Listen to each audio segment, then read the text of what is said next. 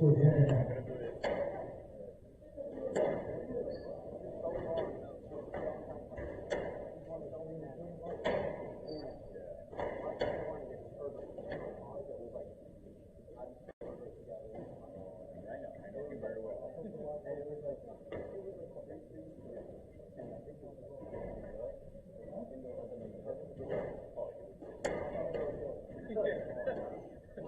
be back tomorrow.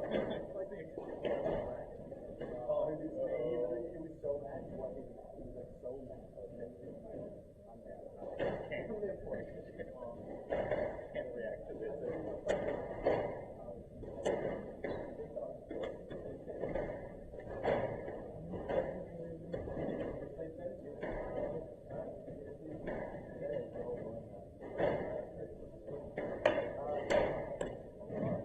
They will resume in 60 seconds.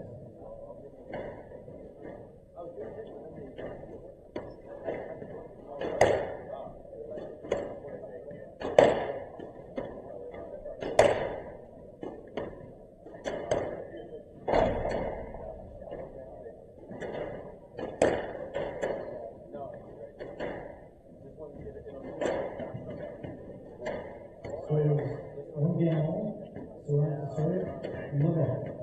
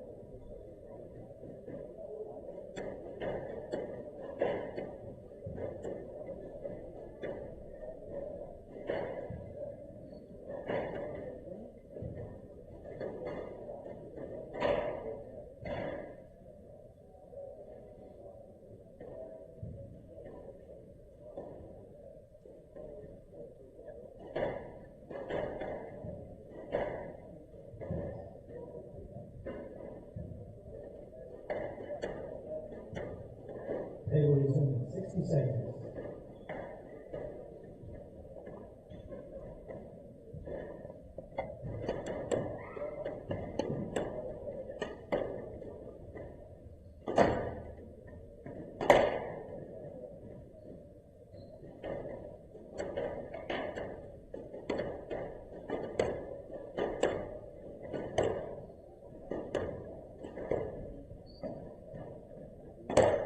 They will resume in 30 seconds.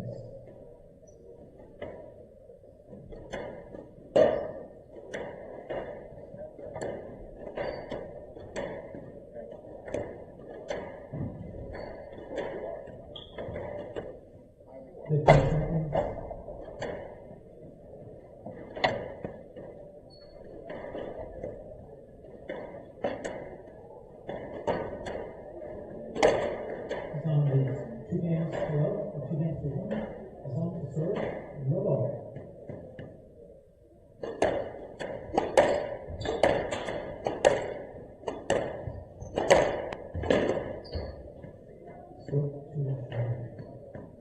Down. 1 off.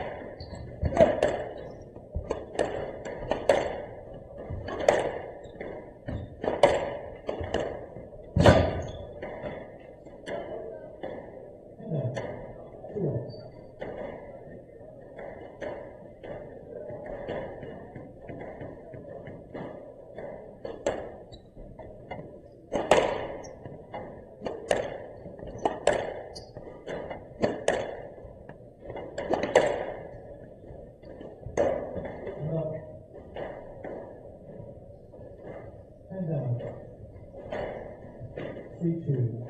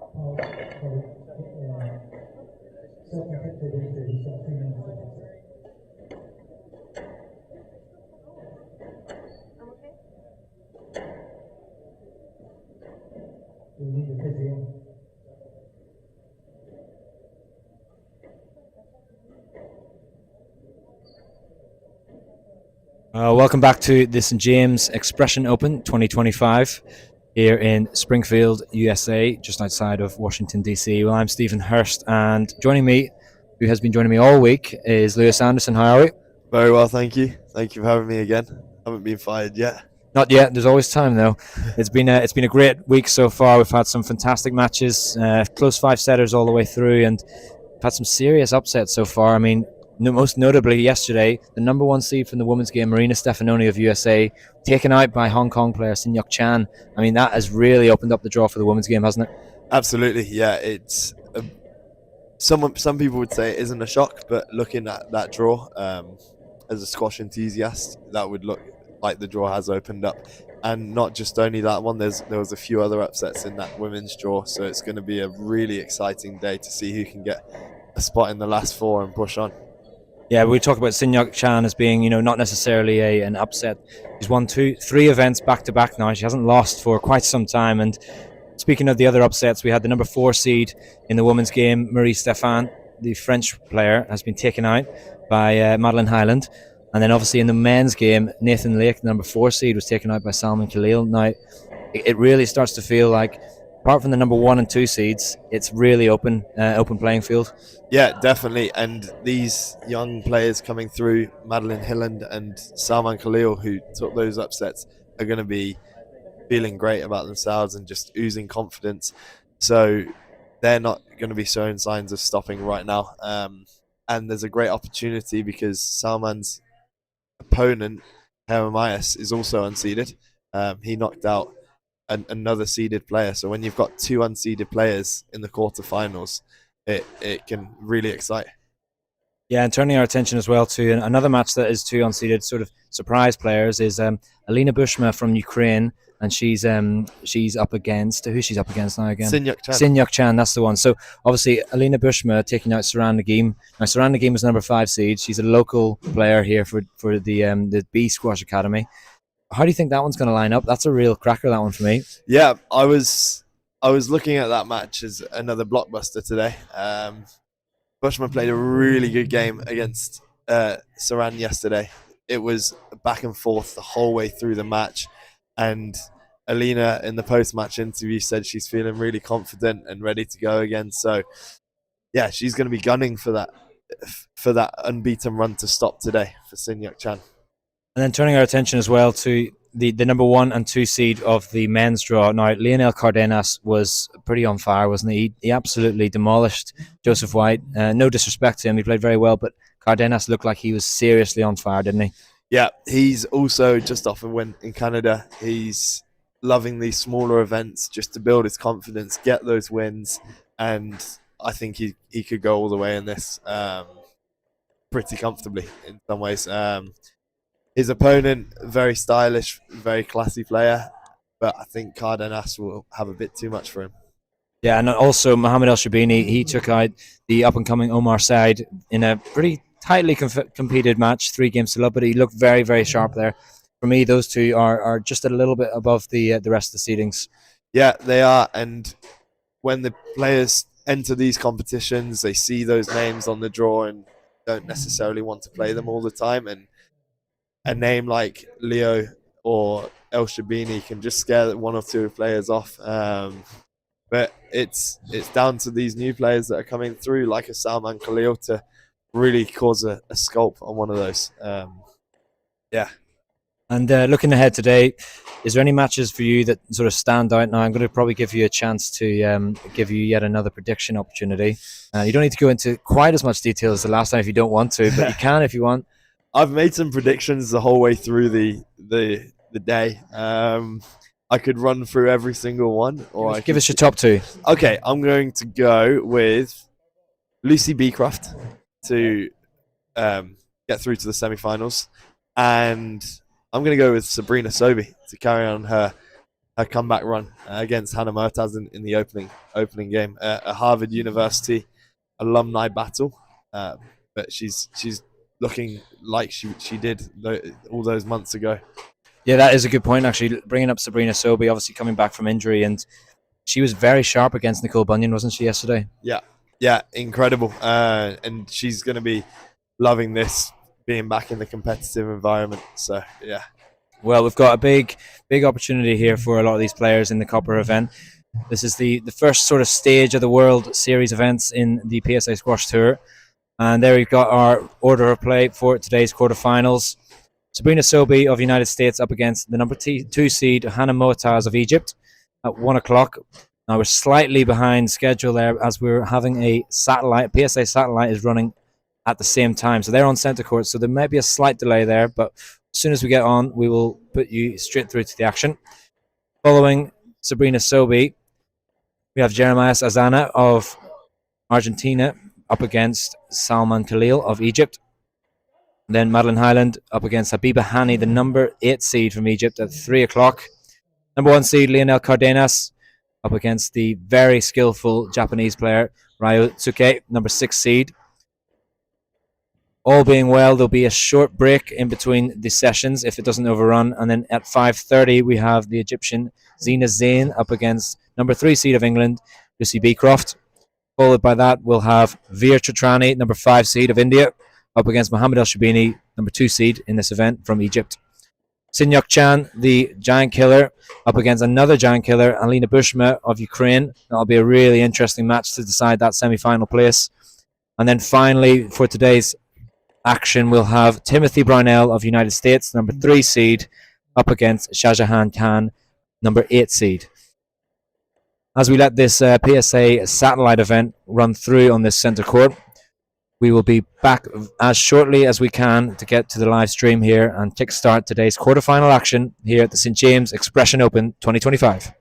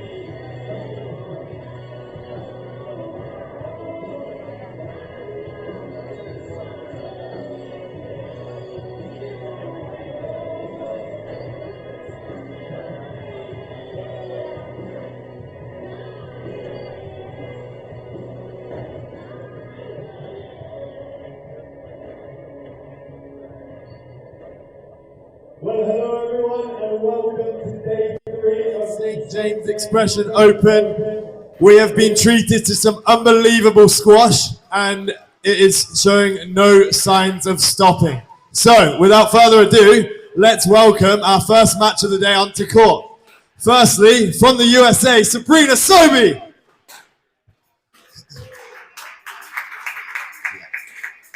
And our number 2 seed, all the way from Egypt, Hannah Moataz.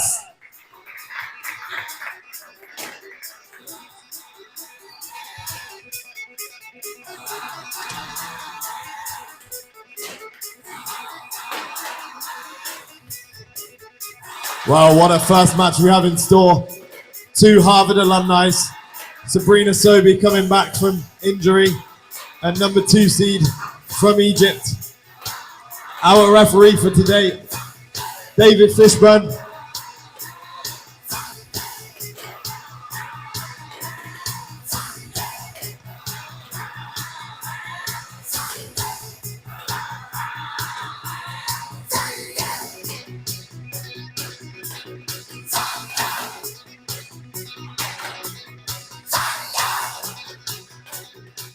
Test.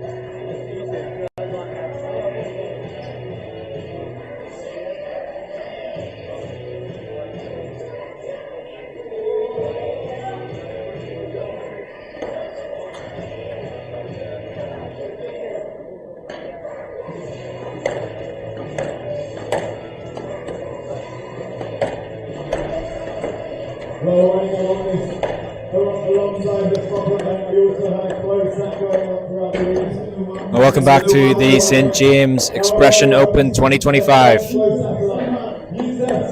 Things are starting to heat up here now in Washington, D.C. Springfield. This is where the St. James facility, the very impressive facility, is based, and on this magnificent centre court. I'm Stephen Hurst, and joining me in the commentary area is Oscar Beach. How are we doing? Yeah, I'm doing well. It's going to be an exciting day today. I think we're kicking off with possibly one of the matches of the day. As we've been saying all week, this women's event feels like it's got lots of strong contenders for the title, and 2 of them are on court in our first match here with Hannah and Sabrina. I think Sabrina, as an unseeded player, is a match that none of the seeds want in this draw. She played so well so far in this draw. So, yeah, really exciting to see this one. I think it's going to be a good start. Well, yes, Sabrina Sobey, obviously she is no stranger to the PSA Squash Tour. She's been as high as number 13 in the world. She's coming back from an injury, so she's had a bit of a time off SquashTV. She's up against a pretty tough opponent, the number 2 seed of this event, Hannah Moataz. Now, she's number 26 in the world. Obviously, there's a big difference in the world rankings. It doesn't really matter at this stage, does it? Because it's just so competitive. Yeah, I mean, I think we've seen so many upsets already today, obviously. This women's draw, we all said that there's a lot of competition here, and then with the number 1 seed losing yesterday, I think obviously for all the players in the draw now, they feel like they have that chance, especially for Hannah. She's going to feel like this now is a title that she can really have a strong chance of converting. She's the highest seed left in the draw. She's going to want to make that point in this match. She probably feels like if she can overcome this quarterfinal against Sabrina, she's put herself in a really brilliant position to go on and win the event. Well, it's going to be a very interesting matchup for sure as we start today's action on the centre court. Sabrina Sobey, obviously, she's based in the United States. She's been there for all her life. She's coached by Nick Taylor and David Palmer. Pretty good coaching corner for her. And then Hannah Moataz, she's based over in Florida with Coach Wael Hindi. There's a good sort of pool of players based over in Connecticut is where the facility is in Florida. There's starting to generate some really interesting talent there. Jasmine Hutton, another one that's been training over there. Hannah Moataz didn't really get a chance to be tested hugely yesterday against her Malaysian opponent yesterday. It was fairly straightforward. Yeah, Xi Jinyi had a brilliant 5-setter in the first round and then actually sustained a bit of an ankle injury during that match. Still managed to fight off a great comeback from Taha, win her first round 3-2, but definitely was feeling the physical results of that game in her match against Hannah yesterday. Hannah obviously got out on this show court, got used to it. Sabrina's matches have generally been on the second court here in the venue, so this may be a first, if not second time, out on the show court. So maybe a bit of an adjustment there, going from the singular glass side wall to this double glass side wall. It's quite a unique court. We've seen some back wall nicks rewarding opponents for their tight work all week. So, something that Hannah got used to yesterday and Sabrina will have to adapt to quickly.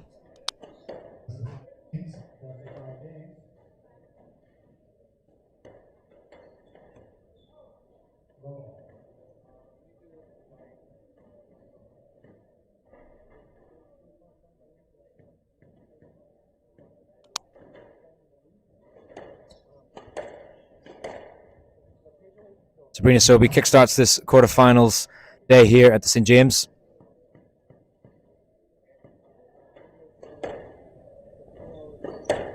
All the side courts have been dimmed, bar one. Start to feel that electric energy now in this venue. The crowd's starting to build up. We have a PSA satellite event running alongside this.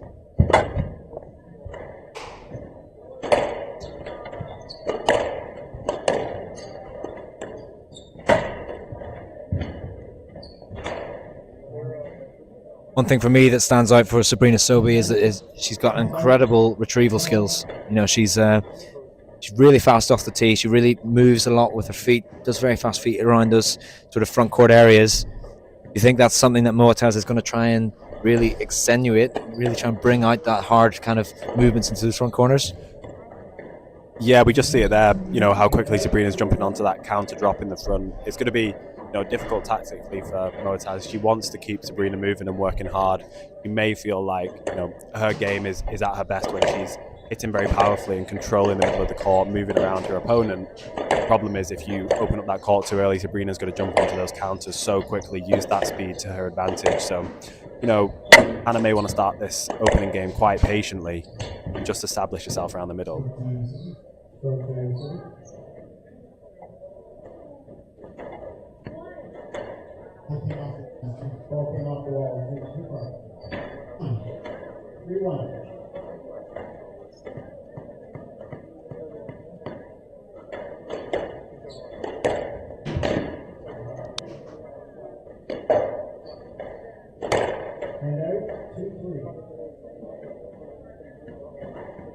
Quick fire point there for Moataz.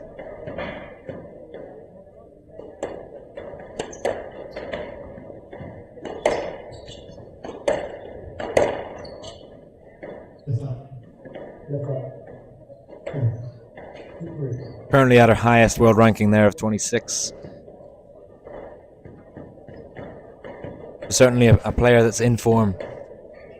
Yeah, she's had some really strong, tightly contested matches against some top 20 opponents, hasn't she? The likes of Abu Alkir, who she's really pushed all the way. Maybe been just shy of some big upsets, and obviously at this level of event has really been showing her class and her dominance. I think she's very confident on the volley, and she has a very mature control of the court. Comfortable taking the ball anywhere and dominating around the middle. Yeah, she took out Tesney Murphy just in the US Open just gone, 3-2. Now that's a big win against someone who's been formerly in the top 10.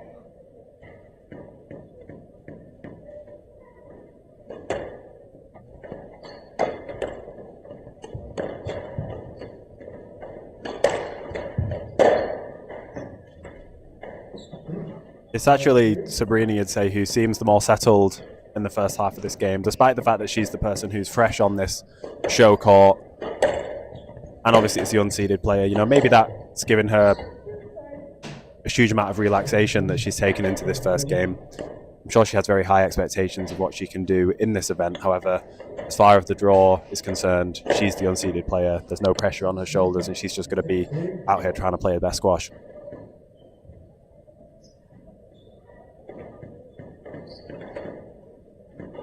Yeah, unfortunate there from Sabrina Sobey, just clipping her opponent. Not intentional. Good start here, though, from the American.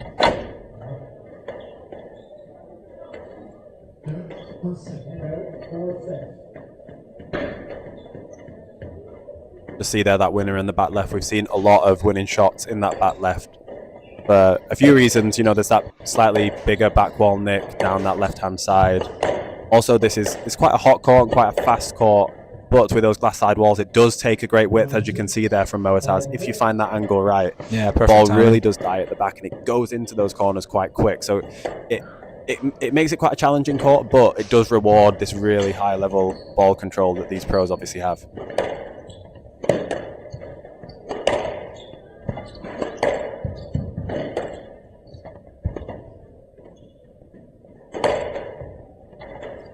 That's good work there from Moataz, really drawing in her opponent.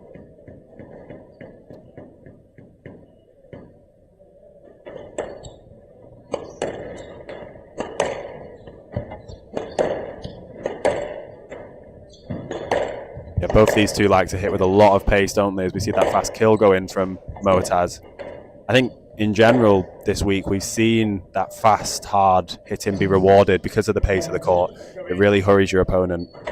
I think both these players want to establish that kind of game, so it's going to be a battle of who can dominate that middle and get in front. For sure.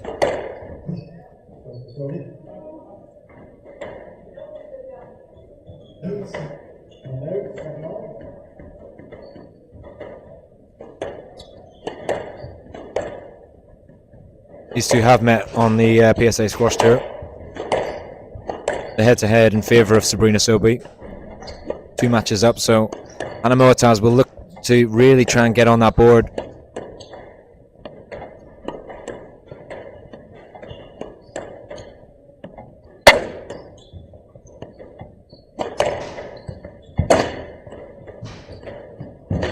It's good pressure here.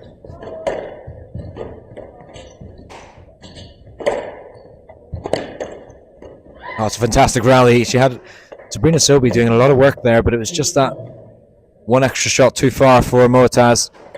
Yeah, Moataz had to work very hard to get back in front of Sabrina there. Sabrina played a near perfect length down that backhand wall, followed up with a great drop shot into the front. Moataz actually getting herself in front, but then possibly feeling the pressure of that physical rally, finding the tin on that volley. That's often what happens, isn't it, when you're playing someone with such great ball retrieval skills like Sobey. It makes the pressure on those openings feel all the more there, because you know you have to put it away. If that ball sits up ever so slightly, she's going to get there.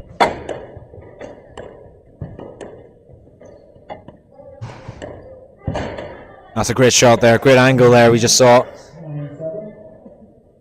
Sobey looking very up for this one, of course.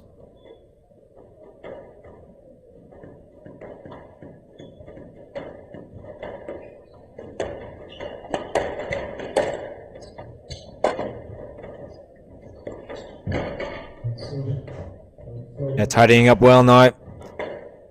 And with that stroke, that gives the American 3 game balls now to take the first game against the number 2 seed of this event.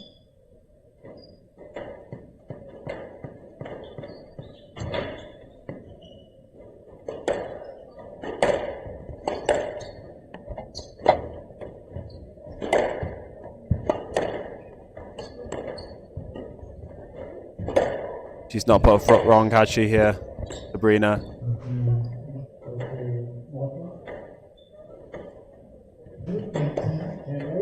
Ball control's been very, very strong, and then any loose ball from Moataz, she's pounced on it early. Still in touching distance, Hannah, but feels like Sabrina's in a strong position to close this out.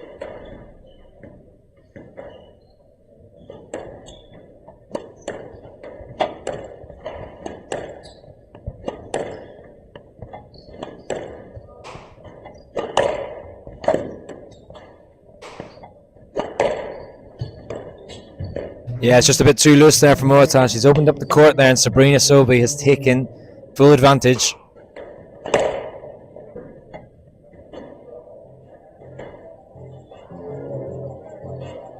First game for Sabrina Sobey, the unseeded player of this event, taking just 9 minutes required there for an 11-8 opening game.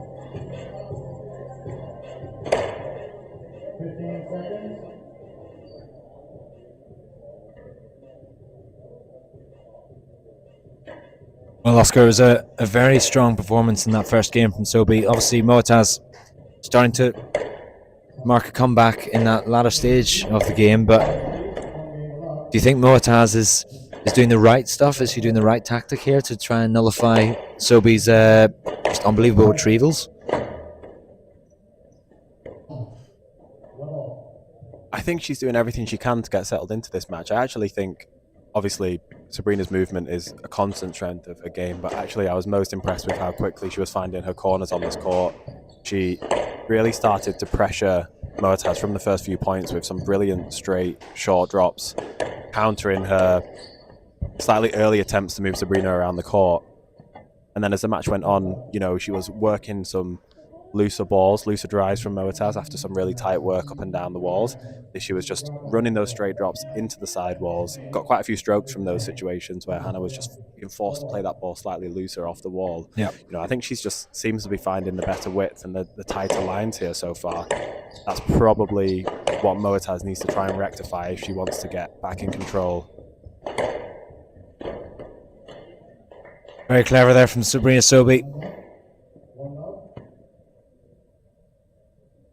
Mentioned her movement as well. I really like watching just how proactive she is after she plays a shot. She plays a shot, but she's so fast to try and get to that tee position to try and control that area, right? Yeah, I think it's the, you know, anytime you have a player whose strength has always been strong movement and good ball retrieval, it's wanting to use that to attack, isn't it? You know, it's not just a defensive decision to scramble and get the ball back, but it's that proactive movement, as you said, up the court. That trickle boast that she did the point before where, you know, she's got onto that so early, you know that she's in a great position to use a lot of power and get the ball punching behind. Then that variation, switching the angle, going into the front, just is so hard to deal with when somebody's getting to the ball so early with every option on the ball. Yep. That's the perfect rally there for Sobey. She's opening up the court, stretching Moataz up and down.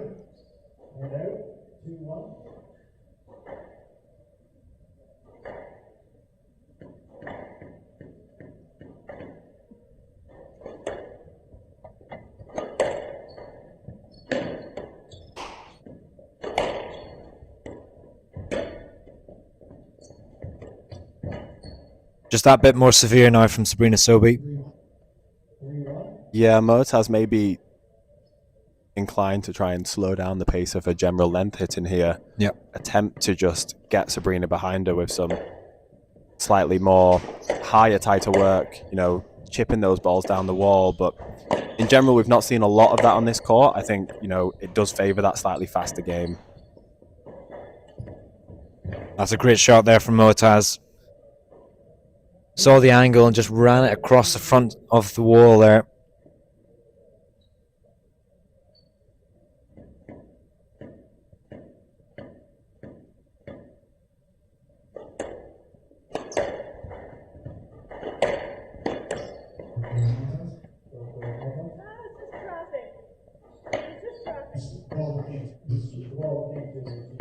Fortunately for Sobi there, the ball just came out a little bit too far into the midsection of the court.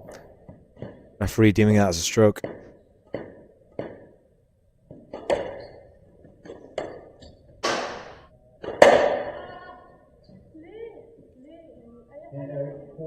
We've seen some early frustration in this game, haven't we? I think you can see that she wants to keep playing positively and start hacking the ball, working Sabrina, but unfortunately, that added pressure of the fact that Sabrina is so comfortable at this pace and is so dangerous on that counter-attack, it feels like it's bringing some tension into the arm of Moataz, isn't it? Well, you can see Moataz's width, when it gets slightly loose, she's just chipping that one into those front corners.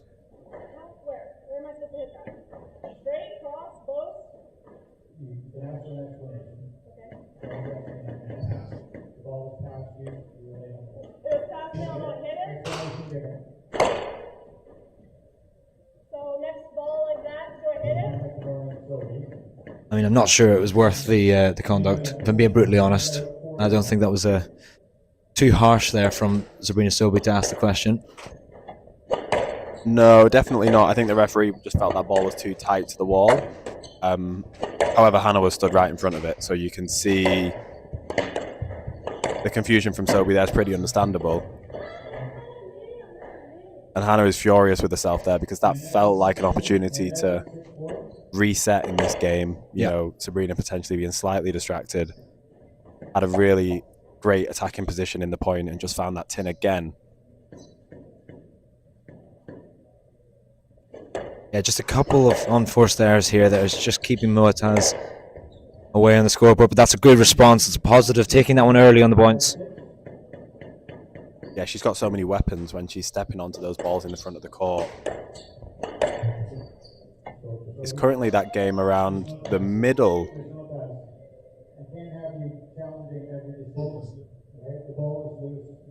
I thought that was harsh. It was. It currently feels like the referee is punishing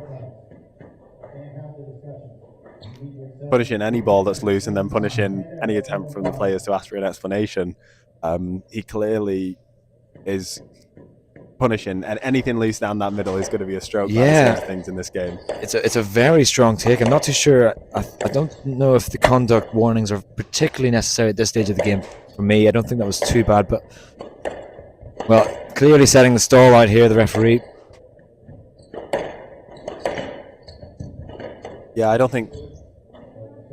And there's frustration there from Moataz. That's a second conduct warning now. Yeah, he's not got two players on here that are trying to get in each other's way. No. You know, there's just been a little bit of traffic. And the frustration there from Moataz is solely at herself because she knows that she's given Sabrina a very good opportunity here to go 2 games up.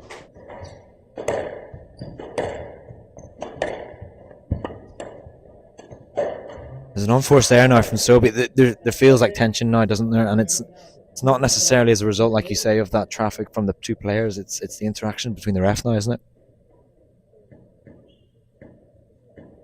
The 2 points at the minute now on the board for Sobi.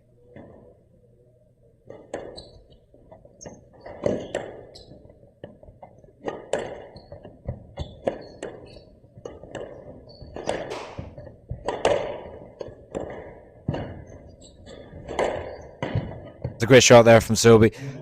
Again, Moataz trying to inject that pace, but it has to be tight, doesn't it? It's slightly too loose for someone like Sobi. Yeah, she was so tight down that wall, and then she really tried to inject that pace on that lower, harder drive and came out slightly. A great camera angle here. We can see just how perfect you have to be at this level, and as soon as that ball comes out a little bit looser, you get punished for it severely.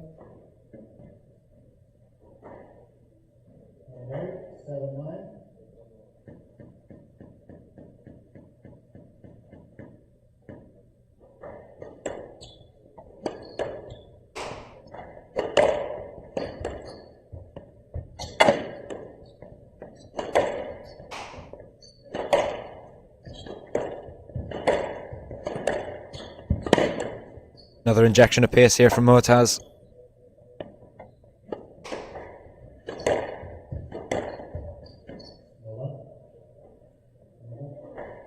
No let given.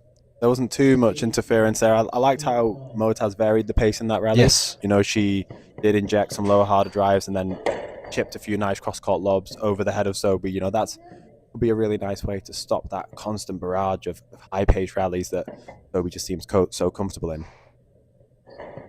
Yeah, she's keeping within touching distance now on the scoreboard. This is better here from the Egyptian.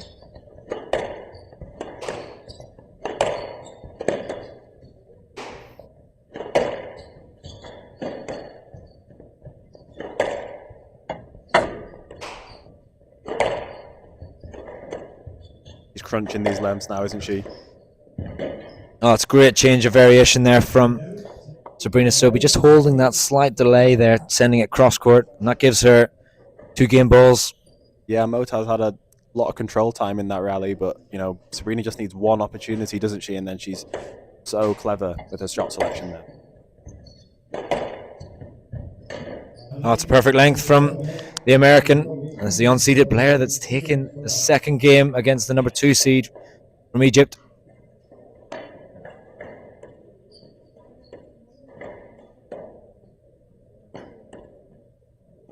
Bit tense out there on court. A few interactions with the referee, but it's Sabrina Sobi that's managed to keep her mental fortitude and take that second game 11-8 in 10 minutes. She leads 2 games to love.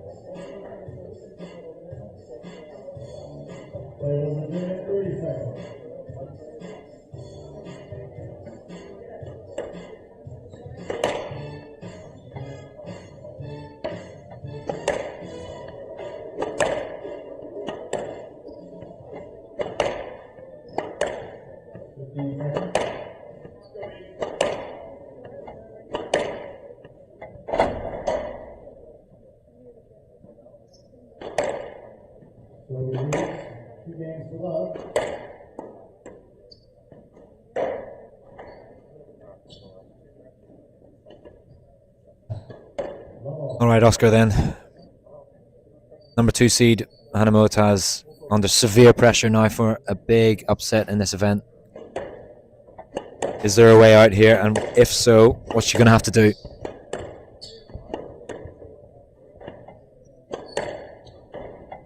I think her tactics haven't changed massively from what she would have came into the match thinking. She needs to establish herself around the middle. She needs to be the person keeping Sobi pinned behind her so that she can get all that great work going into the front that she can play. Unfortunately for her, that's been being negated by Sobi, hasn't it? It's her shot quality and then her ability to counter so well, and then her variations that are keeping Motaz uncomfortable on court, that are preventing Motaz from playing the squash she wants to play. It's all about Sobi on here, isn't it? It feels like we'd have to see a drop-off from her to prevent a quite comprehensive victory here. And that rally summed it up, didn't it? You know, Motaz was throwing everything at her. Sabrina, so we talk about the retrievals. That's not to say that she's a fantastic squash player, because she's incredibly good on the ball and the volley, and you just seen it there. Just sticks in and gets that accuracy and finds a way out of rallies. Yeah, and it's the great variations. You know, she will go up and down that left-hand wall, and you know, they're both doing some really lovely work there. But she's the person who initiates those attacks with the most success. You know. And the one thing she hasn't done is she's not given away as many free points. There has been true. a few tense moments, especially in the mid stage of that second game, a few interactions with the referee, and potentially that extra experience at the very top of the rankings is coming through there slightly for Sobi. She's very composed on court here. She's clearly not letting the occasion or the expected seedings go her way. She's very much playing this game as if she's playing someone she's beat twice before and is very confident she can do again. Yeah, she looks like the former number 13 in the world level that we've seen so many times on SquashTV.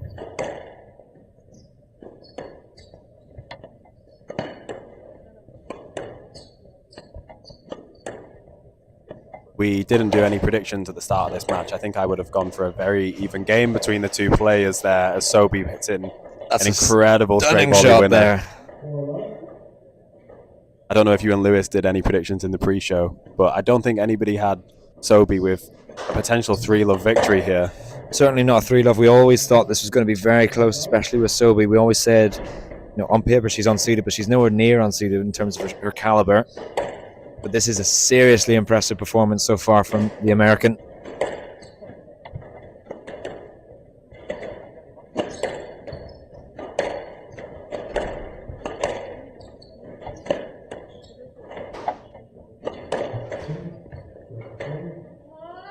Frustration there from the Egyptian, but Sabrina Sobi just going about her business in a very, very professional manner.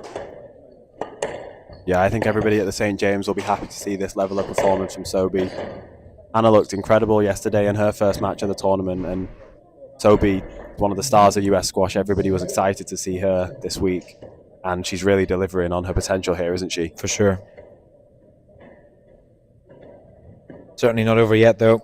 And Moataz will certainly look to try and take some of the sting out of Sabrina Sobi's momentum that she's got at the moment.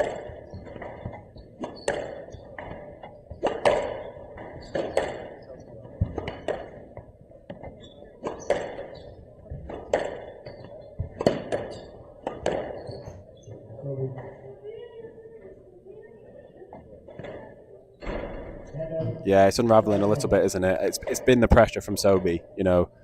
We spoke a lot about a few unforced errors that they are forced. They're just from the continual pressure of an opponent that gets things back, that counters any attempt to open up the court very, very successfully. It's a frustrating match here and probably a frustrating draw for Hannah. As we said, she's up at 26 in the world and has been pushing top 20 players. As much as the rankings don't reflect it, she's playing someone who's delivering a very, very easily a top 20 performance. Oh, for sure. For sure. And Hannah Moataz is an incredible squash player. She's had some fantastic results, and it's certainly not over yet, as I said, but at the moment, Sabrina Sobi in charge of this match.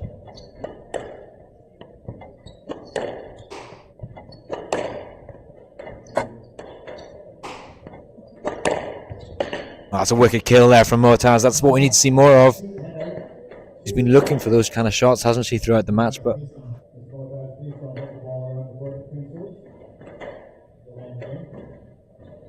there's another crackdown from the referee there at the smallest outburst of frustration there from Moataz. Definitely hasn't been any massive outburst from the players, has they, for a match that on paper has 2 or 3 conduct warnings. oh, yeah, certainly. Been very clean. Oh, it's a great shot there. That's so difficult to sort of almost just manufacture that shot into that back corner. It was not an easy position to play that. She was crowded slightly by her opponent.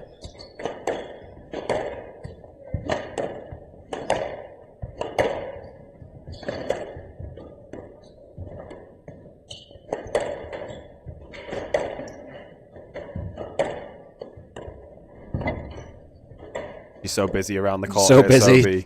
Perfect word to use there, Oscar. 8 match balls now for Sabrina Sobi for a huge upset in this event.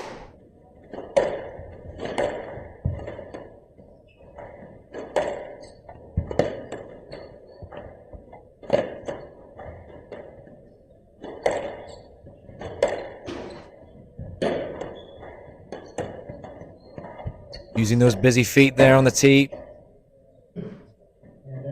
There's a good squeeze though from the Egyptian.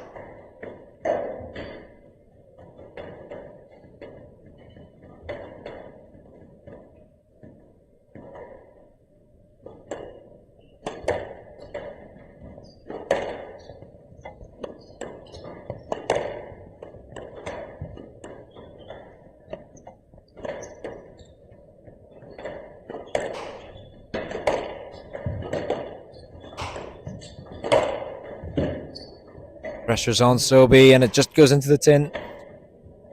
Yeah, it's good to see that example of that powerful hitting, a really strong, confident movement from Moataz. She's just not been given the opportunities to construct those kind of rallies, has she? 100%. That's it, isn't it? Because you can see where her strengths lie. That really powerful hitting. But Sabrina Sobi just constricting her opponent, and what a way to finish that. I mean, that was a stellar performance there from Sabrina Sobi.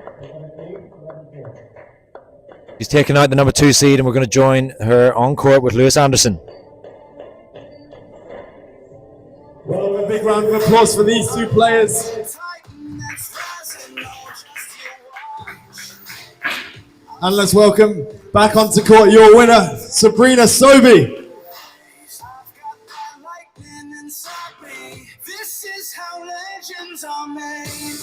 Well, congratulations, Sabrina.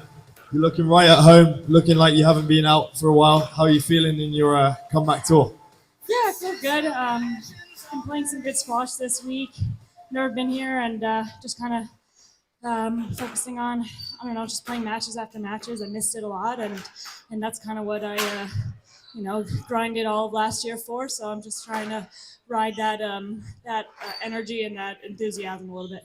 Yeah, well, no, I think everyone's really excited to see you back and seeing what you can do in this tournament as we go on. We've got a question for you, trivia. How many languages can you say hello in? I don't know, maybe like 5, 6.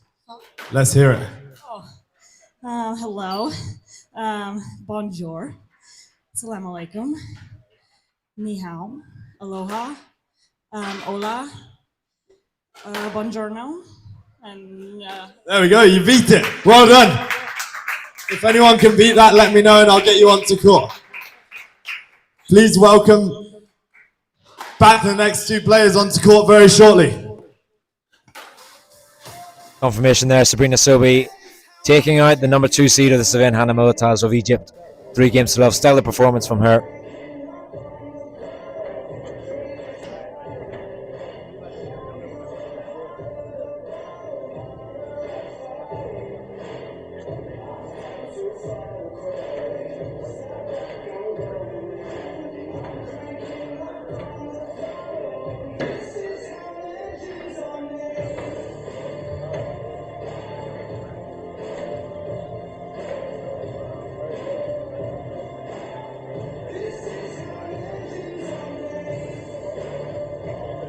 Join us again very shortly at 2:15 local time for the next match, the first men's quarterfinals of this event.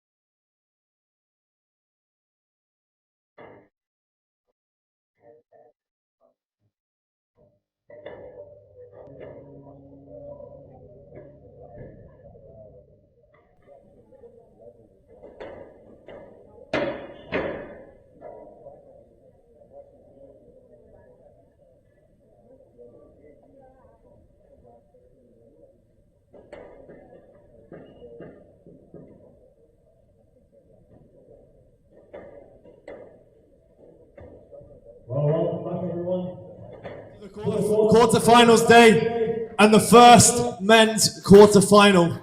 We have an absolute treat waiting to be held on court 1 at the St. James. 2 unseeded players beating their seeds respectively in the last 16. Without further ado, let's welcome the players onto court. Firstly, from Egypt, Salman Khalil.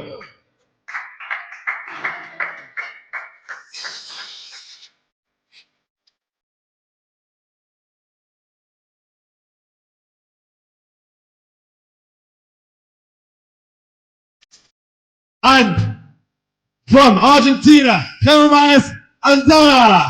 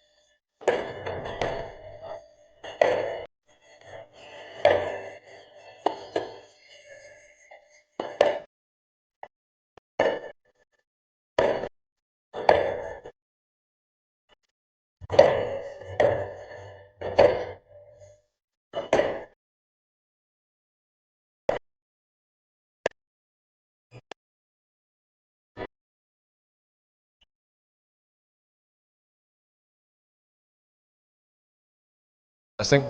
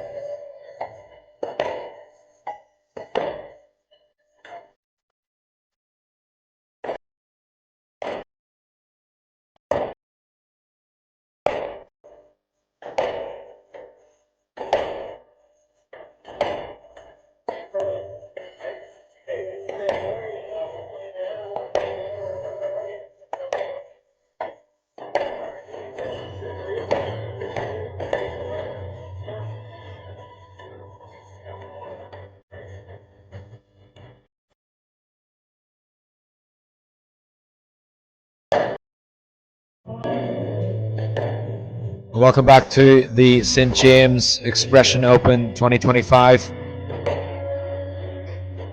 Got a great start to this quarterfinals day of the event, with Sabrina Sobey of the United States upsetting proceedings and taking out Hannah Motaz, the number 2 seed in 3 games to love. That was a very impressive performance from her. And up next we've got the first of the men's quarterfinals. My name's Stephen Hurst, and joining me in the commentary box is Lewis Anderson. How are we? Very well, thank you, Stephen. Good to be back in here today. Interesting matchup, this one. You tipped this one in the pre-show as being one that was going to be very interesting. 2 9 to 16 seeds, not really seeds when we consider them, but big upsets for them. Yeah, absolutely, and they've both started off this season very strongly, and it's proofs in the pudding with them both coming through those last 16 rounds. They're both going to be gunning for each other here. Salman's looking incredible ever since college individuals this year when he won pretty convincingly, and Jeremias had a few niggles at the end of last season but seems to have come through those and is looking sharp as he ever has. Yeah, Khalil as well, like you mentioned, that college individuals over here. Obviously, we're based in the States. That's a huge title in the squash world over here. Azana, obviously, very talented player from Argentina. He's based over in the Kinetic squash facility. His coach, Wael Hindi, no stranger to the squash court, a fantastic player himself. We've seen several players actually already in this event based from Kinetic. Hannah Motaz, one of them that we've just seen today. So a fantastic area there for squash.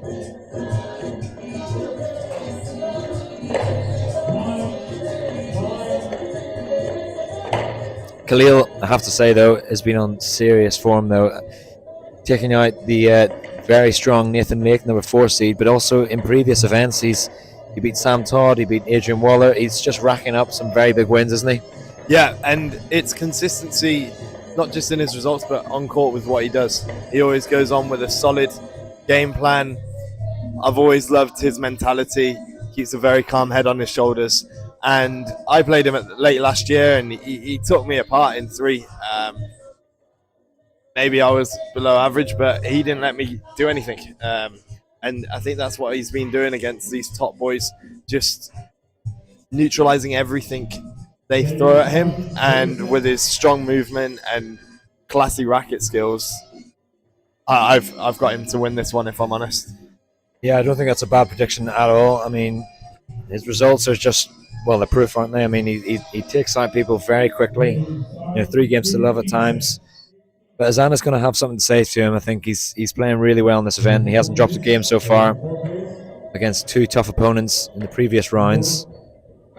Ahmed Ashab Irfan from Pakistan, that's who he last beat 3 games to love in a very convincing fashion. So it's heating up to be a really interesting matchup between these 2 titans.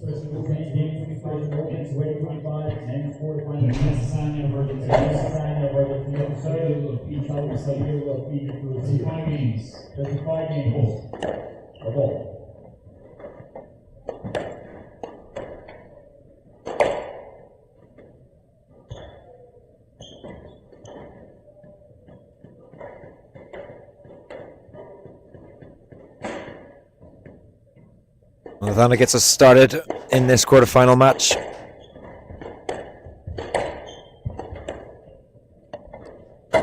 You mentioned that consistency from Khalil and that sort of high tempo that he dominates that tee area. Is that going to be something that Azana's going to have to be very careful about, using height, trying to take him away from that tee position? Yeah, definitely. And if I'm honest, I think they play quite a similar game. Very solid around the middle. They'll be jostling for that tee position to be in front of their opponent. Take them in sparingly, not all the time when they're necessarily in that perfect position too. And they'll use the pace wisely, so they can definitely increase the pace, but not necessarily hit the ball hard. It's all about getting on that volley, like Salman has there, and just work that ball in rather than hitting it very hard.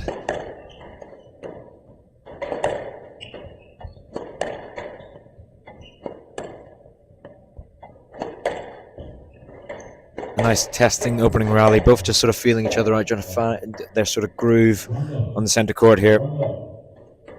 Yeah, the court's actually, I'm speaking to a few players, it's very bouncy, and it's hard to actually hit one of those, hit a winner at the front.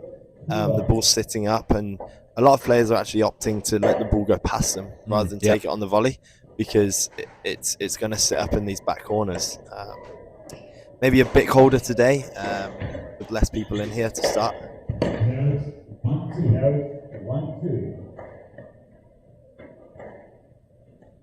1-2 now on the scoreboard.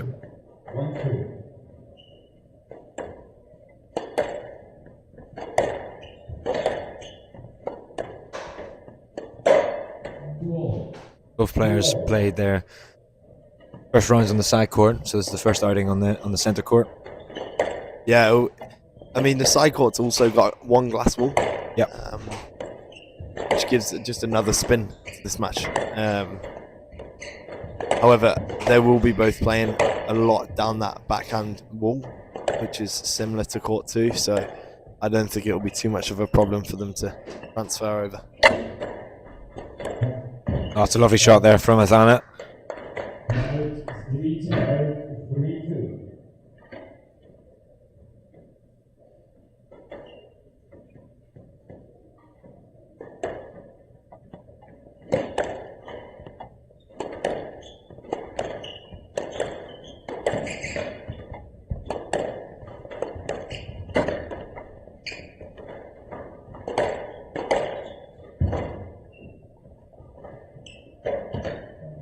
Quite a few errors here from Khalil. He looks a little bit cagey, doesn't he? He does, and he doesn't normally make many errors in a match. He doesn't give away, but I like what he's doing. He's moving Heromais around the court very well, and if he can just keep that ball above the tin for a bit longer.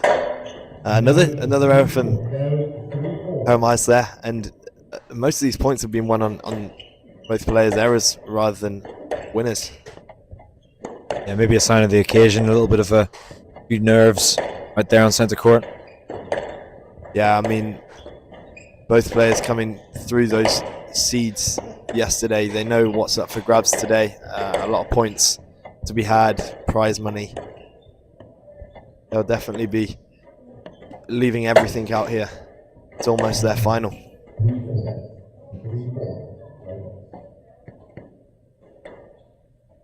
3-4. It's also interesting, obviously, the quarterfinal stage, you'd expect to be up against a seed, either of these players. Obviously, both 9-16, so that for Khalil and for Athana, they haven't met each other on the Squash Tour, PSA Squash Tour either. So it kind of doesn't give them a lot of, experience to go off. So it's very new territory for both of them. Yeah, absolutely. I mean, Khalil's start to the PSA Tour is exceptional. He's only 20, isn't he? He's 20 years old. He's played 38 matches, won 29 of those with 5 finals and winning 4 of those titles. Very good percentages. Yeah, there's not many players, even at the time it might only be a cell that's got a better percentage than that. Good pressure here from Khalil. That's the kind of rally that I expect. I think he's really going to try and focus on trying to bring Jeremias right up to the front corners and then holding him like that. Yeah, he's definitely going to try and work him around. I mean, Anthana is a very good mover. And they're a very good shot player. Pretty good shot player.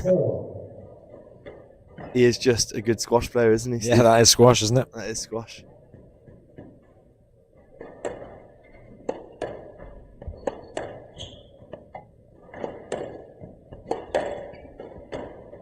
That's a lovely touch.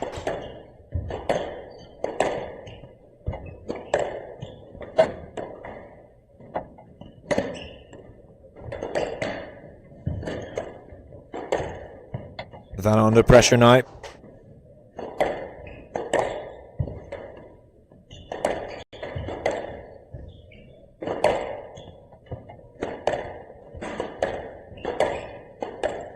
Salman's very good at hunting that volley and not just putting it in, he's always looking for that second one. You'll never really see him after he's played that straight drop or boast. The follow-up will always be on that volley. He'll never let it go past him. And that's the level of shots Athana's going to have to do, isn't he? It's going to have to be very, very tight down the side walls. Yeah, very tight, and it's very back and forth at the moment. And I think whoever pulls away in this first game will be very in a very comfortable position.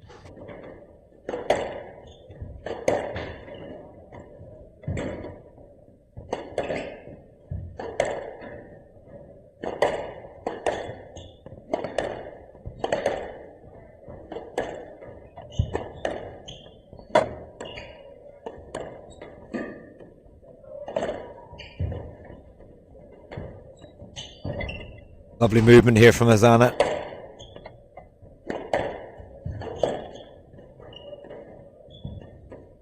Nice lift there, just to mix up the pace.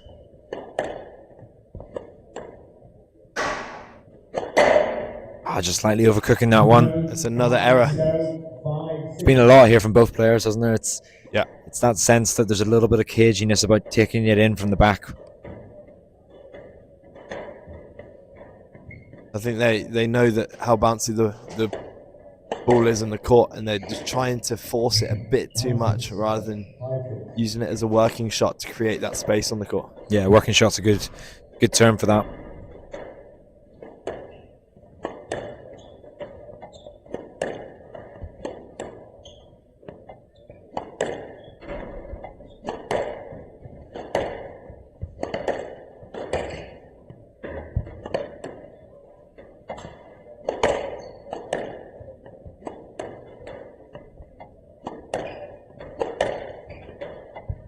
It's a good exchange down that backhand wall.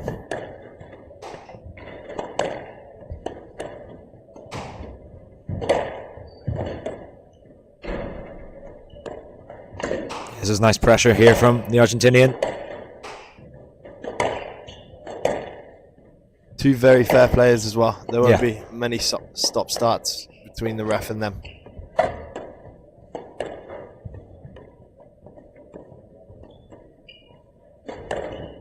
He's gone for the cross-court nick.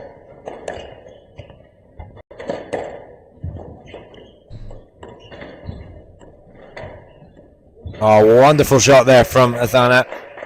He has got a lot of touch around that front corner, hasn't he? Yeah, he's looking in sharp when he's putting that ball in there.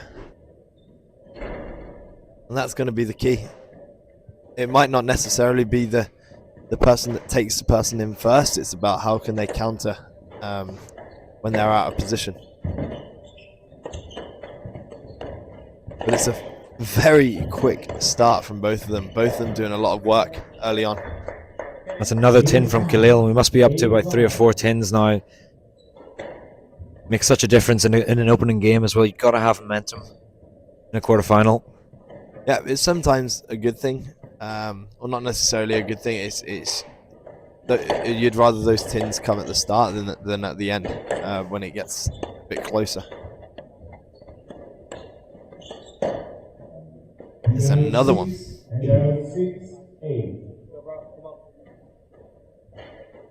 Yeah, you often see these when there's two players that haven't met on tour, especially at a quarterfinal stage. They are just trying to feel each other, get a feeling of what's working and what's going to, be a threat for them.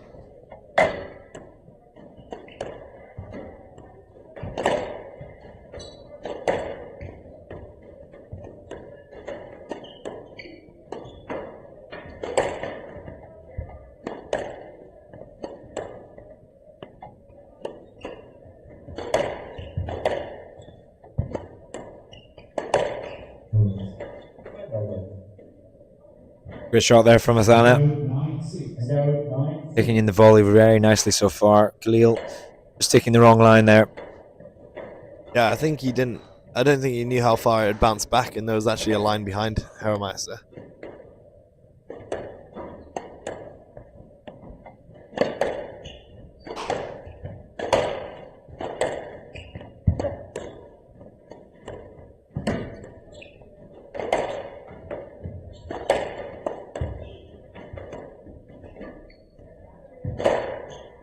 Oh, it's a fantastic shot there. Great width.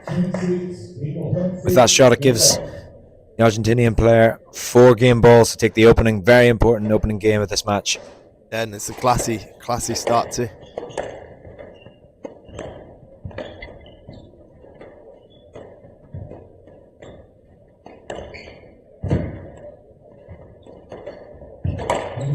Oh, wonderful finish again there from Athana.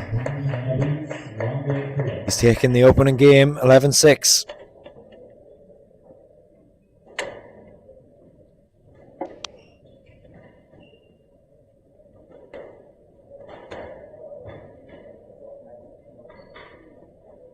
Minutes of play there for Athana as he takes this opening game 11-6. He leads 1 game to love in this quarterfinal matchup.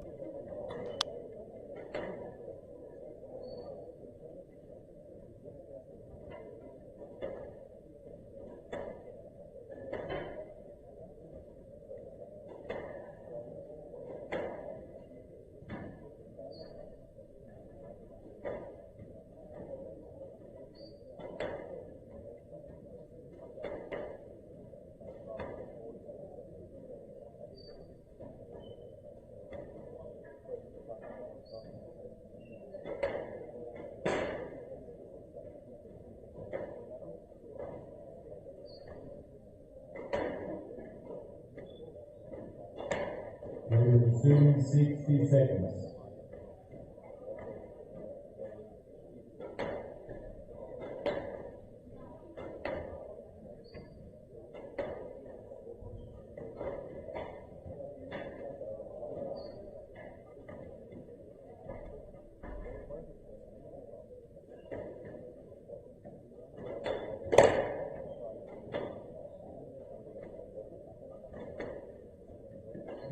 Assuming 30 seconds.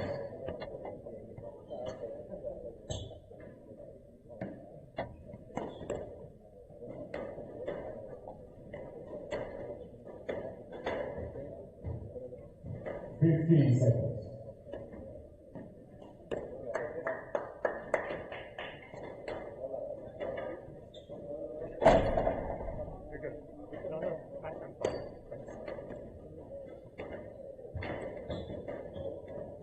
Sana leads one game to love. Leads one game to love. The ball. The ball. Well, Lewis, it was a fairly cagey start there from both players. Multiple unforced errors at the difficult, crucial times in the first game. In between those games, in that game there in the intermission, do you think that's on the forefront of both players' minds? Yeah, I think it will be. In all honesty, I'm not sure where this could go. I think Anthano's got uncomfortable on this court from the get-go. Even though there was a few errors, he still won 11-6. And he's moving extremely well. He's not letting Salman settle. So it'll be interesting to see if Salman has the answers in this game. Yeah, it looks like Khalil is slightly hesitant to take it in short.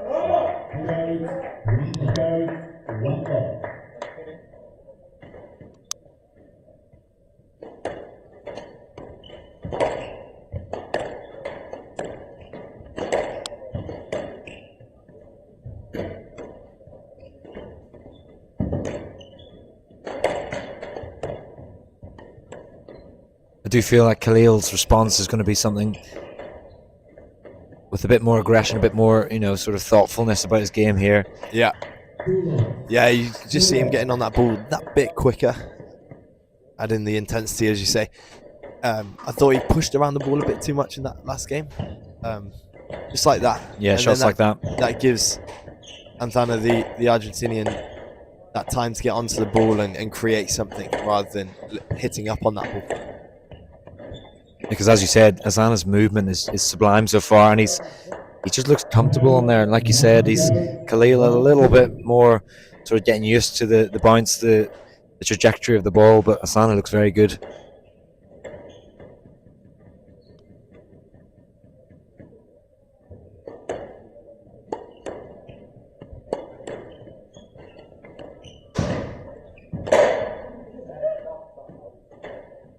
Another unforced error for Khalil, and it was a sitter, wasn't it? Yeah, it was. He had a chance to really work Gomez there, and should have just aimed a foot above the tin, or a couple of inches more, and he'll be kicking himself there.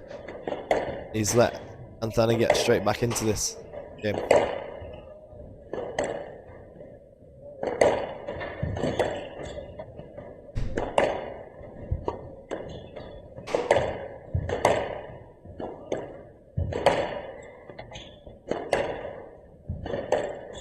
Tempo's gone up here tenfold between the both players.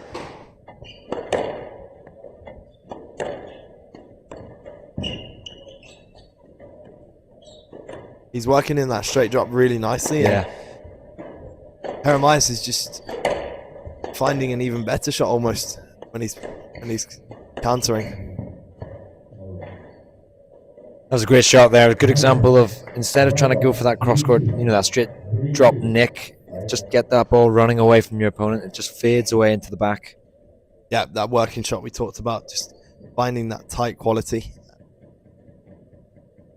No need to be playing around with the tin on a hot court.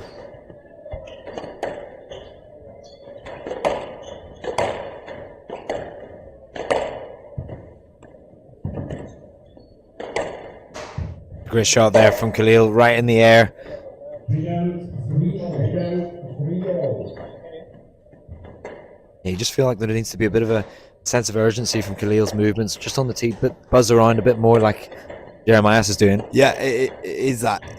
He's hitting his lines very nicely, and when he's getting that opportunity, I don't think he's doing enough with it. It'd be good to use his movement to attack rather than just to defend those shots.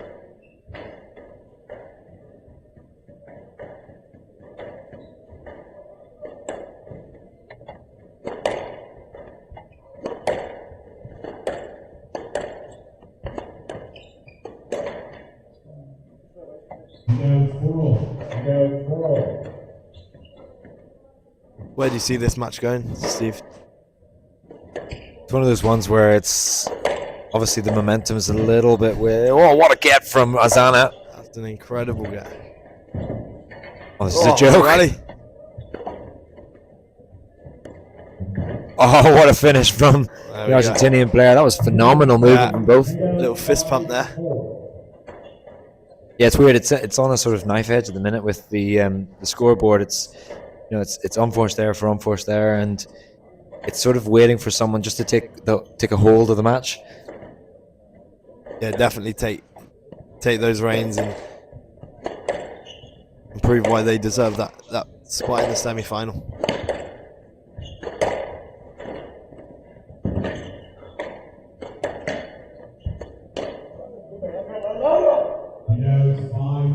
You can start to hear Khalil getting psyched up. You can hear he needs to get fired up now. Really make it uncomfortable now for Azana.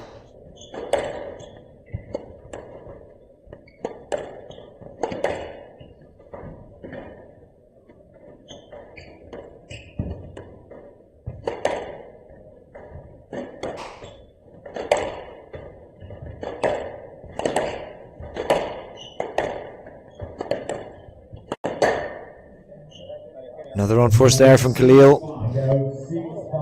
I'm not sure if he's not seeing that volley or he's just aiming a bit too low. Yeah, it's odd, isn't it? It's the racket prep and things just looks like it's a little bit mistimed at times. Yeah. Or maybe because of Antana's movement, it just forced a bit. Yeah, you can sense that if this doesn't go up, he's going to come back on it like a bullet.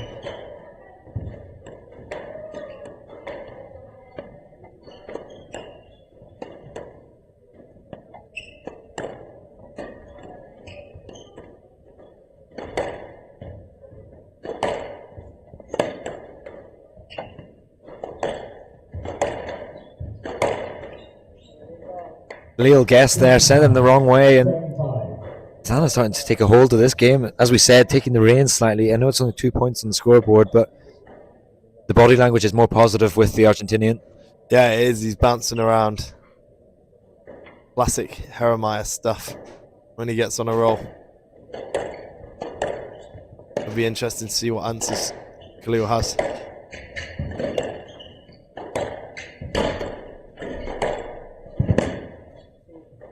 Oh, what a shot there. That's where he needs to aim, just that foot above the tin. Yeah, just give himself a bit more of a margin.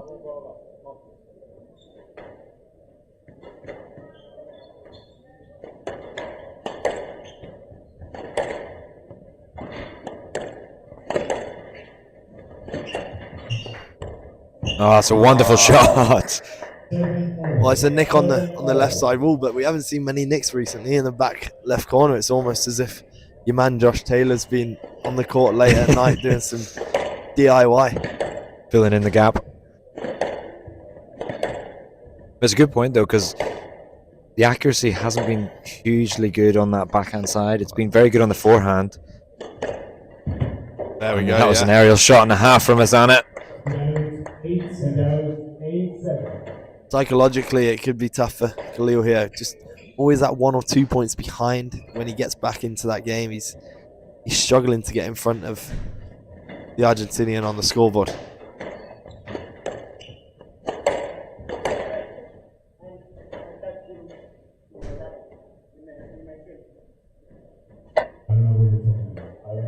Oh, pretty frank response from the ref. Yeah, what are you talking about?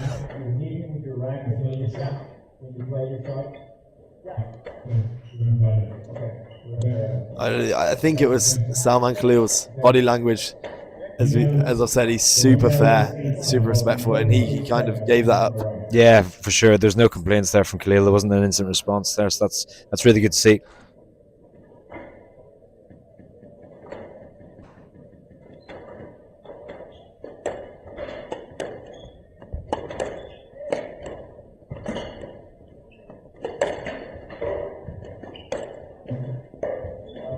Yet another unforced error from Khalil. I mean, it was a tight ball, but you just get that. You highlighted it well. It's It's that sense that he can feel if he doesn't hit this perfect, his opponent's just going to come straight in. Yeah, yeah, absolutely, and he's starting to get a bit upset with himself.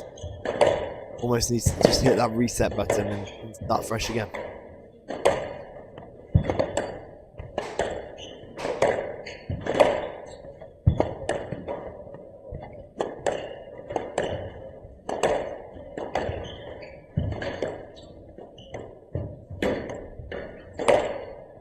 Good scrambling here from Azana. Great rally.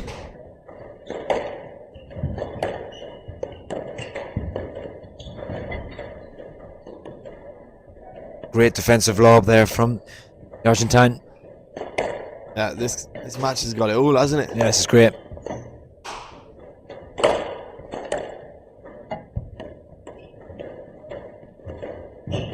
Oh, sublime movement there.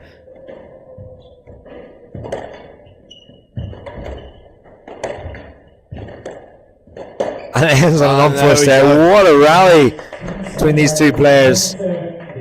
Phenomenal movement there, and the quality was second to none. That's 3 game balls now for Azana to take this second game.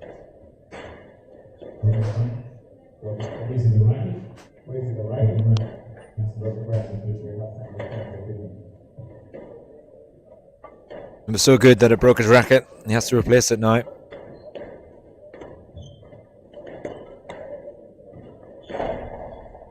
That rally, another example, just the retrieval skills of this player is just making life so difficult for Khalil.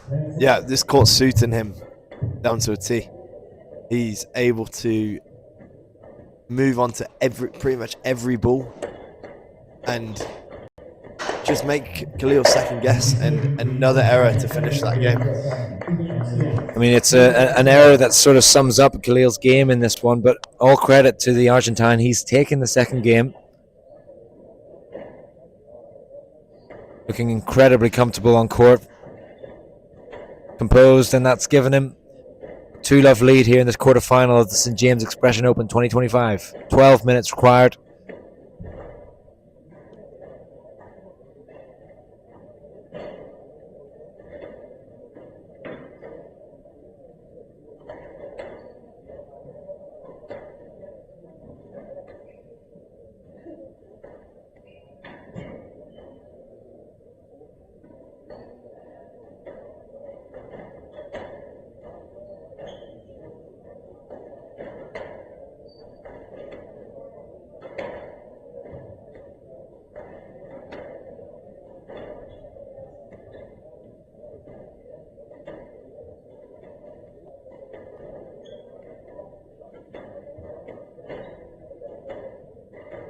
We will resume in 60 seconds.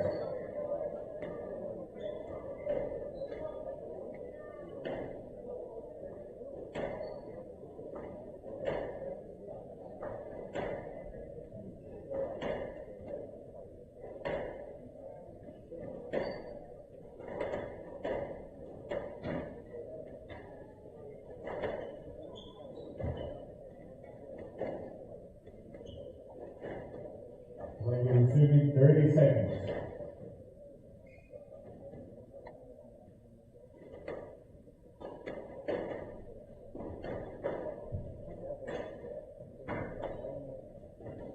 Fifteen seconds. On board, please.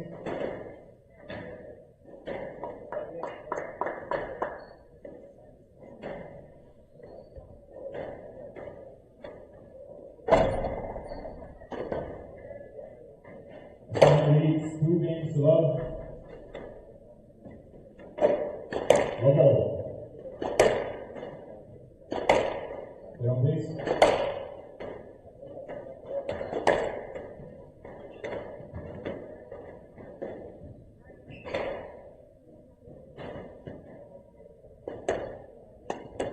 Fantastic performance so far from the young Argentine, Athana. Taking a hold of this match so far. This is a time where Khalil will be looking for answers in his own game, and after that game will just be saying to himself to get that ball a bit higher on the front wall and keep those errors down to a minimum.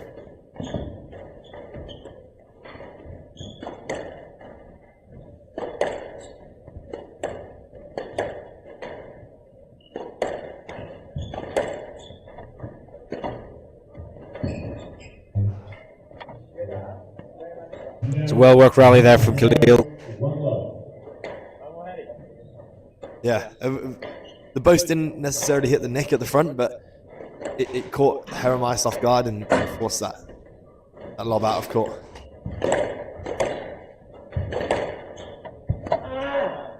Oh, I'll let you do the honours in that one. That was the Lewis Anderson, wasn't it? Yeah, it was. I think the ball, when it just dies off a bit after the first and second game, you start to see this nick come into play a bit more. When it's bouncing around, flying, it bounces out of that nick just a bit more. 29 minutes of play so far. It's been a fast pace, but I wouldn't say it's been long and attritional. There's been quite a lot of unforced errors.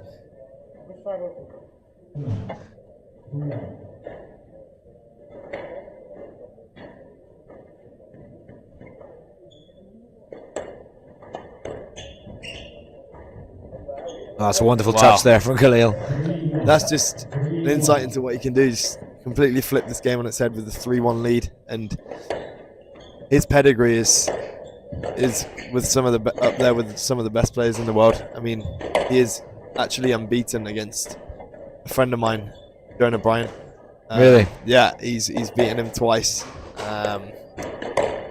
Jonah won't be happy with me saying that, but it shows what he's capable of on a good day. That's a good record to have against someone like Jonah Bryan.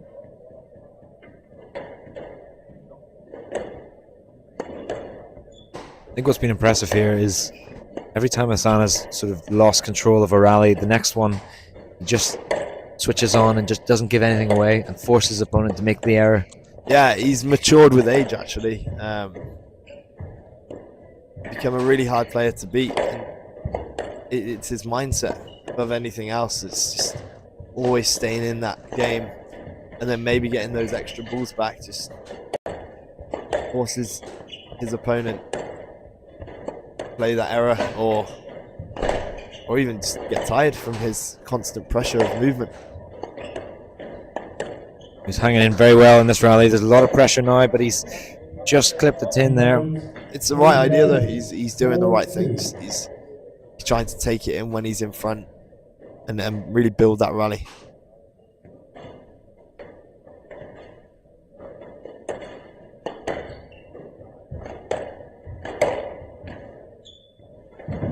Oh, he somehow got it up. Khalil really making that court feel big for his opponent. He's looking a bit more comfortable in this game, isn't he? Yeah, it's the best we've seen so far.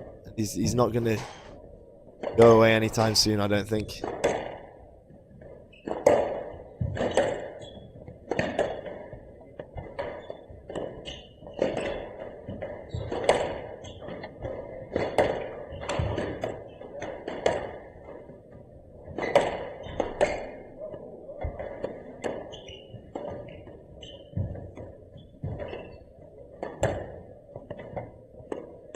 Really entertaining squash here from these two.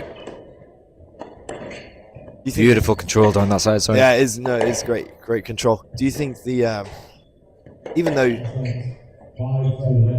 the Argentines had a great start, do you think the amount of work he's been doing is going to hurt him later on in this game? It definitely feels like Khalil has been the one that's sort of orchestrating the most tough physical rallies. It's usually Asana that's doing the splits. He's throwing himself into the front corner, so you could be right. You know, there has to be a little bit of a build up there in the physical. It'll be interesting just to watch his movement to the tee and off the ball. See if that starts to slow. Yeah, and body language is crucial. I mean, Khalil's just puffed those shoulders out a bit, and here he is with a 6-2 lead.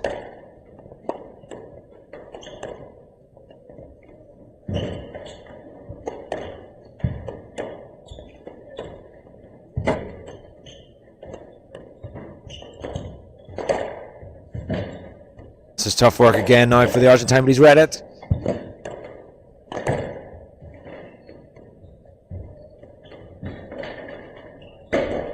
Oh my word. Dropped his racket.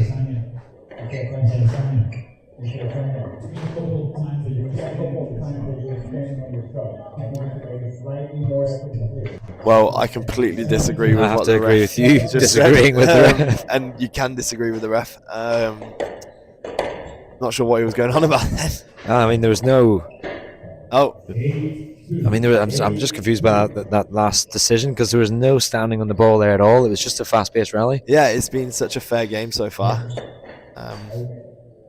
What a contrast here we're seeing. I mean, Khalil, as far as I can recollect in this game, hasn't made, if not any errors so far. He's really switched on here, locked down the game.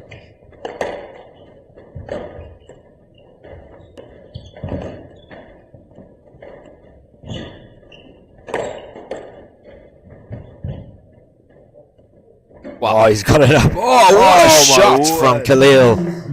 That's exactly what I was just going to say about Khalil. The way he uses strings and his racket, you see him topspin a lot of the time, and then slice. It's not every shot is different depending on where he is on the court, and I really like that about his game. It's often overseen. I mean, he's a different player, isn't he, from the first two games. He's taken this game in a convincing fashion, 11-2. He's found himself on the scoreboard now in terms of the games, and we're onto a real treat here for squash fans all around the world. 11-2, 8 minutes, and it's been 35 minutes in total of play. The Argentine still leads, but it's Khalil now that's taken a bit of a momentum swing.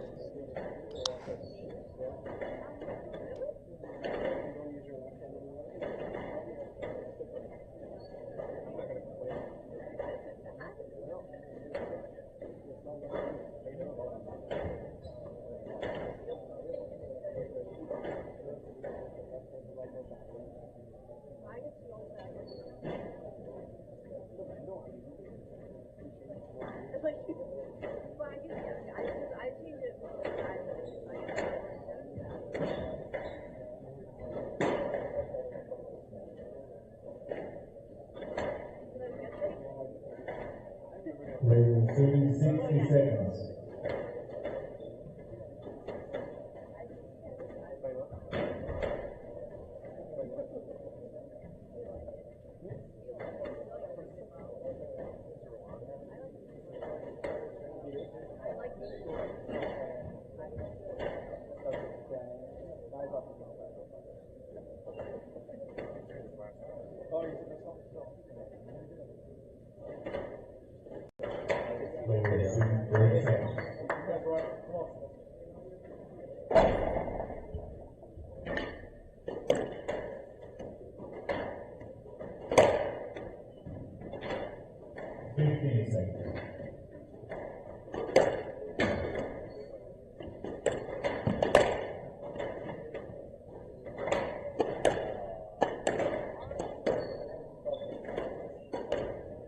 Finally, 2 games to 1, Khalil serve level.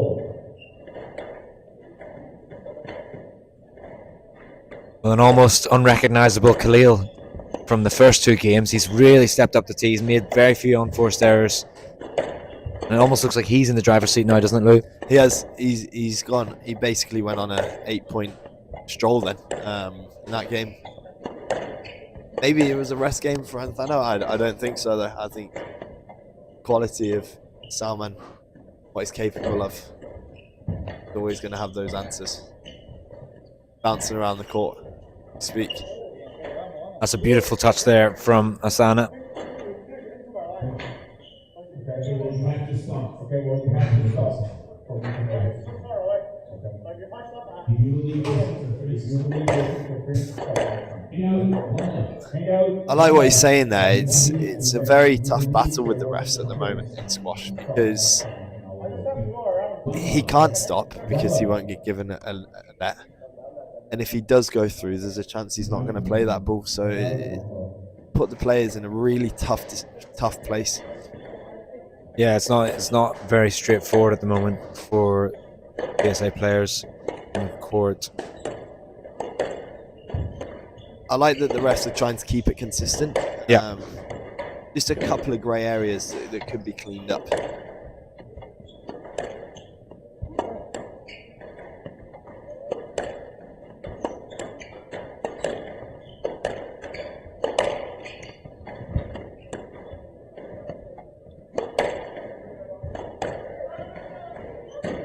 Well, it looks like there's a renewed energy here for Zana.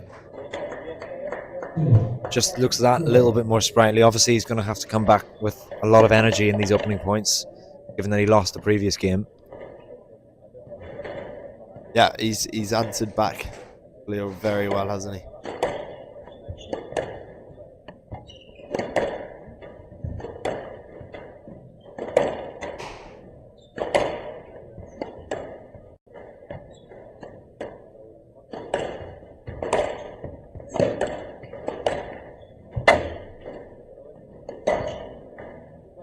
And that's a tin that Khalil will be absolutely buzzing for, because the momentum again was with the Argentine. Now this is a chance to find his foot in this fourth game.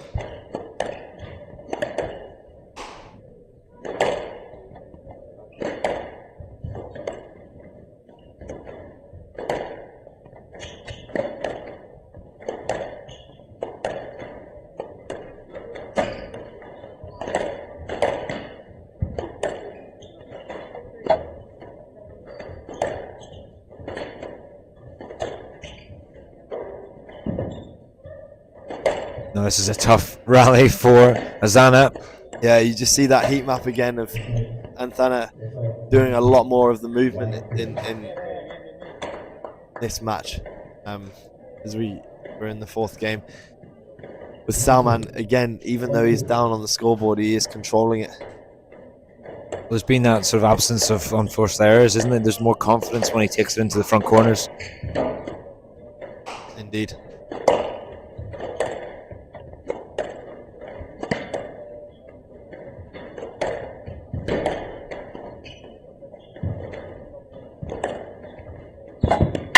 Tough work again for Azana.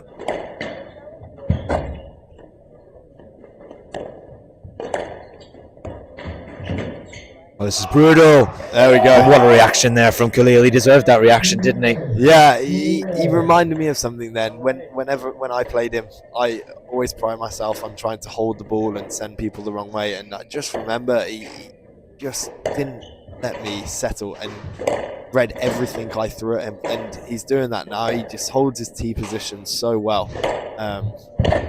And knows where that ball's going. He kind of reminds me of Gawad in some ways. Similar. Very smooth.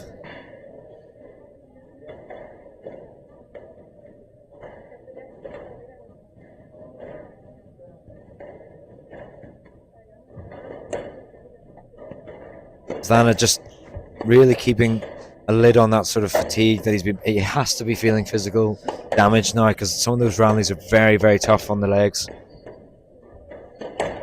Yeah, we said he looked so fresh, but that's just going to hurt him. I mean, when you see your opponent diving like that, you've got to be just buzzing for yourself, because you're thinking, you are under so much pressure now by me. Absolutely. I was always told that diving was a sign of bad movement, as they're normally out of position.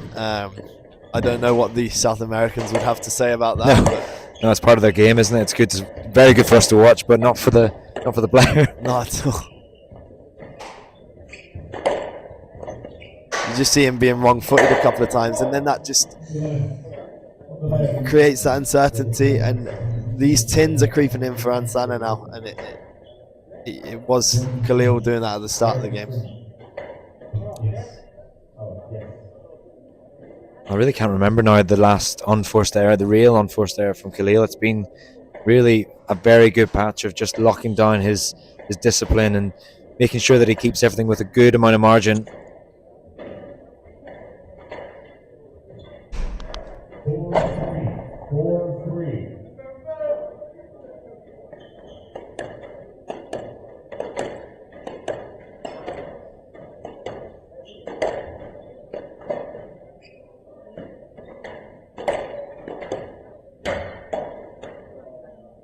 Fresh racket now for Khalil.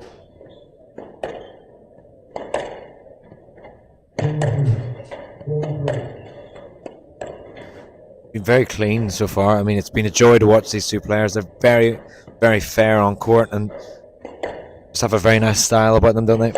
Yeah, there's been one or two words with the referee, but nothing malicious. Both players playing through every shot. They have massive respect for each other by the looks of it, and just want this match to be solely based on the squash.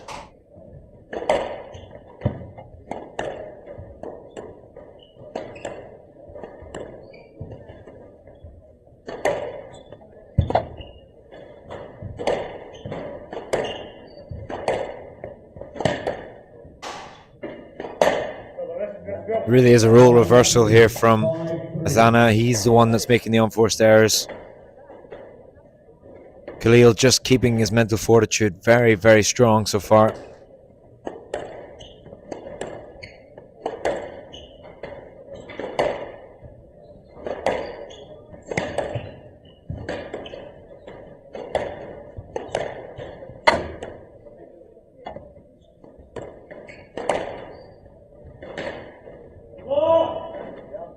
Another unforced error there from Azana. It was deep in the back corners, but this is very positive signs here for Khalil. Yeah, and it keeps coming. It keeps coming. I mean, we've seen it in these last two games. Very tightly exchanged at the start of the third and fourth, but then Khalil again just coming away with that lead. Correct decision there for me. Enough room on the front wall there for it to warrant a let.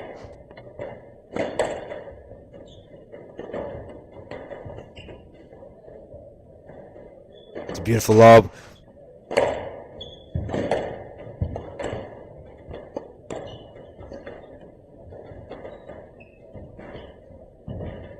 Oh, nice touch. What an exchange. Oh, this is so tough.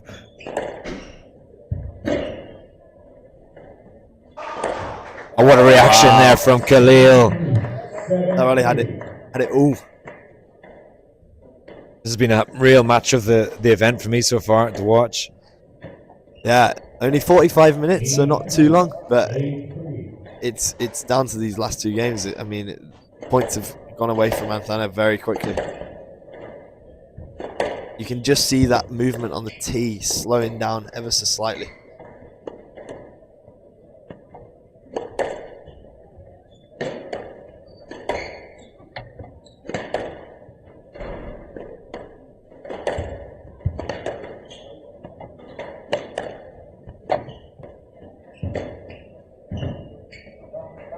Inch perfect squash here from Khalil. Just covering every area around that corners. Those front corners just so nicely.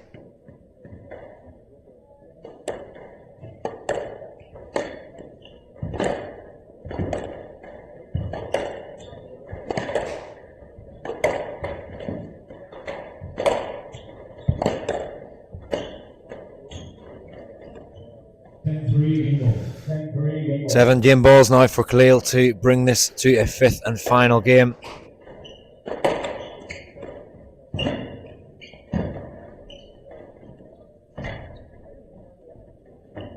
I mean, that's the level of shot that is required by Azana to actually win a point. I mean, he's only won 6 points out of the past 22.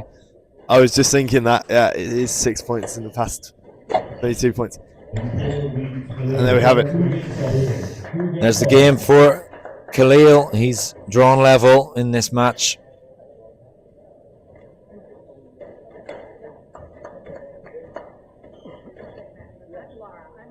.48 minutes of play so far. 11 minutes for that one, 11-4. It's 2-2 here in the quarterfinals.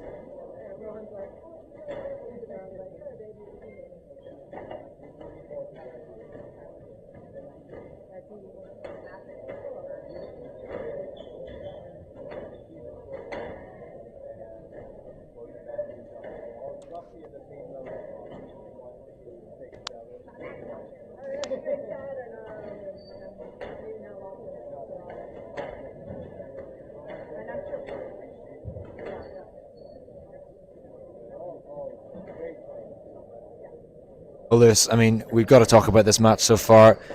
it's a cracker, isn't it? I mean, we had a 2-love lead for the Argentine, and he was looking very smooth, not making too many mistakes. Khalil, on the other hand, he's just changed this match entirely, hasn't he? Yeah, he has, and we knew he wasn't going to go away in 3. It's that winning mentality that he find a way when it's not going his way, just get back into it, and he did in the 3rd, and then again in the 4th. We said he's won 22 points to the 6, and in college he's won everything he has to win, and just that winning mentality, as I said, it just counts for so much. Well, it definitely feels like that mental battle is coming. So I'm going to ask you quickly before we go back onto the court, who's winning this match? It's got to be with Salman. I said it from the start. He's done really well getting back into this. It would be great to see a blockbuster 5th game with Eremias coming back into it, finding a way. But he's got to find something different now. There you go. You heard it here first. Let's see if Lewis's prediction is going to come true as we go into this 5th and final game of this quarterfinal match.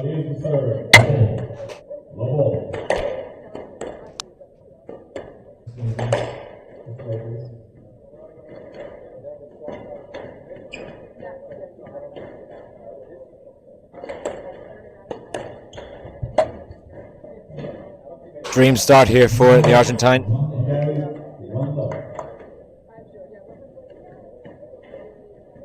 Fifth games, you obviously, I mean, it's an obvious statement, but you've got to start off fresh, don't you? You've got to start off really positive, try and get some sort of lead. Absolutely, and when it's 2-2, anything can happen. I mean, I've said Leo looks in charge here, but Antana's going to give everything he has in this game.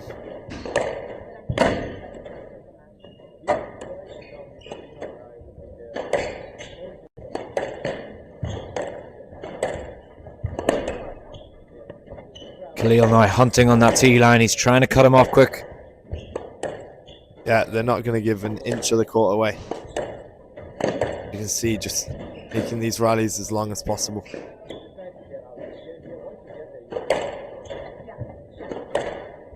That's the big change, isn't it? Khalil's not rushing his shots into the front. He's being very patient for the past 3 games. Yeah, he looks so composed on there, and there it's just a tale of 2 halves. That those tins are coming from Anthana now, and Khalil, if he's losing a point, it's normally on an outright winner from Anthana rather than those tins that he was doing in the first game.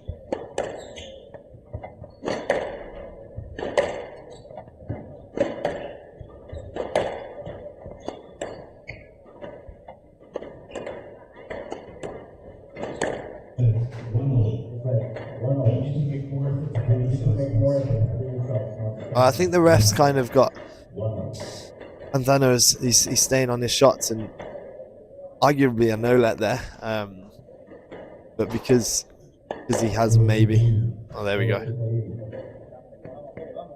Yeah, it's difficult, isn't it? I mean, yeah, I think that was a reasonable call there. I don't think it's necessarily something that's being done deliberately.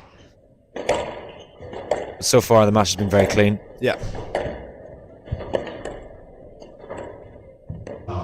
That's a great shot there, just working that ball into the front corner. And he's just started, he's back where he has been in the last 2 games. And feel like he's going to stretch this lead out, come through this epic 5-setter.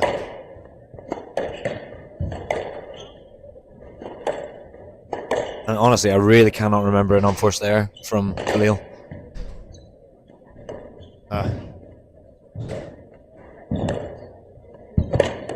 This is brutal work now for the Argentine. Yeah, and even though Khalil sometimes has those big movements, he won't mind it because he knows that what's coming after that is another big movement from the Argentine.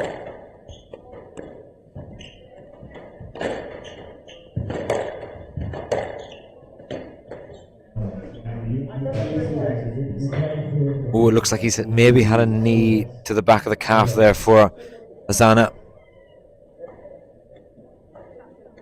Nothing deliberate, nothing untoward there.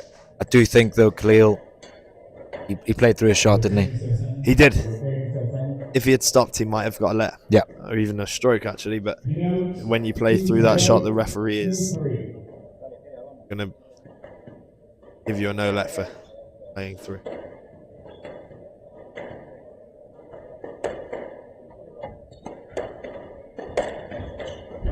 Oh, I have never seen that. no, I don't know how he got. I don't know how he recovered from that. Go gadget arm.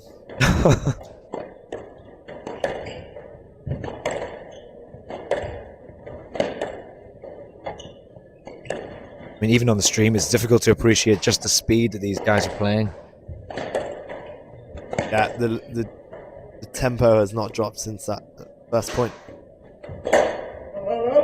And what an error to make. 4-2.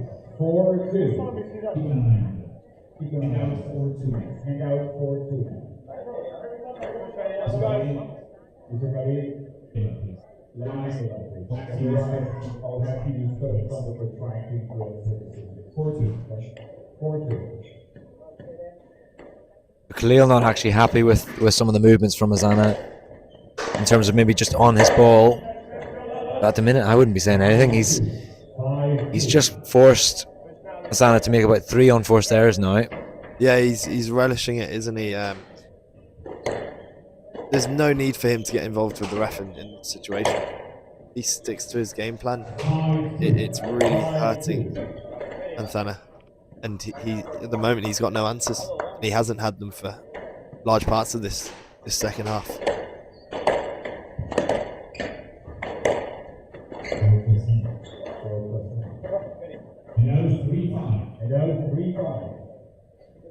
Yeah, it almost has felt like a match of two halves, doesn't it? The first half being completely in the Argentines' favour, and now Khalil picking that one back up to draw level, but everything can change in the fifth game, like you say.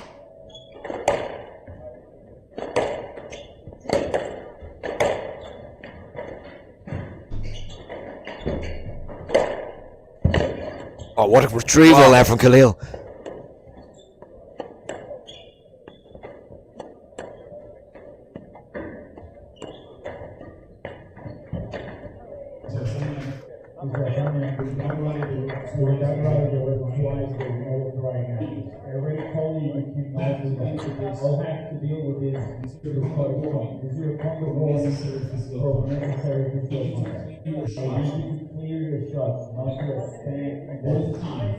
Both times, you run right, back, left. You are not clearing.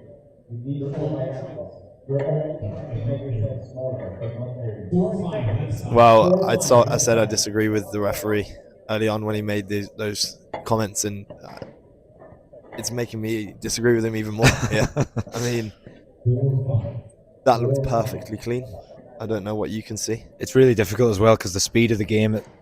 When you see those knocks, you need a slow motion review really to sort of understand what the referee is seeing. I do think there's a bit of confusion here being caused now for Azana because he's trying to make himself smaller, but now he said that he can't make himself smaller. It's not enough. Yeah, there's a difference between blocking and taking your space. Yeah, and he has to take his space almost to play the shot. He can't play the shot upright with a slim body. He's got to lunge into it and.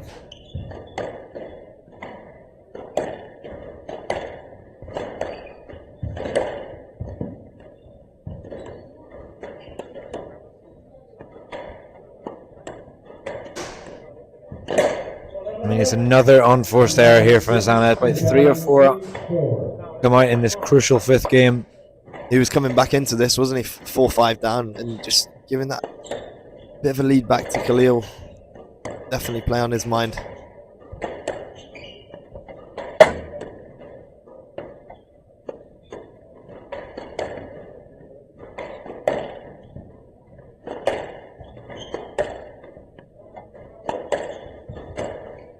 That's a nice take there. He's got it on the front wall though. What an exchange again.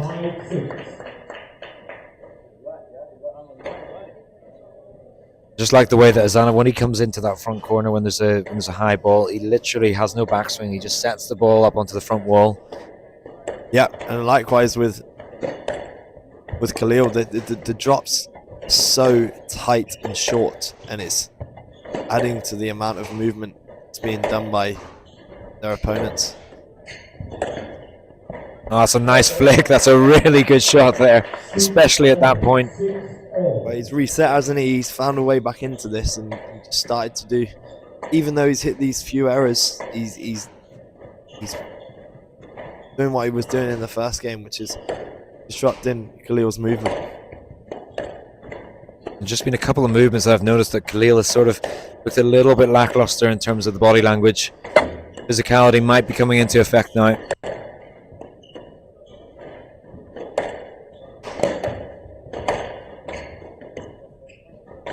Bit of a contact there. Yeah, I wonder if the ref will flag that.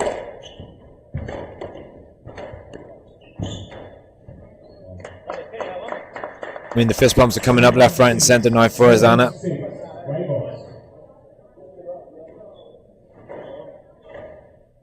You can really see the Egyptians, chest going up and down. And this is a very tough movements for him now as well. Where previously he didn't have to do a huge amount. He was orchestrating those rallies.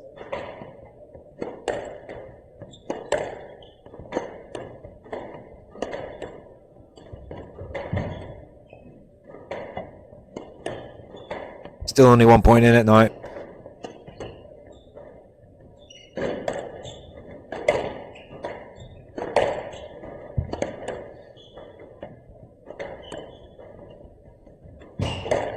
Oh, the speed from Azana. He's on the run now. Wow, what a point from Azana there. Pointing to his head. I mean, he threw himself at that one. He absolutely launched himself into a very stable lunge at that speed. And he's just rushing Khalil now. He's not giving a chance for him to dominate that T section where he really, really thrives. He is, and he's got a 2-point advantage now, and it's 4 points in a row for him.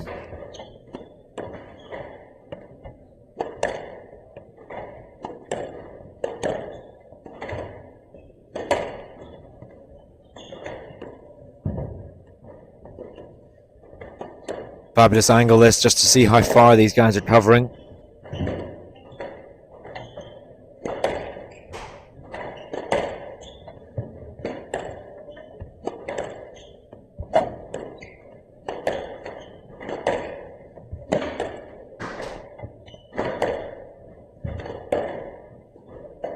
An unforced error, that must be one of the few ones that Khalil's made. And what a time to do it. 3-point cushion now for Azana.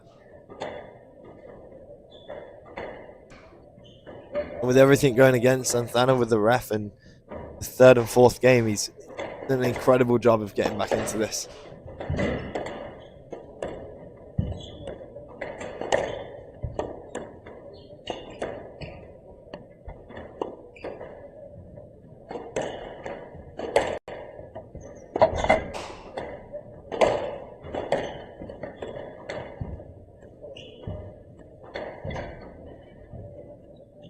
Fantastic exchange in the front left.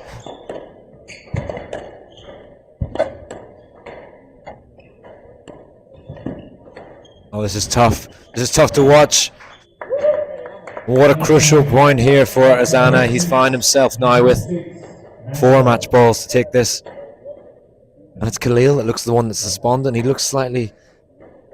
Well, he looks knackered. Yeah, he does. He does. And knackered is not a word that Americans use, so it basically means very, very tired, if you can infer.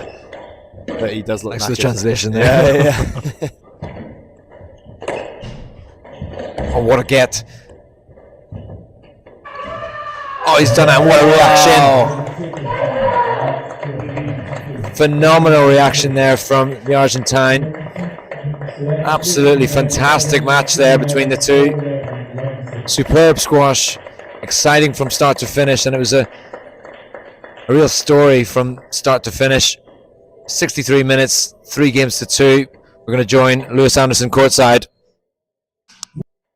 Wow, what an audacious game of squash that was. Give it up for the 2 players and your winner from Argentina, Jeremias Anthema. We'll just give him a couple of minutes to catch his breath.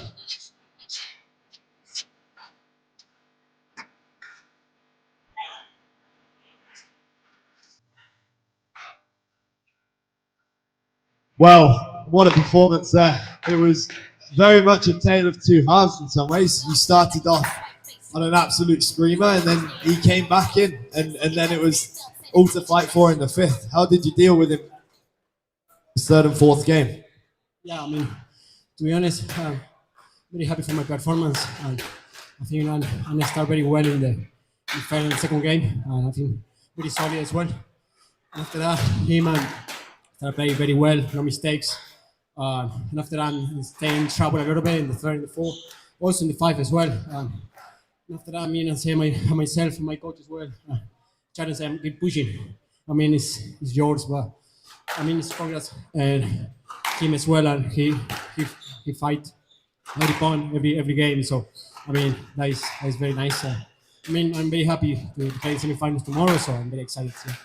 Yeah, no, absolutely. It's a huge performance for you here, and you're motoring around this court today. If you were to compare yourself to a car, what car would you be? Oh my!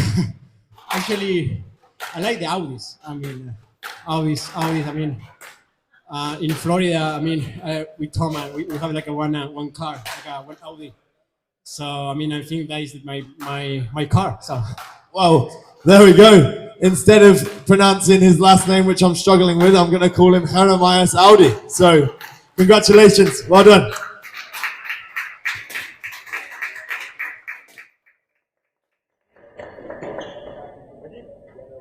Fantastic performance there from the Argentine.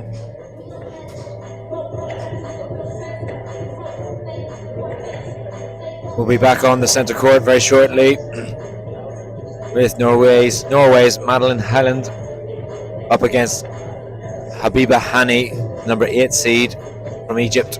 Join us very shortly for that one.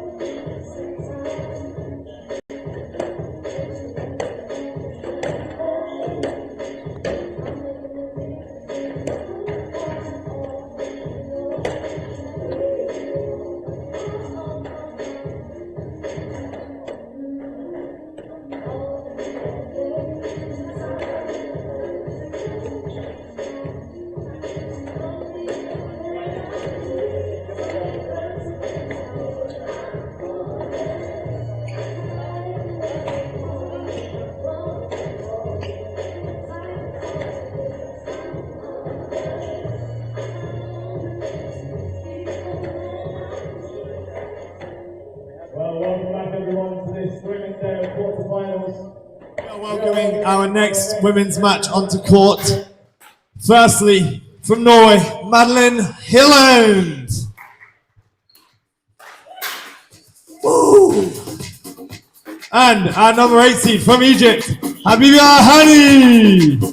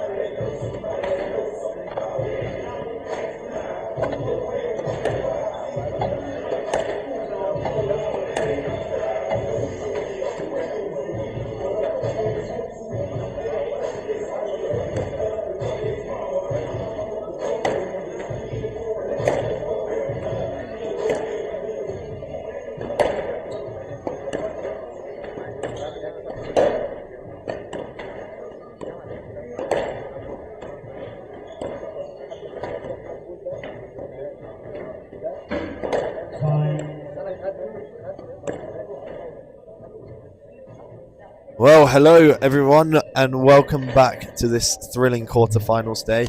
We just witnessed an absolute stormer of a match between Jeremias Anthana and Salman Khalil, with Jeremias winning 3-2, and now we are treated to a women's quarterfinal between Madeline Hilland of Norway and Habiba Hani, the number 8 seed from Egypt. I am joined here with Oscar Beach. How are we? I'm good, yeah. I was in the crowd enjoying that last quarter-final. It was a brilliant game, wasn't it? I think Jeremias controlled the start of that match so well, faced such a tough comeback. He was 5-2 down in that 5th game and just did an incredible reset. Barely lost a point after that. Was just so solid. I think, yeah, I mean, all the seats have been pushed right to the end of their matches today. It's been brilliant to see. Hopefully that continues. Obviously, unseeded Highlanders made it to the quarterfinals after a really strong win against the number 4 seed, Marie Stéphane, yesterday. So she'll be looking to continue that form and continue the run of upsets that we've been seeing in this women's event so far. Yeah, and it was going to be another tough ask for her, playing Habiba Hani. We just saw her win percentage on the PSA World Tour, only 20 years of age, with a 75%. I mean, I said in the last game, Salman Khalil has such a great win percentage, but she matches that. Yeah, they're a similar age as well, aren't they? Sort of young, up-and-coming players who've came onto the professional scene with an awful lot of confidence, and the ranking is constantly on the rise. She's at 57, got as high as 54 in the summer, but it feels like this will be a season where she really charges up the rankings and makes a big push into the top 50. Yeah, and can you see her winning this, or do you feel like Madeline's going to be full of confidence going into this game? I think Madeline's played brilliant squash all week, but I think she's got a very tough ask here against Hani today. I think she's been very focused on court all week, Hani. She's one of the many players who I think would have seen this draw and felt like she had a chance to beat her seeding and go quite far in the event. And I think with the 1 and 2 seed going out, she's going to be the kind of person who is thinking that she's got even more of a chance of making an impact this weekend. I think she'll be very, very focused and up for this quarterfinal and be very hard to beat. Yeah, I mean, just another top seed falling today in the women's tournament, and it's really opening up for these lower seeded players. And wow, what a shot there from Hani. Lovely straighten, licking the wrist. Yeah, I mean, both these two are great movers around the court, aren't they? I think Annie especially is quite deceptive and has a lot of options on the ball. She gets onto it so early, and then, you know, it can be quite hard to read. I think Highland, to negate that, really needs to stay controlled and stay consistent into the back corners so that she can push up and volley herself. But just a few errors creeping in. Perhaps needs to settle here in this first game, because Annie's not waiting around, is she? Yeah, no, she's not, and Highland likes to take the ball in as soon as she can. Very attacking player off the serve, but just a few too many tins to start off this game, and she is 6-1 down. Wow, what a straight drop. 7-1.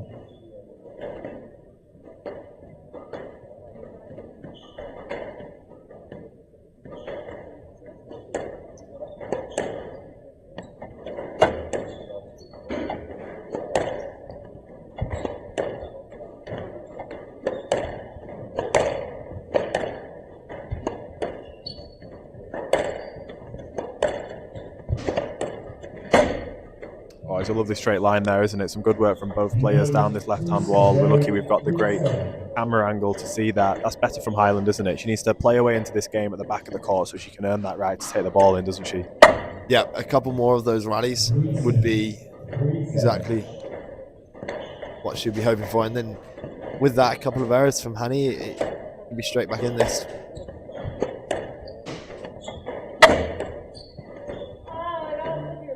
Oh, but there we go. Bit of fluff of the lines there. The ball coming out to the middle, and I mentioned that yesterday when a lot of players are almost stuck in the mud in the middle of the court when they don't really know how to take that ball coming at their body. You wonder how much they practice that.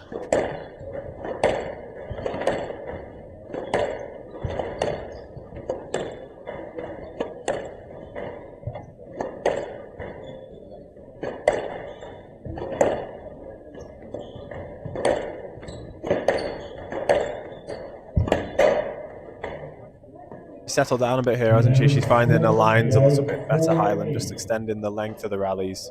She's not making it too easy for Hani, who was just winning those points quite quickly in the first half of the game. No, she's not, and she's having a lot of reward actually on Hani's backhand side. That can't be happening though. Another error there from Highland, and it gives Hani 9-4 lead in this first game.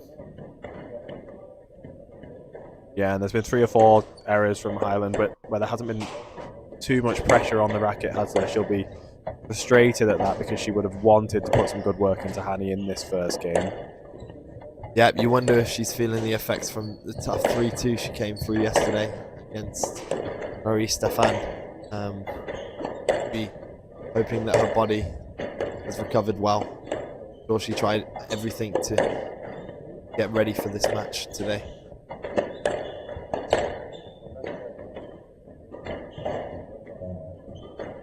I mean, the story of the day really, just too many tins from some of the players, very unforced, and I think it's down to this court being very lively and bouncy at the front. It's hard to put that ball away quick, so they're trying to lower that margin for error, and then that's when the errors start happening. Yeah, I think, we had a match in the last round, last game on court, where 2 players were equally matching each other and refusing to give away any cheap points, and that made it a lengthy affair. Comparatively much shorter game here, and Hani's raced away to a 4-game ball lead.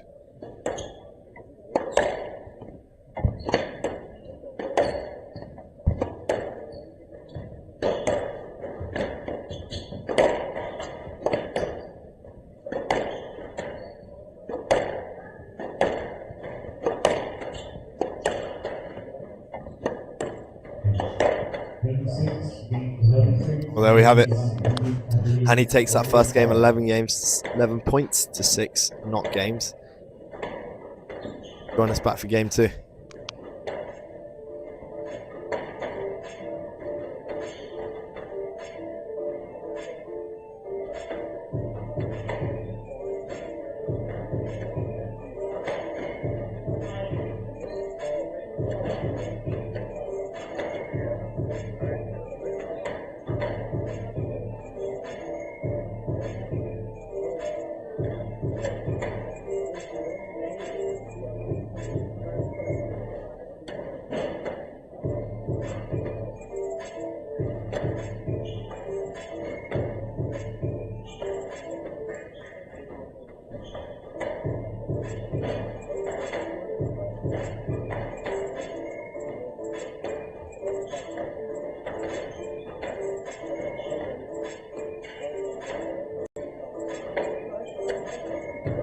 Play will resume in 60 seconds.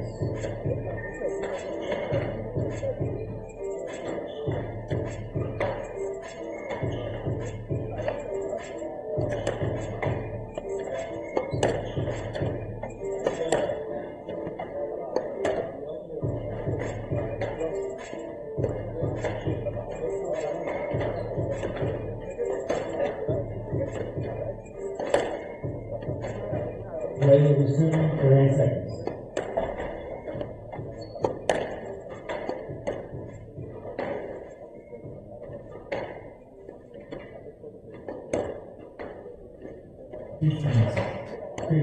Well, here we are then. Hani has raced away to a 1-love lead in this quarter-final. where the winner, as far as I believe, will play Sabrina Sobey, who came through an epic 3-love win earlier versus Hannah Moatas.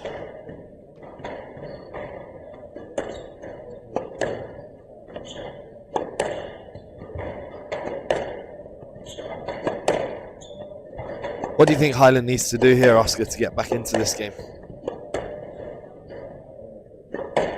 Hilland, sorry. I was corrected yesterday by her. It's Hilland.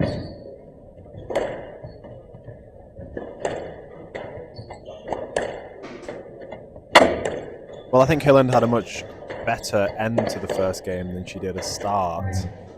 You can see her tactic there is to... That's an unfortunate start for her in this second game. And no let where may have just been unsure of where Hanny was, but the referee feeling like there was plenty of room. I think you can see that her tactic is to, you know, pin Hanny behind her, get up on the volley. Both these players like to take the ball early, like to increase the... You know, that's always going to favour the player who's in front and the player who's moving around their opponent the most and dominating the middle. And he just managed to do that a little bit too easily at the start of the game. Hillen needs to, you know, extend those rallies, get her shots getting through to the back corners to then start taking the ball in and attacking. I think the main thing last game is just that there was too many errors as she was trying to increase that pace and tempo. Yeah, that was story for Hillen there. One too many errors, and he's come out of the blocks against racing away to a 3-love lead. And for such a young and upcoming player, she looks very comfortable in the situation. Yeah, I mean, obviously with a 75% win percentage, walks onto court even in the professional game, expecting to win, expecting to be able to impose her game on her opponent. I mean, what do you think it is about her game that has made her have such a successful start to her pro career?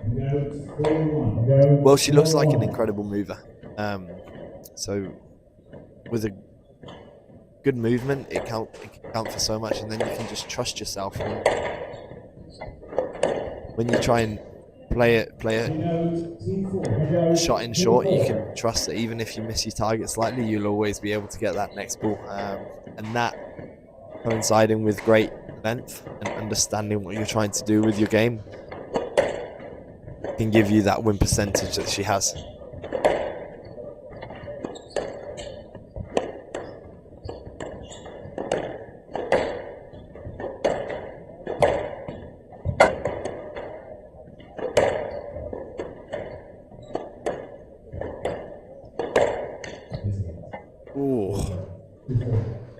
There we go, just a let ball there.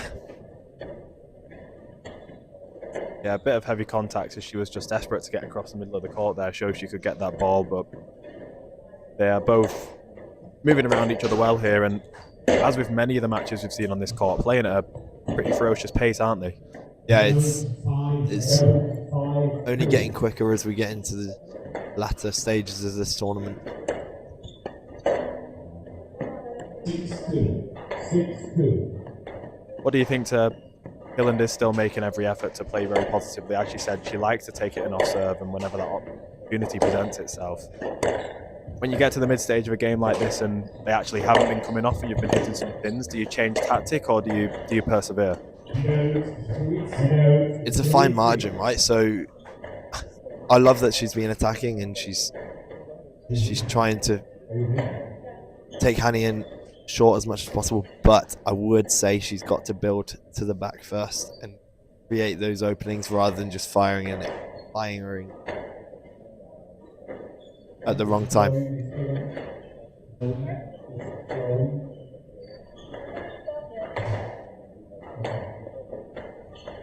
I think she has a small nick on the hand here, slight bit of blood.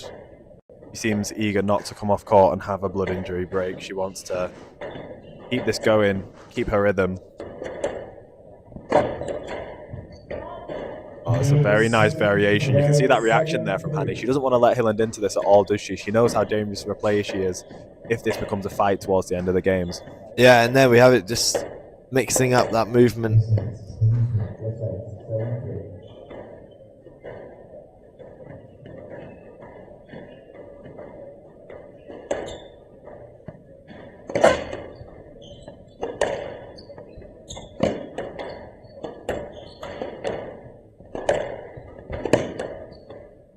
can see on this backhand wall at this angle, she's got a very confident early racket preparation, doesn't she? And she swings through the ball with so much confidence. It makes it really hard to read that variation of the boast, or when she takes in that ball as more of a kill short ball. Yeah, I think she's made 3 errors in that front left in this game. Just clipping that top of the tin.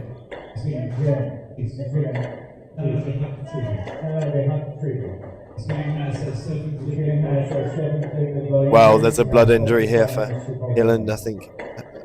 Some spots on the court. He's trying to clear them up.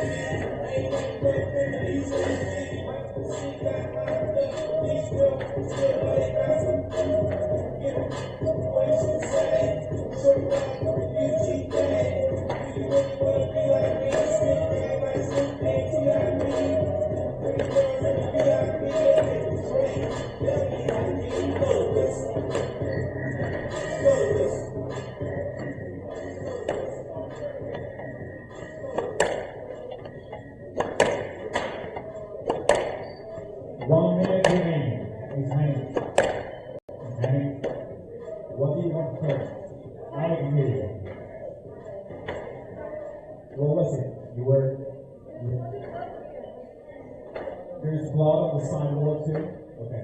Can you tell him where?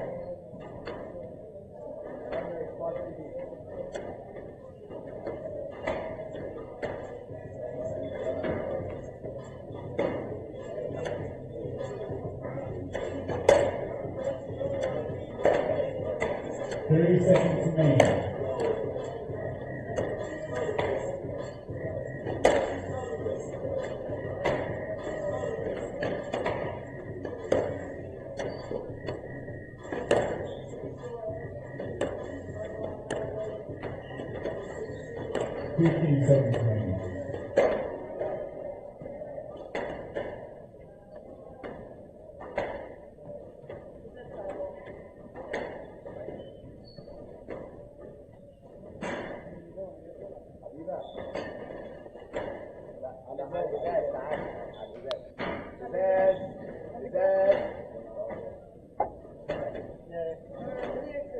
Well, here's Hilland back on court after that short blood injury, and I don't think it was necessarily a big cut, but it's definitely got Josh Taylor working to clean the court, and quite right as well.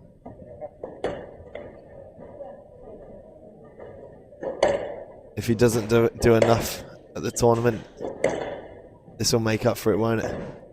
Yeah, he's had a busy enough week as it is, I think. Obviously, organising this brilliant event at the St. James.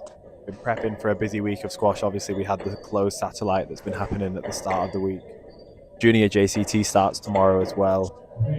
He's kept himself busy this week, but it's just not enough for Josh Taylor, is it? He wanted to make sure that he was on court doing the court cleaning himself as well.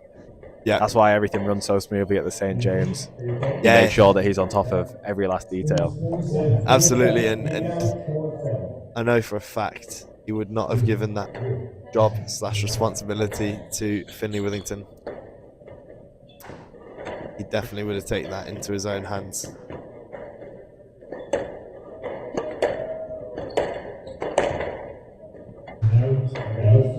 Both players are going to need to reset here. Hani has gone straight back to business there with a very quick point. Yeah, after a break like that, the game can sometimes swing, but it's crucial that Hani keeps the lead and doesn't let Hillen back in. However, just an error creeping in there is giving her that less of a cushion. You commented earlier that she's made 3 or 4 tins in this game going into that front left, as we see a brilliant attacking shot into the front right. She's clearly very comfortable killing the ball into the front. Sometimes the error seems to creep in when she tries to soften it off. You know, she's got that very fast racket head speed, and sometimes players are much more comfortable taking it in at pace than they are softening the ball. Yeah, absolutely.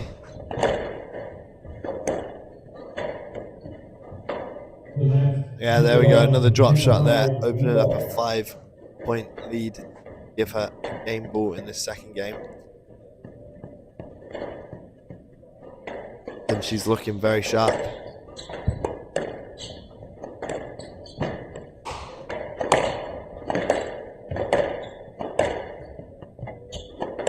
You can just see Madeline trying to play down this backhand wall as much as possible, but that catches the nick on the back left, and Hani leads 2 games to love.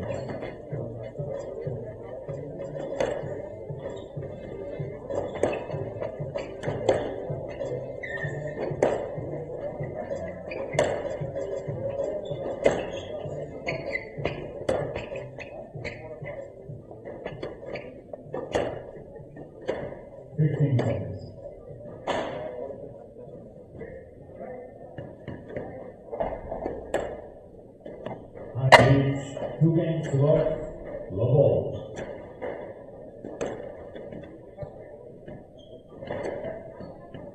Well, here we go then. Hani, 2 games to love up. Starting off this third game. And as we saw at the end of that last game, the majority of squash being played down this backhand wall. Do you think that's something that Hilland will look to exploit? She finds her way back into this Oscar. I think she definitely needs to establish herself at the back of the court, but I do have to say that down this left-hand wall, the height work has been coming from Hani generally. Both players have been producing some good quality down this wall, but it is Hani who just seems so comfortable on court, doesn't she? She is finding that tin on the left-hand side, so maybe it is the right tactic here for Hilland to keep it on this left channel where possible, but I still think it's going to be a tall order even if she does, because Hani's just looking very hard to break down, isn't she? Spot on, yeah, 100%.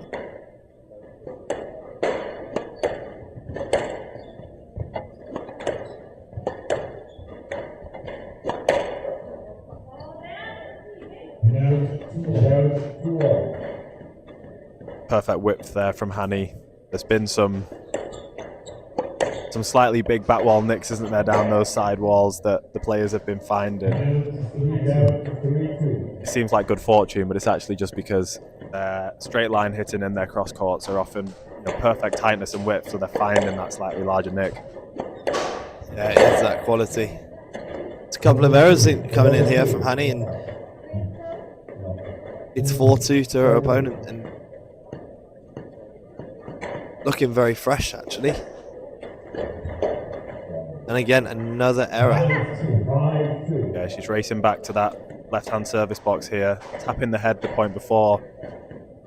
She knows that she's lost the concentration a little bit here, and we've seen what a fighter Hilland is. If she gets a sniff in this game, she's going to keep pushing.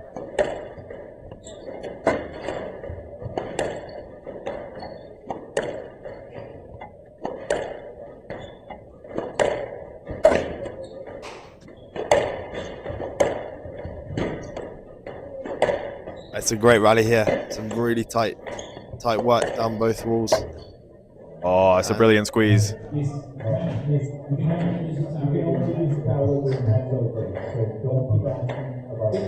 She seems quite eager to use the towel, whether that's to get rid of some excess sweat on the hand or just to mentally reset. But obviously with that rule change, the players can't do that unless there's a natural break in play, clean the court. And it's Hilland here who's really putting some work into Hani.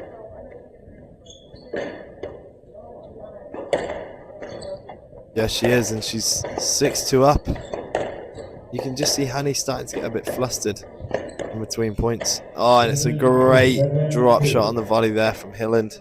She's just forcing herself in front of Hani, isn't she? She's working very hard physically to move on to that tee very early, just keeping that dominant position as they're going up and down these walls. She's being rewarded for it, absolutely. Oh, that's lovely play from Hani.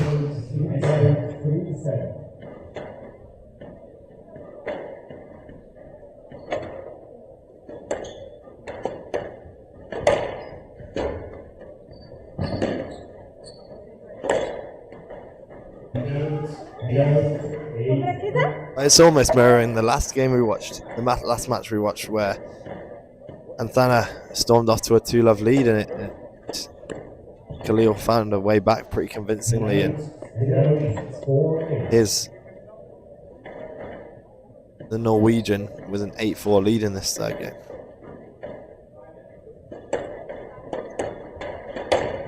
Yeah, she's definitely found her consistency, hasn't she? And it's actually Hani who's really struggling to keep the ball out of the tin here. Just the added pressure from Hilland of being a bit more consistent with her length hitting, not giving away those cheap points or those loose balls for Hani to attack, and she's attacking when the ball's not quite there.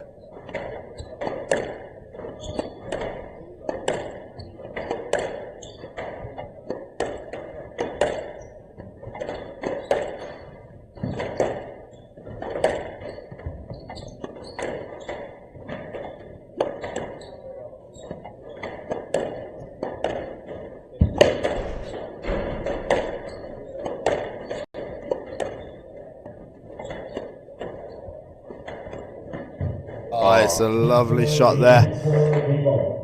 So well constructed there. There was some hard hitting lengths there from both players that weren't quite getting through to the back corner. A lot being cut off. It was Hilland who got that extra depth, forced Hani into the back, and followed up on that loose ball with a beautiful nick, giving her 6 game balls. That's right.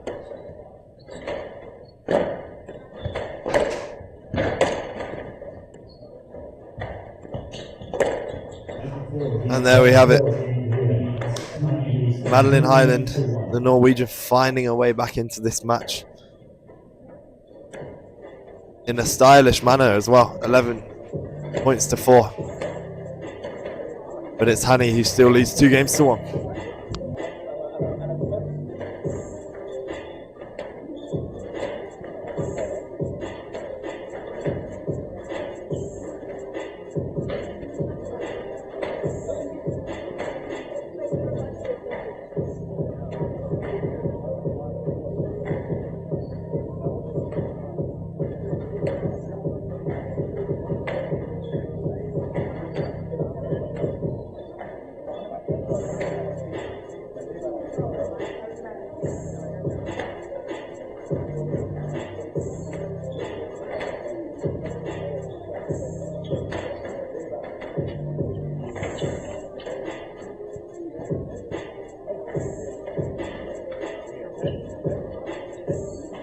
Assuming 60 seconds.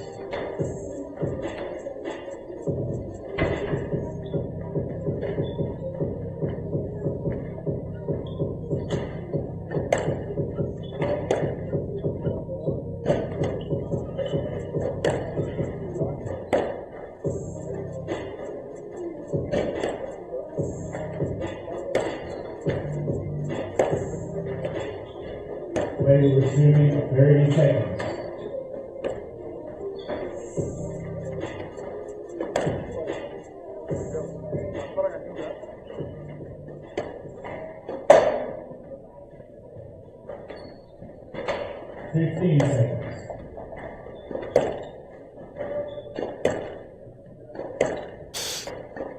Oh, here we go. Highland storms back onto court with a lot of confidence after winning that last game 11-4. Hani using the towel box, maybe for the only time in this game, as the referees changing the rulings on when you can use it. Fourth gets started. Do you think we're going to see a full fight back here, or a quick response from Hani? Great question. I think Hani will find a way back into this. And as the game goes on longer, I think it will benefit her. But as we've seen yesterday from Highland, she found a way, and she'll keep finding ways. I mean, growing up with her in juniors, that's one thing she would pride herself on, keeping going and finding a way to win these squash matches. Yeah, she's a very fierce competitor, isn't she? And she's upped her game a lot here. It won't be as easy work for Hani as it was in those first 2 games where she kind of had it all her own way. She did have it much her own way, and it's a great response early in this game. I don't think she's missed one on that forehand kill.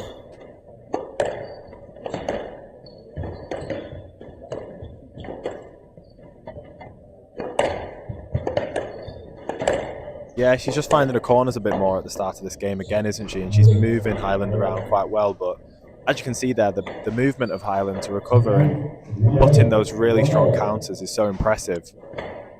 And he needs to keep that positive play, keep working her, but when she opens the ball up as she did with that boast there, there's the risk that it's going to be put away if Highland can get onto it quickly.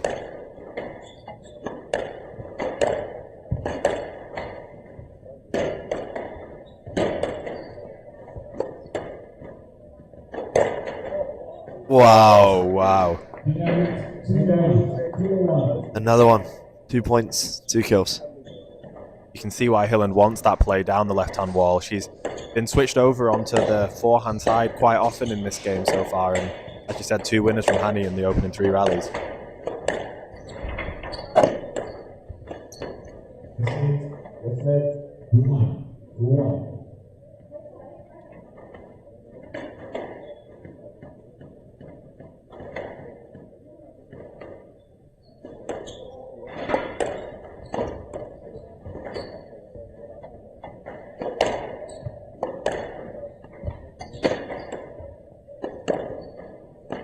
that's very a great well shot. constructed, isn't it? She lifted out of trouble so well there, Hilland, and then actually managed to get in front, finish off with a lovely straight shot. Yeah, and the quality just seems to be getting better as this match goes along. Both players are making less errors, becoming a battle of attrition, and who can find that finishing touch at the front.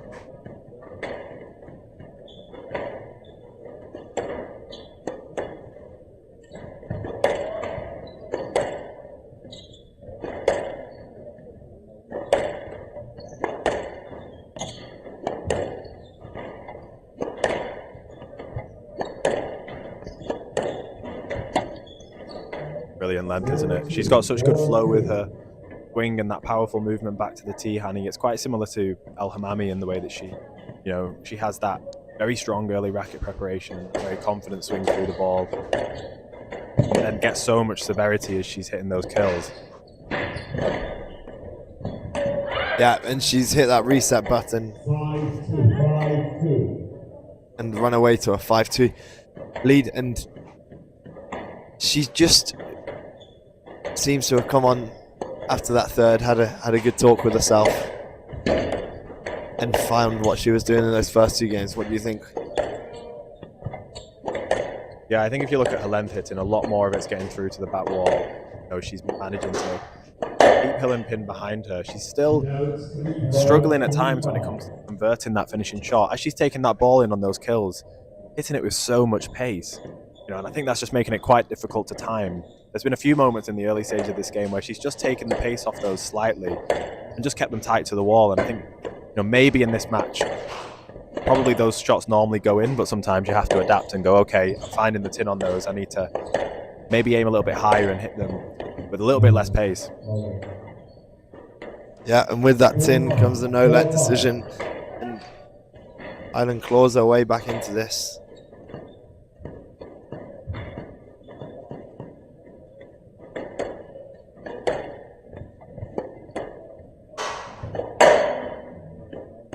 Right on cue from my co-commentator here. We've seen almost a conduct warning in every game of the day so far, and just wonder if it is necessary or not. There's a very clear imperative, isn't there, to not have any unnecessary breaks in play, and the referee feeling there that the shoelace tie from Hani was an attempt to have a mental reset after a couple of tins. 6-5. And what a great drop shot from Hilland there, and she's not going away anytime soon. She's flipped the scoreboard on its head and regained the lead in this fourth game, and it looks to be the person in charge here. Yeah, it's her consistency, isn't it, that's putting the most pressure on Hani. She's volleying really well, and she's making Hani do a lot of work around those back two corners.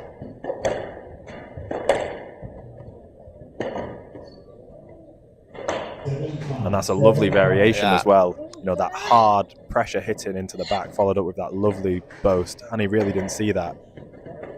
Yeah, it's almost just bringing Annie's tee position a bit further back, and then that gives her the space at the front of the court to whip that quick boast in.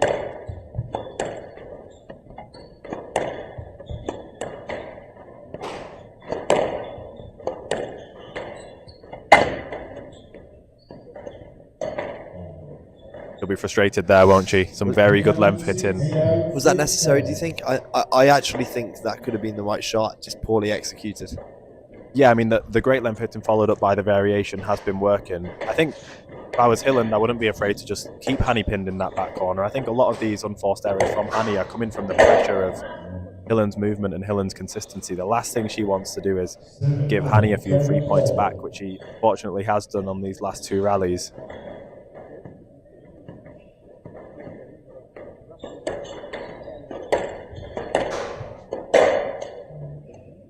Just another unforced error here, allowing Hani to regain that lead at 8-7. Yeah, it feels a bit edgy, doesn't it, the back end of this fourth game. Does both players know what's on the line? A semi-final spot here.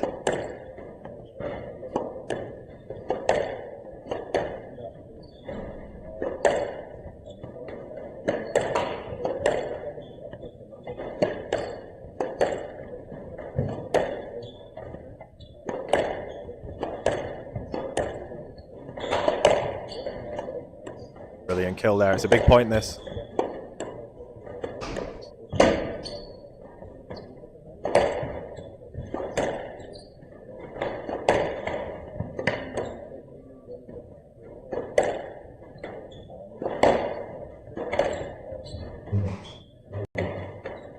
Wow, what a shot.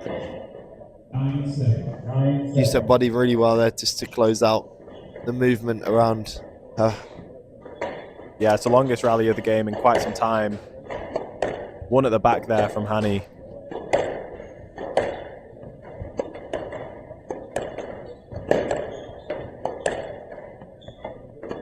After a few errors, both players now are looking to build, aren't they? They don't want to give any cheap points away at this crucial stage of the fourth game. Yeah, it's starting to get very cagey now. It's just Hani's quality that's allowed her to get up to this lead. Yeah, she's been very composed there, hasn't she? Earned herself 3 match balls with some brilliant play to the back of the court. And here she is, 10-7. Well, that's one game ball saved from Hilland.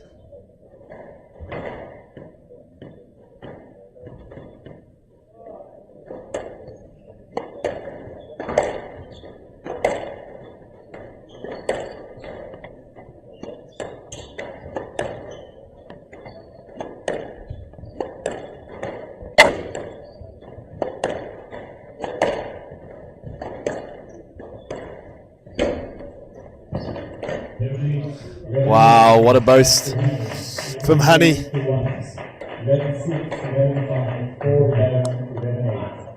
Yep, some strong movement there from Hani. After some really testing rallies at the end of that fourth game, she finds her composure after a few errors early on and manages to take it 11-8, winning the game in 3-1. So she'll go through that difficult quarterfinal and take Sabrina Sobey on in the next round. We'll join Lewis on court with Hani now.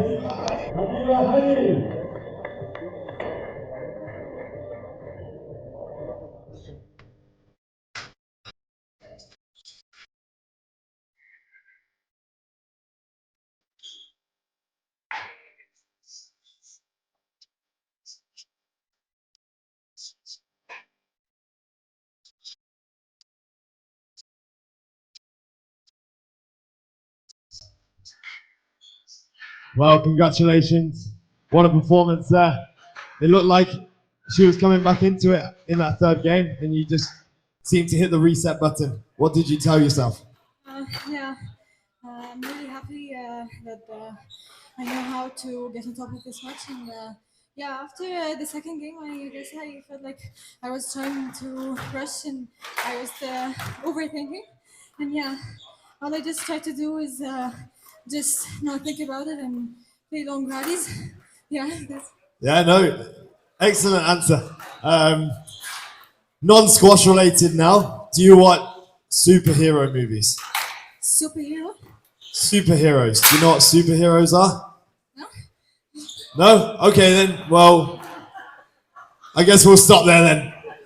Congratulations. We'll see you in the semi-finals tomorrow.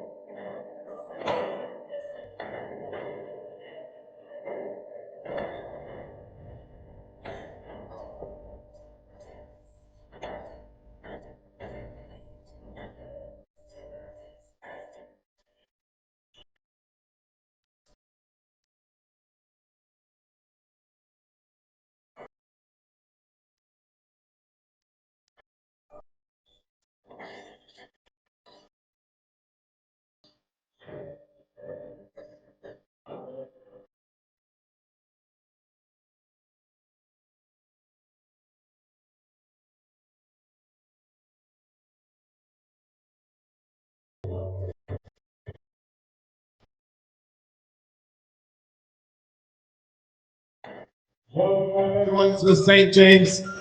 As it's hotting up here on quarter-final day, we are going to welcome our next quarter-final onto court. Firstly, from Japan, Ryosuke!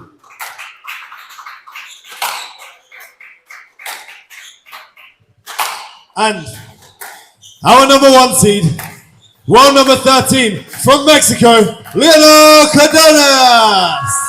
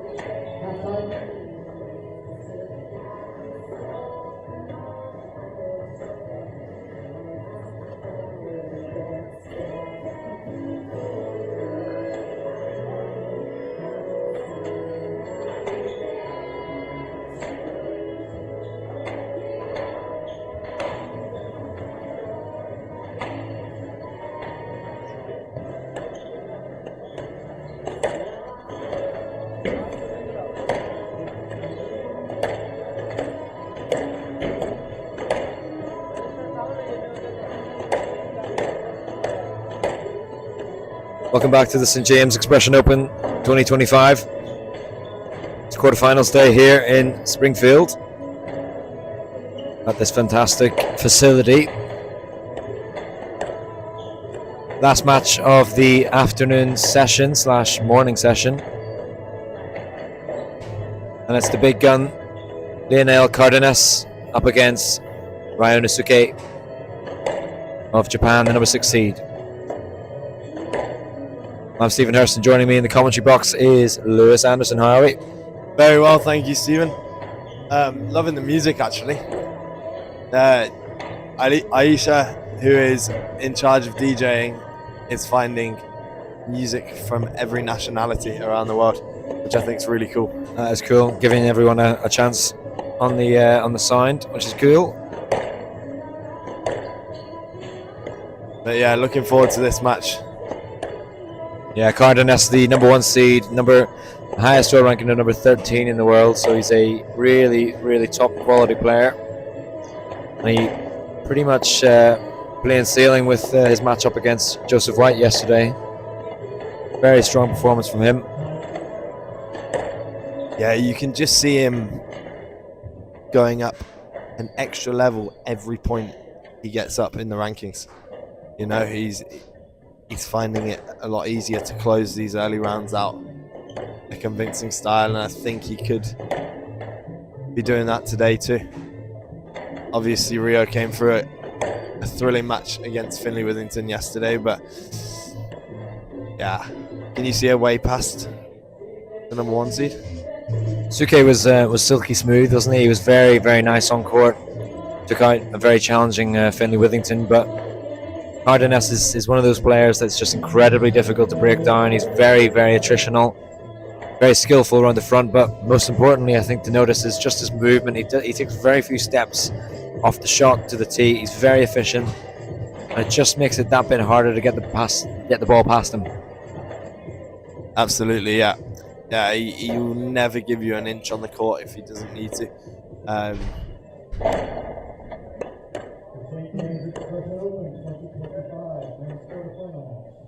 And you can see it from his recent performances, obviously winning the tournament in Canada. Canada, that's the one. You'd say. Number 1 sets us off here, the quarterfinals.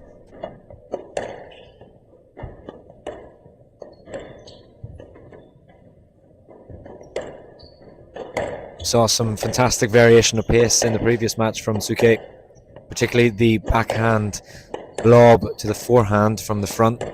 Very effective defensive shot.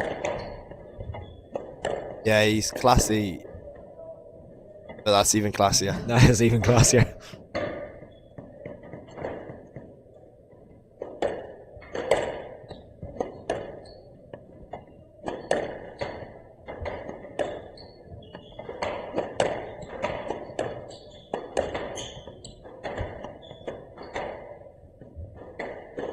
I just find the way Mexican hits the ball, it's very flat.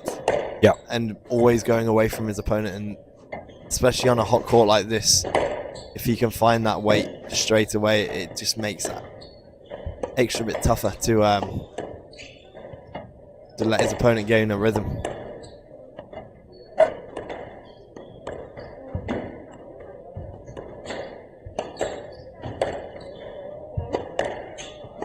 No head-to-head between these two.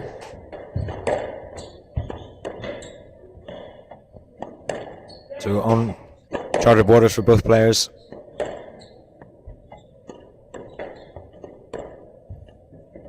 Would you prefer to be playing someone you've never played before, or would you like to know exactly how they play, the style of game?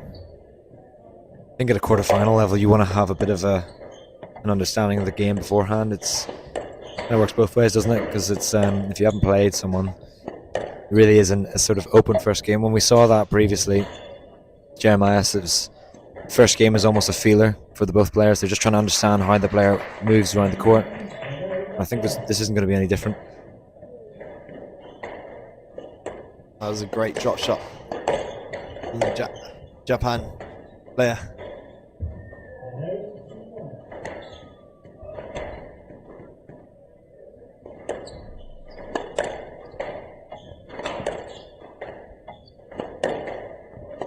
It certainly was.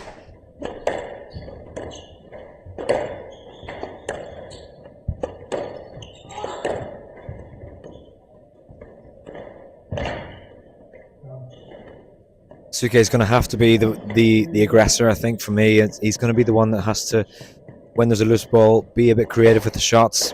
I talked about it with Josh Taylor when we commentated yesterday on Cardenas.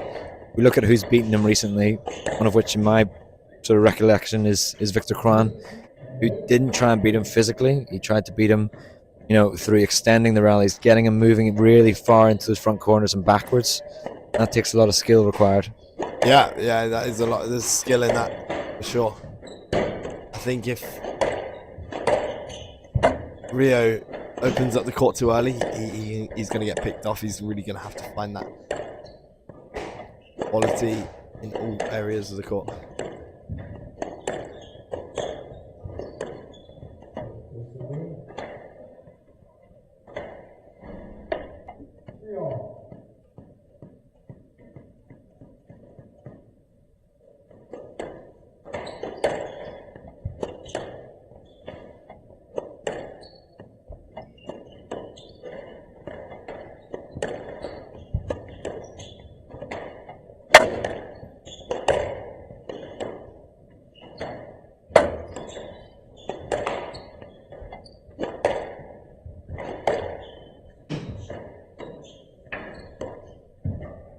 Very tight work down this forehand side from Cardenas. But he opened it once, and there was one shot that was required by Suke. Sends that long into the backcourt. He senses he's just going to have to go up another level than he was at yesterday, and he started off very quickly out of the blocks. With most of his winners coming on Cardenas' backhand.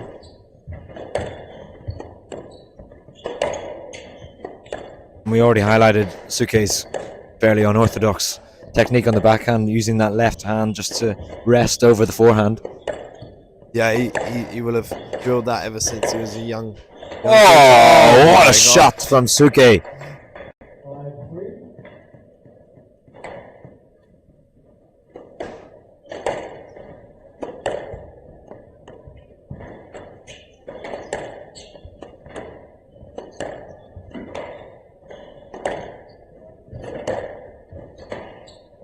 I mean, he's seriously firing everything in at the moment, but that's touche there from Cardenas. Whenever we start to talk about Suke's quality, Cardenas just has an answer. Very good on the half volley. The half volley, sort of that shot that's just under the service line, coming quite close to your body, and he just always has a way of getting the racket around the ball.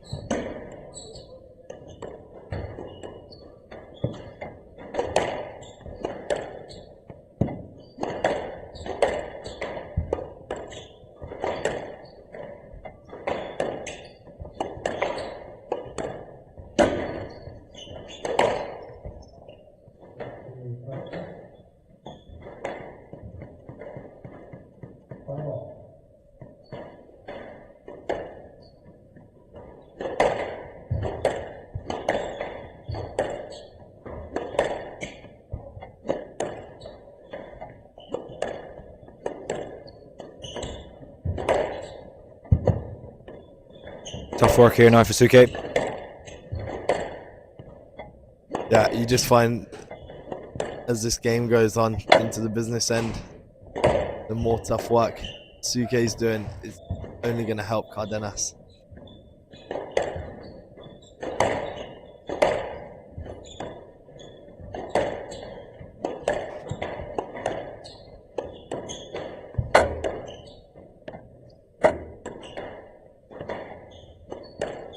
Cardenas' basic game of just sort of absorbing his opponent and just being incredibly disciplined is working quite well at the moment. He's sort of neutralized that threat. Oh, that's a clever shot. Wow. There we go. And again, it was a boast and then a cross-court hold to the backhand of Cardenas from Suke. And it looks like he's keeping it down that side as much as he can. There's an appeal there from Suke. Not happy with Cardenas' movement there when he played that shot. No.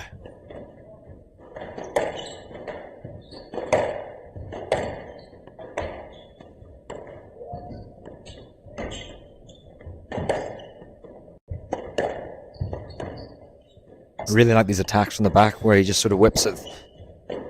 Yeah, he does, doesn't he? And it's almost two contrasting styles. So you've got Suke, who, when he goes short, he opens up those strings and allows the ball to land a lot shorter.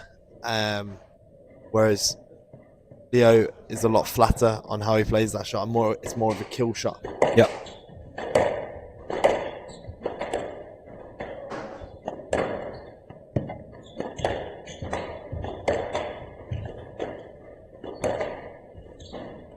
It's a clever shot. This is amazing retrievals here, but he's not going to get that one.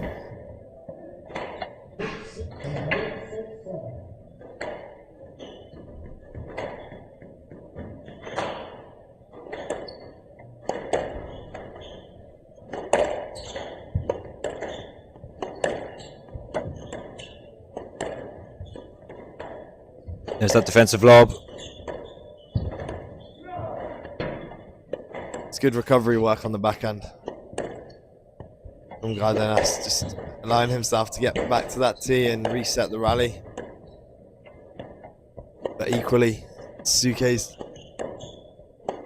finding that quality on the lob too. Oh, it's a great rally.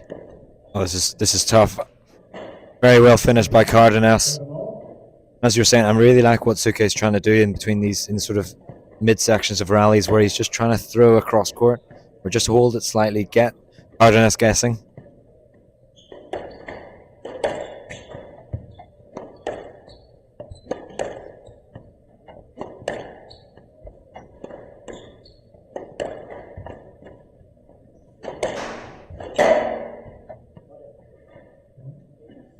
A rare error from both players here.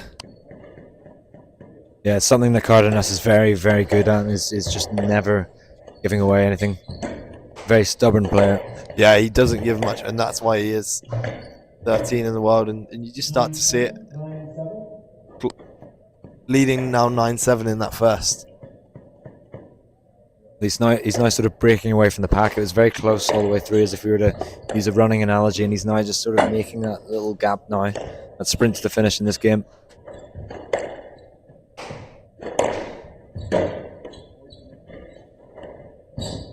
That's a great shot though from Suki. What's your best analogy?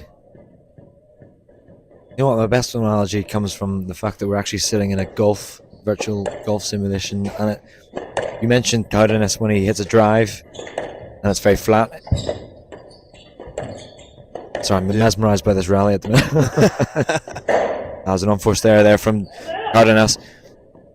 Back to what you're saying though, is Cardenas hits flat, doesn't he? In a golf analogy, you've got a driver for that, and that's flat. Yeah. Whereas with Suke, he's almost using an iron, or he's almost getting closer to a wedge with that face opening up. That is incredible. I mean, and they're two very different styles, aren't they? The drive works very well. Yeah. But as you can see, Suke is opening it up really nicely now.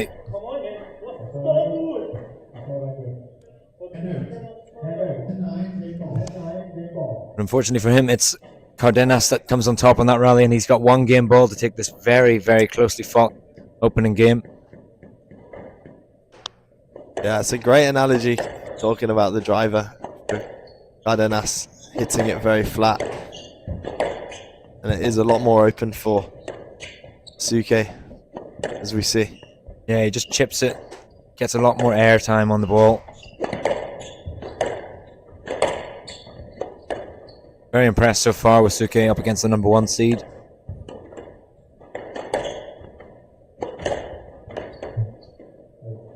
He's forced the air, and there's a fist pump there from Suke.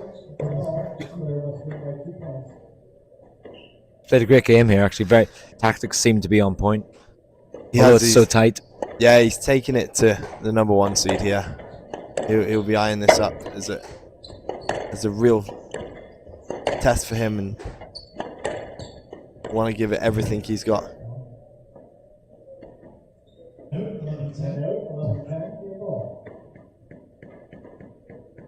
Second game ball now for the number 1 seed. And it really is a gift there at the end. He's not happy. Neither player are happy with themselves. But it's the Mexican number 1 seed of this event, who's taken the first game. 13 minutes in duration, 12-10. Number 1 seed leads here, 1 game to love.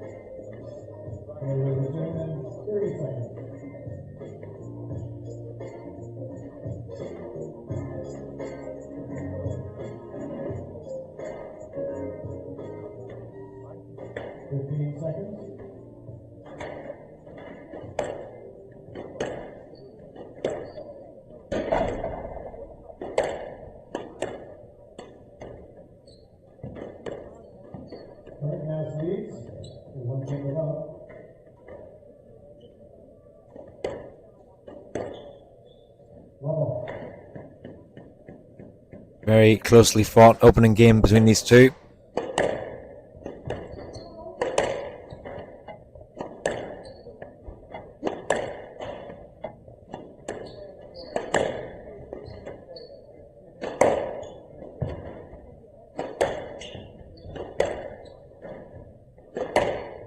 Do you think Rio can back up that first game? I think he can. He has to just remain positive.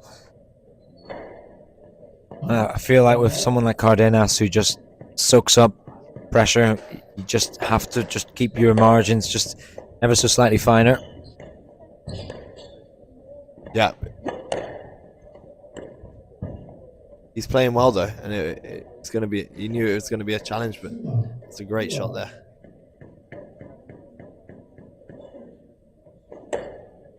I think the only issue for Suke is slightly similar to Finley Withington he played yesterday. He does tend to open things up very quickly and perhaps overuse shots just in that situation there. Yeah, he was getting a lot of reward from pushing the ball to the back to start really getting in front of Cardenas, not just using necessarily that first opportunity. Take it in.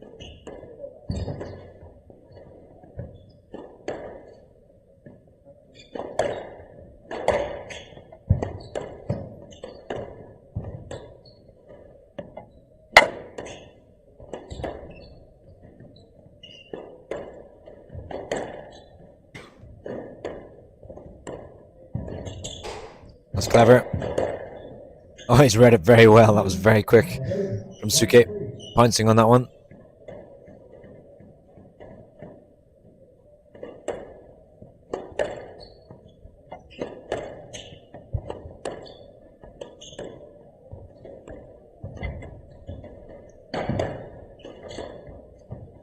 Yeah, it's nice. Open space there.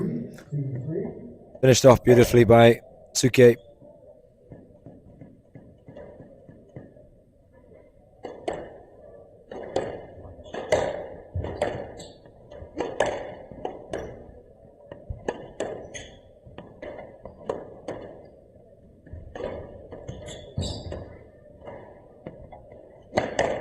Very good use of height from both of them.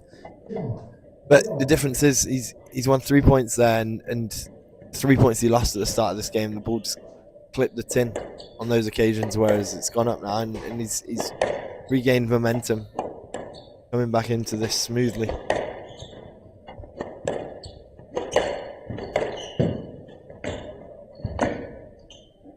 Yeah, great use of angle there. Just getting Cardenas to guess where the next shot's going, and I like the way that he's using that open racket face or the iron wedge. I'm going to claim that one. Yeah. Wow, that was played in very quickly, and 5 points in a row here. Don't know how Cardenas will feel about that, but I doubt he gives up a 5-point run often.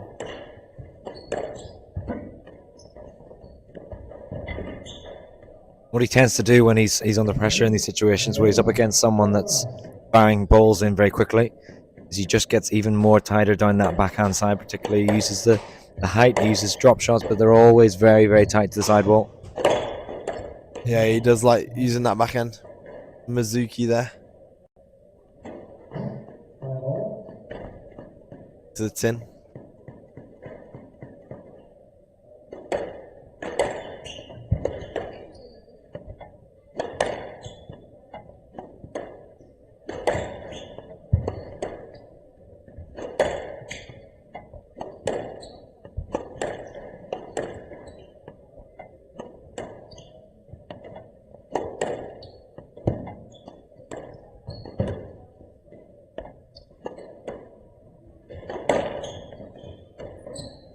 That's great work there from Suke.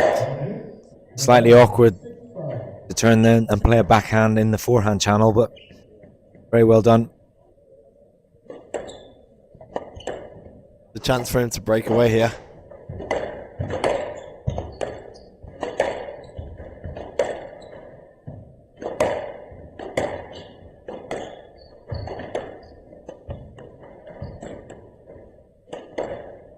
Ooh, he's going for things now.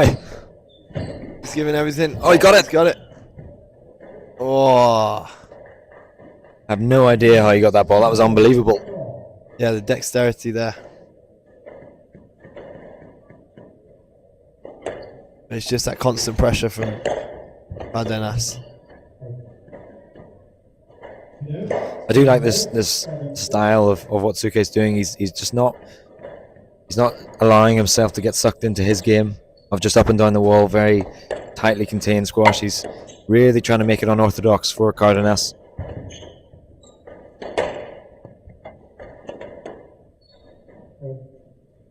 Obviously playing at that kind of level, obviously your risk of unforced errors does increase.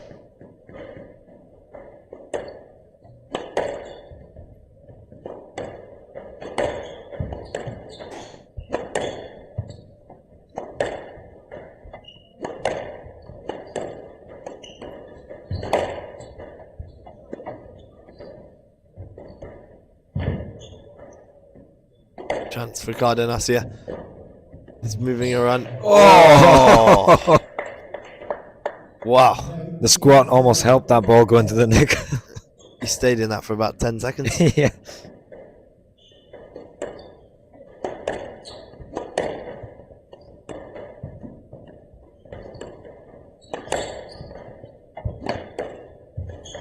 Yeah, he's trying to move this ball around as much as he can to disrupt the Mexicans' movement. Because he knows he can't play that game of squash just up and down the lines looking for that volley. He's got to take it in short when Cardenas is not expecting it, and then likewise move it towards the back. And that's just the level that Cardenas is at, is so good at picking off any loose shots.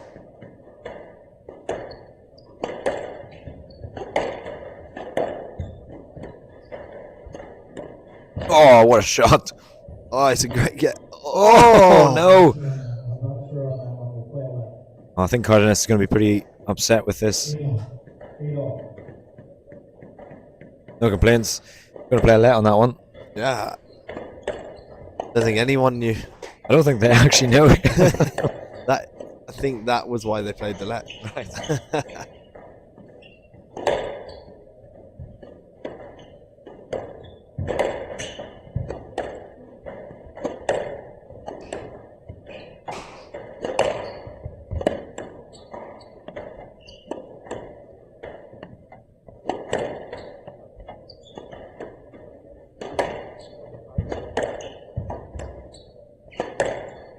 Oh, that was very clever. Oh, Can't do it twice, though. yeah. I mean, the first one was very ambitious and it came off, but I think maybe Suke is just so creative with his shot making that he just maybe needs to add just that baseline shot after those Yeah. expressive shots. Yeah, just a simple shot sometimes would probably prove more rewarding for him. Just forced it a bit too much on that one. Oh, what a gap from Cardenas.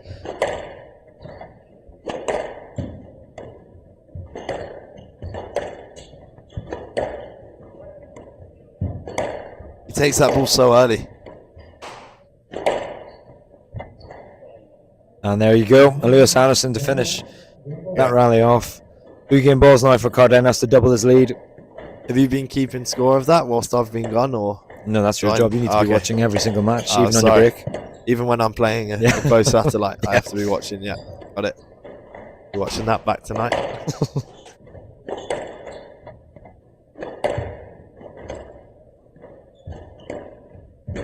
Oh my word! What a shot! This has everything. Now he's playing tennis, not He golf. is. What a get. Nice lift there from Cardenas.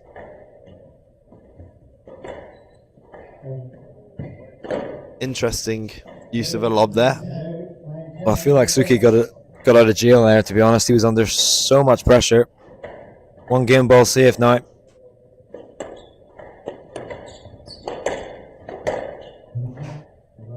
Quickly as I could say the words, it's 11-9 to Cardenas. He's doubled up his lead. He's 2-love up now in this quarterfinal match.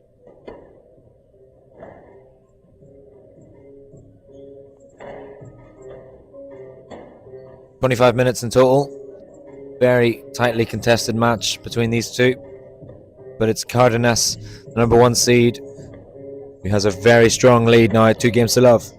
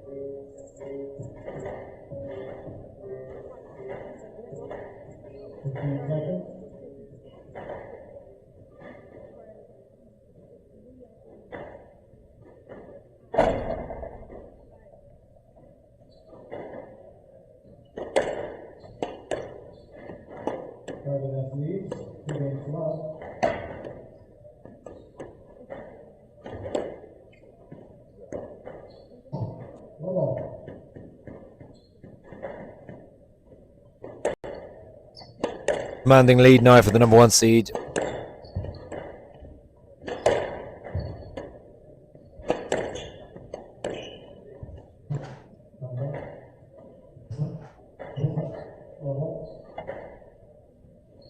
It's a bit of contact there on the backswing, resulting in a let. I don't really feel like Suke has played badly at all here. It's really just that Cardenas has that natural ability to just never go away. Yeah, I was just about to say that. He's lost those first 2 games. 2 points. He could be kicking himself, actually. He'll feel like, as you say, he's been in this, but it's just that relentless pressure. Cardenas giving him no inch.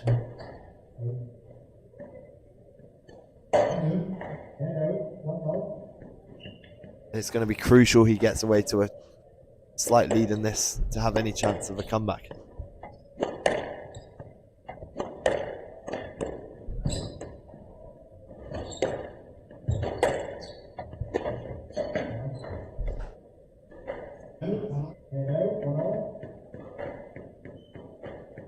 No unforced errors is going to be key for Suke. Just as I say that, another one goes in. Yeah, you feel like Cardenas with a 2-love lead could extend this and will want to get off court as fresh as possible for the later rounds.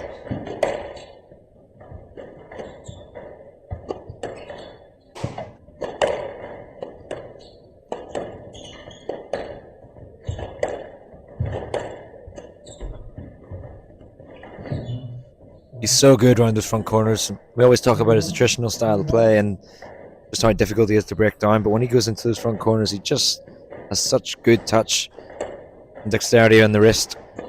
Yeah, it's just so conditioned. That's a perfect word actually for it. It looks like he's done that in his sleep. Just counter drop, counter drop, counter drop, counter drop, and never gonna go in the tin. Yeah, he's never in doubt, is he?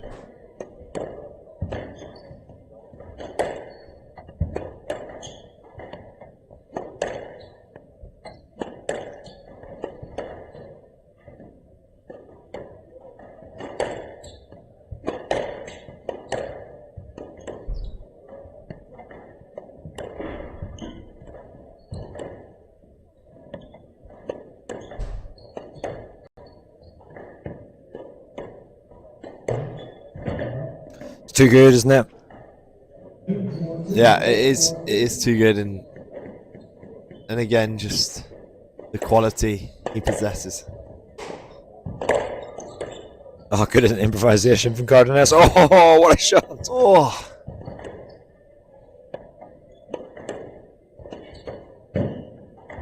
great lift. Even the speed of Cardenas into those front corners wasn't enough for that Suke shot.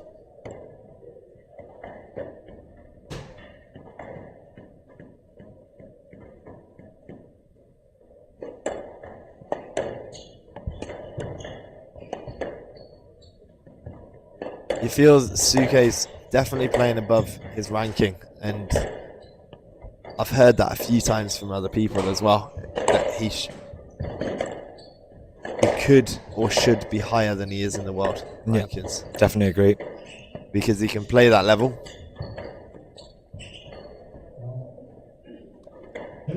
I think it's shots like those, it's just the unnecessary, level of risk that he puts on himself in certain situations, where if he just went in there with a bit more of Cardenas' discipline. Yeah, he's being put to the test though now. Tough rally for him. Cardenas not attacking with much power, but just using the height and the incredible drop shot again there. Keep thinking back to what you said there about conditioned, and it just looks like before he's even set off, you just know this one is going into the neck. Yeah, he said yesterday he trains in Mexico. I don't really know what he must get up to, but I can imagine it's a lot of pressure feeding and fitness training. You look at his legs, it's just built like rocks, isn't it? Yeah, very strong player.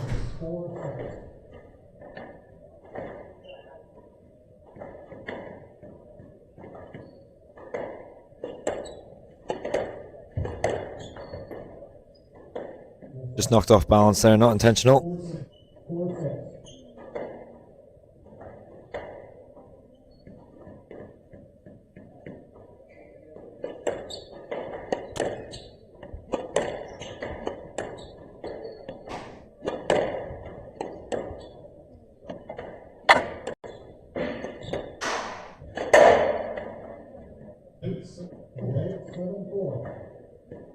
Just a bit too much on that one there for Suke.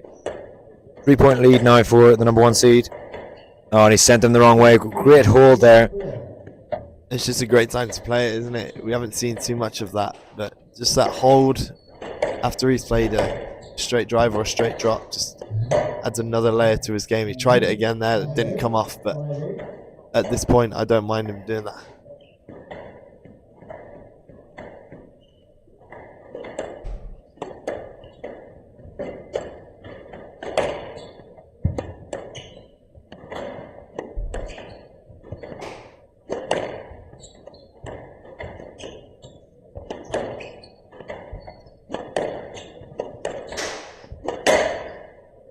Another unforced error. Run out of answers, hasn't he?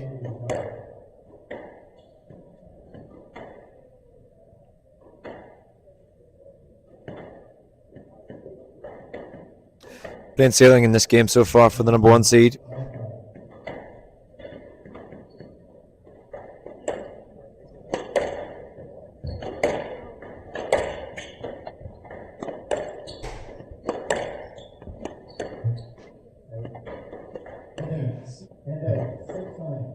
I think he's hit more unforced errors out of court compared to a tin. Yeah, true.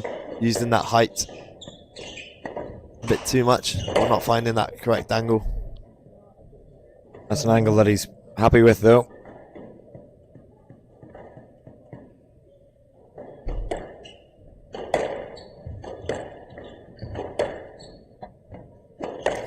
"34 minutes of play so far."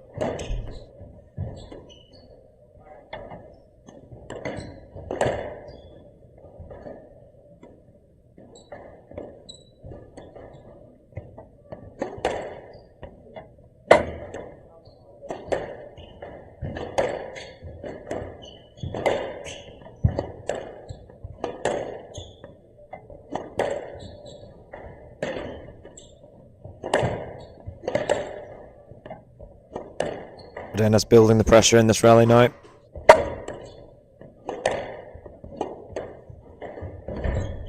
Oh, he got it! My Oh word! my word!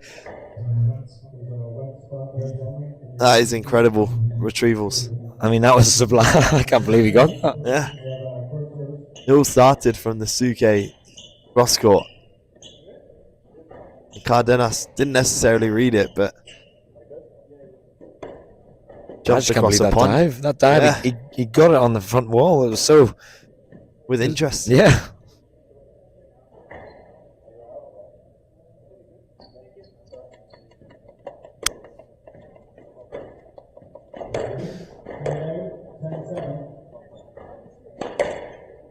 Rematch balls now for Cardenas, number 1 seed.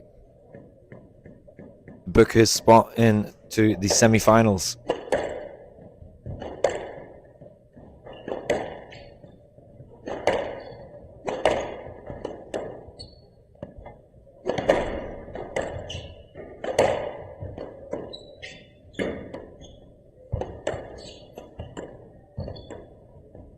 Great lift there, forcing Zuki to go for something again, but it's Lionel Cardenas that very much carries on from his performance yesterday with an emphatic 3-game-to-love victory over Ryosuke, number 6 seed.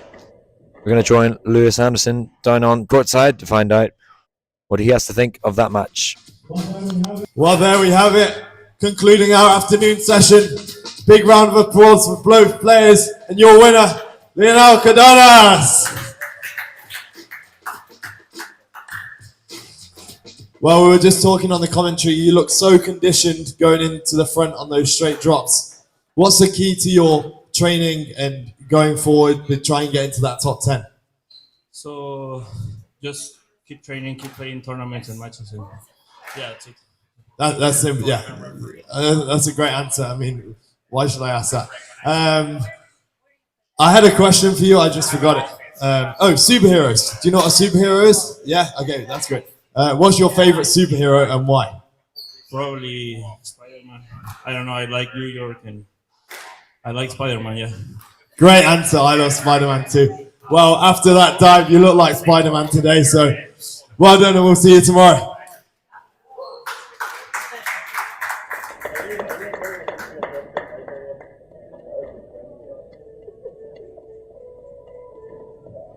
Very insightful questions as always from our MC, Lewis Anderson there. concluding the afternoon session now. Sabrina Sobi of America, emphatic performance, taking out Hannah Moataz, the number 2 seed. Jeremiah Susanna taking out Salman Khalil, 3-2 in a fantastic 5-setter.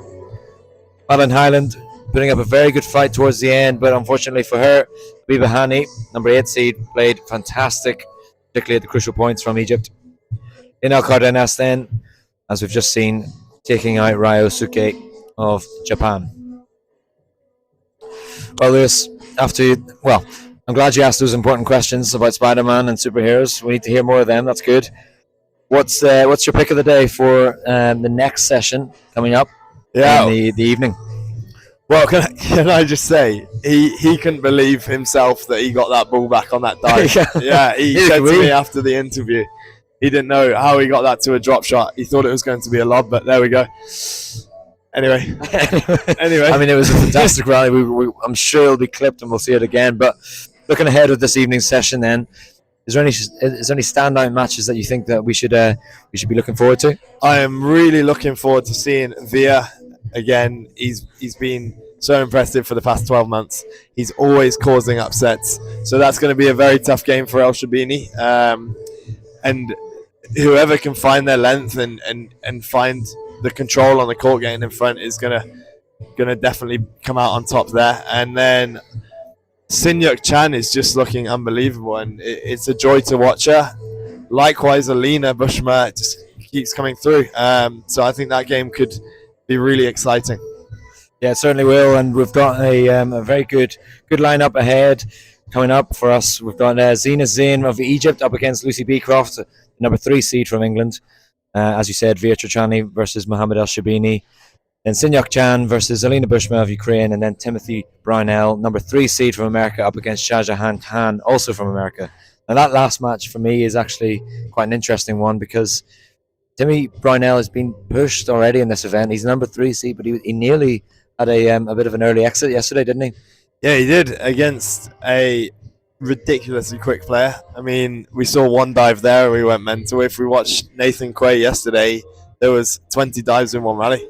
So that's gonna be a bit of a different battle. I mean, 2 USA players, psychologically can always disrupt one. But I think he'll back up well. He seems to be doing some really good fitness training. He spoke about it recently in an interview. So yeah, I can see him coming through, but don't write off Shahjahan. Yeah, never write off Shahjahan Khan. He's a fantastic player, and we're all looking forward to the next session. And join us again very shortly. We should be back on air at around 5:30 p.m. local time here in the United States. And please make sure you tune in.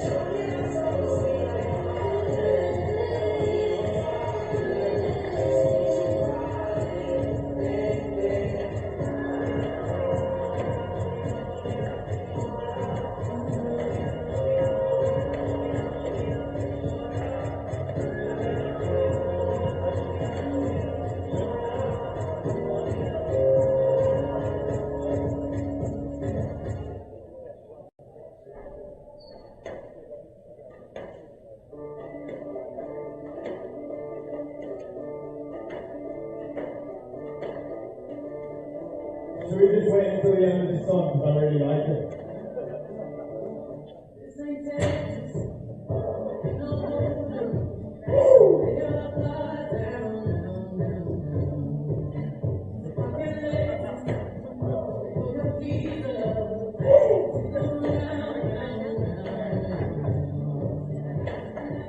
Okay, welcome everybody to the evening session of the quarterfinals today. We will get the players on the court straight away. First seed from Egypt, Zayn. And our number 3 seed from Northumbria, England, Lucy Beecroft.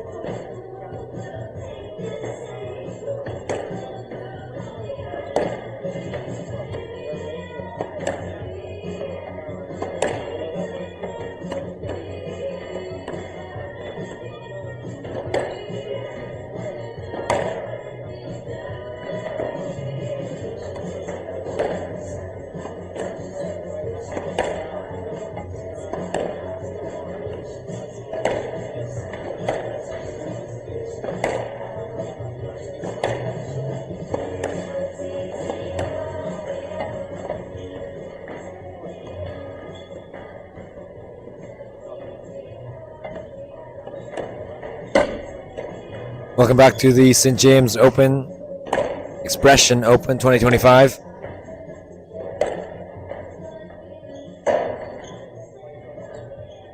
First match of the evening session. Up on centre court here with number 3 seed of England, Lucy Beecroft, up against the young up-and-coming Zina Zain of Egypt. I'm Stephen Hurston. Joining me in the commentary box is Oscar Beach. How are we? I'm good, thank you. I've had a good day today watching the women's quarterfinals. There's been some really competitive squash on display in the first half of the draw. So Lucy Beecroft now the highest seed remaining in this draw. She's going to be wanting to take this title now. Obviously has the unseeded Zina Zain, who has been playing very well all week. So she'll want to make sure that she's not yet another seed to fall down in this quarterfinal. Excited to see how this one plays out. Yeah, very good point there actually about being the last remaining top seed in the game. Obviously number 4 seed as well, also taking out Marie Stefan. So it's really her tournament in terms of the ranking, but fierce opponent here in Zina Zain. She's a fantastic young player from Egypt. She's actually in college at the moment, I believe. She's 20 years old, currently ranked 109, but she has been at 54. So a seriously tough opponent here for Lucy Beecroft.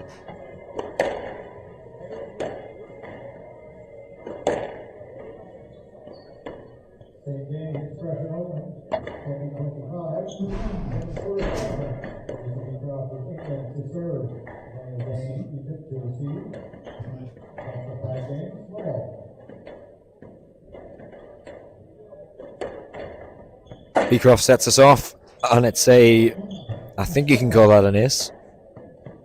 Yeah, maybe a whiff on the first Whiff. the first swing there, settling the nerves from Zina Zain. I don't think she's been on the show court yet today, and we've got the crowd arriving for this Friday evening of squash. So she'll just be wanting to settle down onto this show court. Lucy obviously very comfortable here. She's trained at the St. James several times over the last few years, so she'll be quite comfortable with the conditions on this court.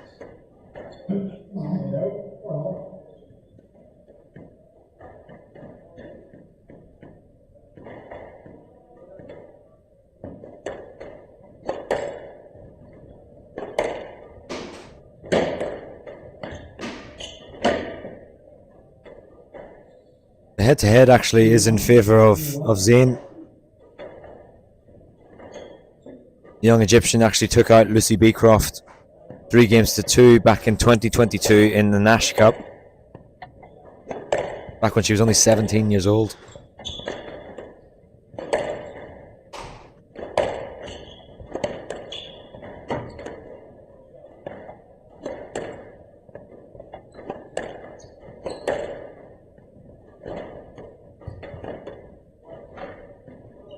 I think it's been great all week, hasn't it, to see the clash of careers that you get at this copper-sized World Series event.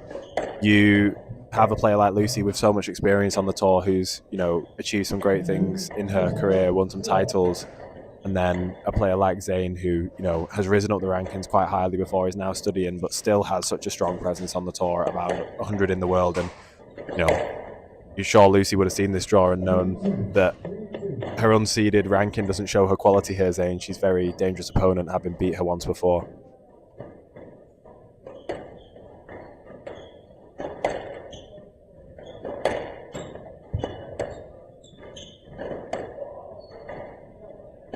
The winner of this will play the winner of Sin-Yuk Chan versus Alina Bushma. That will be on later on tonight.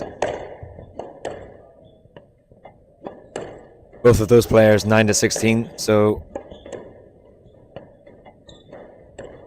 an unseeded, essentially, semi-final could be at hand here if Zina Zain pulls off an upset.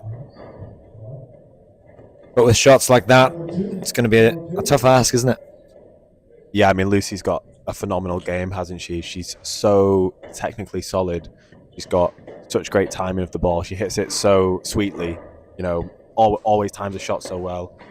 It's beautiful contact on the ball. You need to try and disrupt her rhythm, because when she's cruising around the court, shooting the ball in from all over the place, she's just so difficult to read, isn't she? For sure, very, very classy player. It's a good width though from Zain.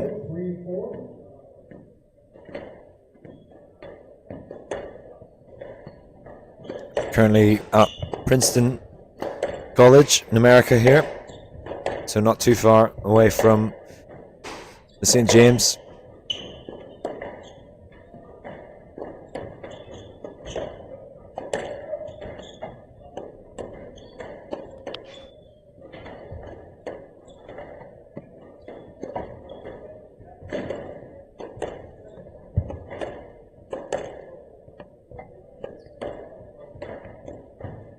It's well tidied up there by Beecroft.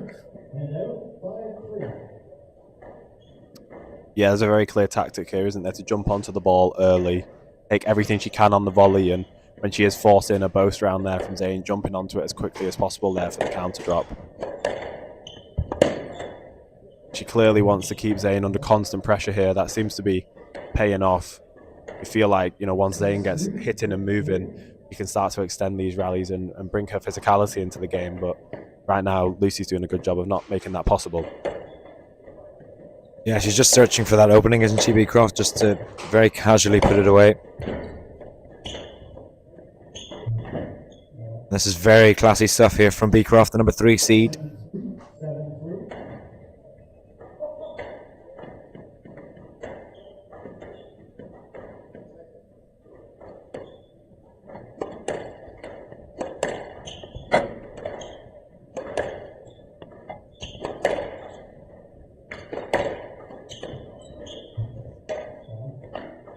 Something she seems to be trying to do quite often is attack in straight lines.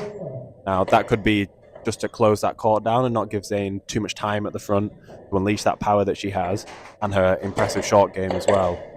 But definitely Lucy, who seems to be the one trying to keep playing in those channels. She feels like maybe she can get the better of Zane there.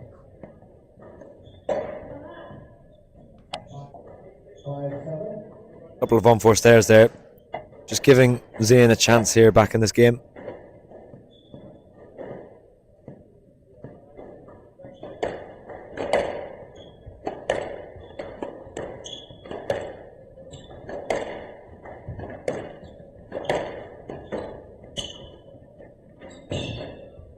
Great retrievals here from the young Egyptian.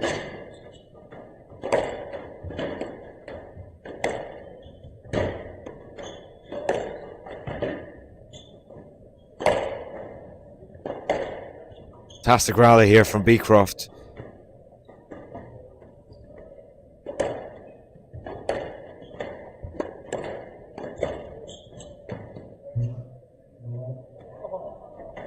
It was an odd one there from Beecroft because she almost went into the opponent on the left, but the ball was on the right. Yeah, I think she expected that reverse angle to come round more towards Zane than it actually did in the end.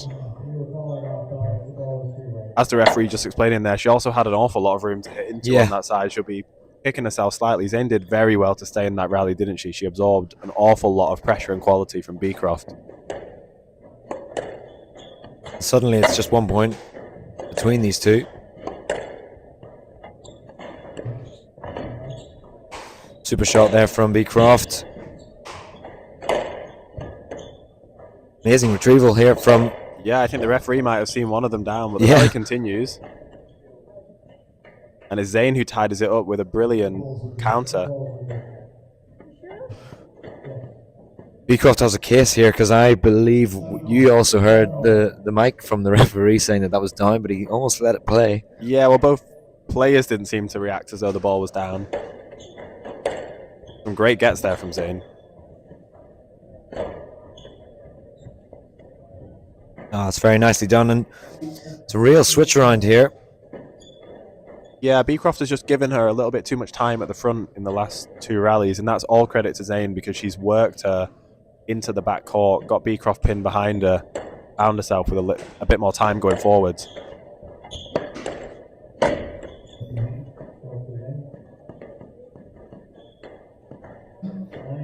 Yeah, it does feel like Beecroft was in the driving seat and then just took her foot off the gas slightly, just let her opponent get away with a few too many loose shots. Oh, what a shot! I mean, that was carved in beautifully from Beecroft. Yeah, I was about to say I felt like she was having more success when she was attacking in straight lines, not opening up the court for Zane, but you can see the temptation of going for those angles when you can find the nick as skillfully as she can. Beecroft has a very compact swing as well. It's very close to her body.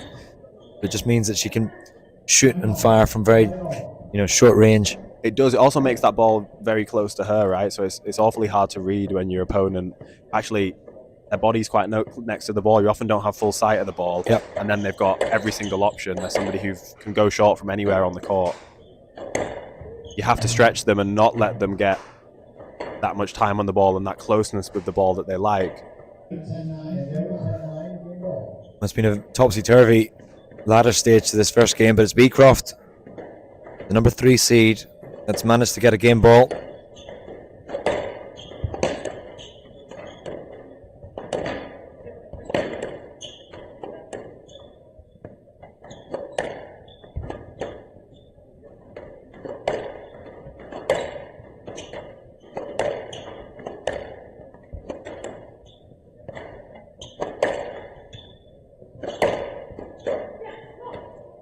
And there's an unforced error there from Zane, just taking that one on slightly more ambitious. But it's Beecroft that's taking the opener.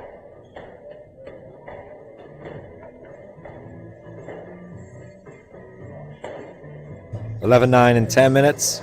Lucy Beecroft to take the opening game. She leads 1-0.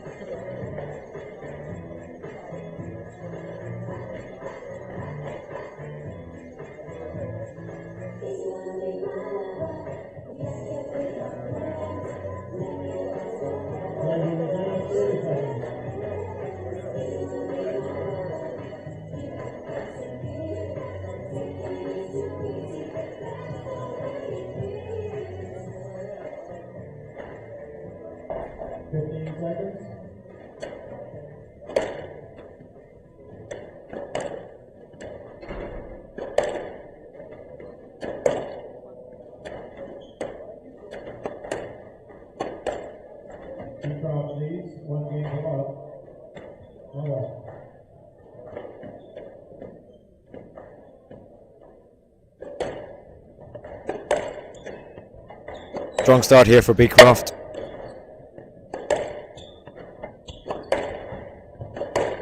Yeah, I think she apologised at the end of that game for giving it a come on after Zane found the tin, but I think that just shows how much she wanted to win that first, and she started out firing here. Some great retrievals. That is a joke from Zane. And very impressive from Beecroft to remain composed. Put that one away. Yeah, she seemed really, really eager to stave off that fight back from Zane, didn't she? She didn't want to go 1-love down in this game. She wanted to establish herself as the favourite here and make Zane have to launch a comeback if she wants to win this.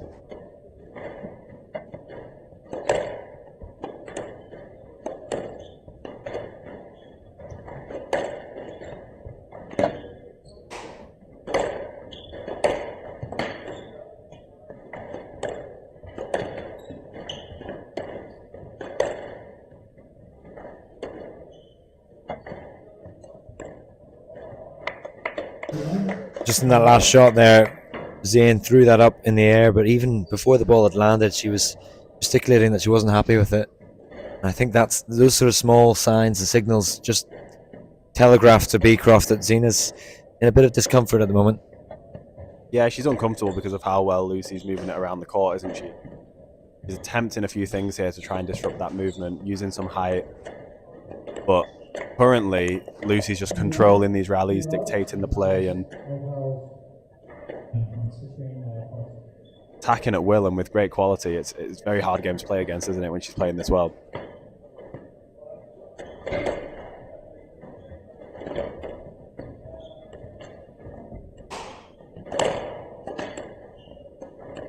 Oh, wonderful shot there from Beecroft. I mean, I'll go as far to say that it's simple squash, but that is so beautiful at times, isn't it? Yeah, she's definitely a player who just makes the game look so aesthetic to watch, doesn't she? She's got a gorgeous swing, times everything perfectly. You know, I think anybody doesn't, you know, she's such a classy player. You probably always feel quite scrappy on court when you're playing her.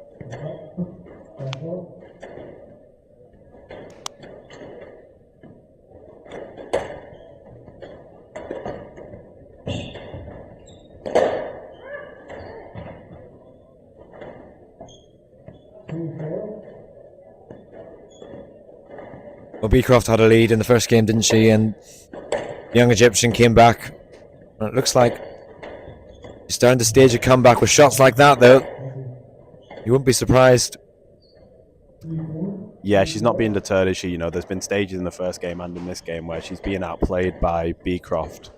She's sticking with it. She's getting every ball on the front wall that she can, and she's also got some really effective attacks of her own here. And one thing that she is doing is she's making Lucy have to play 2 or 3 winning shots to win the point, and then she's managing with some very quick attacks into the front that are catching Lucy off guard, get some quick points of her own back on the board. You know, it's making her a difficult opponent to put away here, isn't it?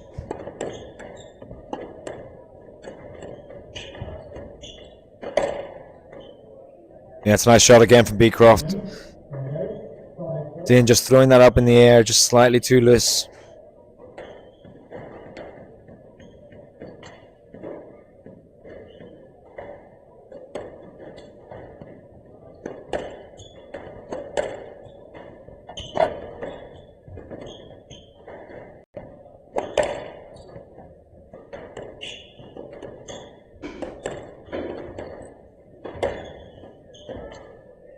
She really doesn't want to get stuck behind Zane, does she, Beecroft? She's making every effort there, jumping onto that forehand volley.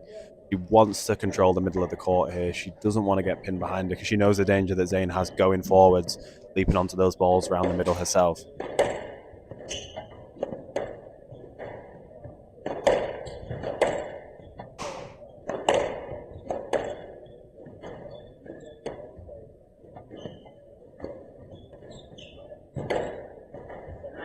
That's a great shot there from Zane.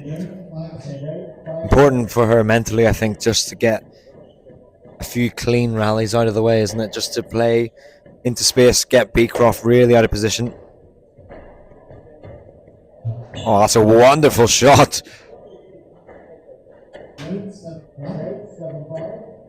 We're seeing a lot of amazing, you know, athleticism from Zane into those front corners, but Beecroft's just staying on phase, isn't she? She is, yeah, and she jumped onto that counter drop so well and still managed to soften the ball, control her swing. I like the pattern from Zane here where she's trying to lift the ball around Beecroft because she is trying to get her off that middle of the court, and Lucy is volleying really well here. She's trying to use that height to keep Lucy pinned behind her. The issue is that when she's not finding it, she's putting the ball on Lucy's racket and she's very, very confident of putting it away. Yep. Pretty much an exact replica here of the first game. Beecroft getting a good lead at the start, and then Zina finding a way back in. Love this camera angle.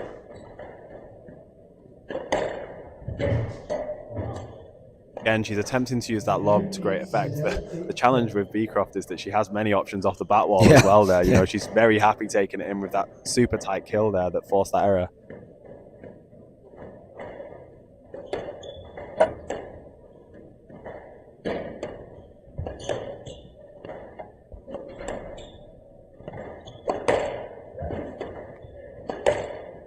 Injection of pace here from Zane.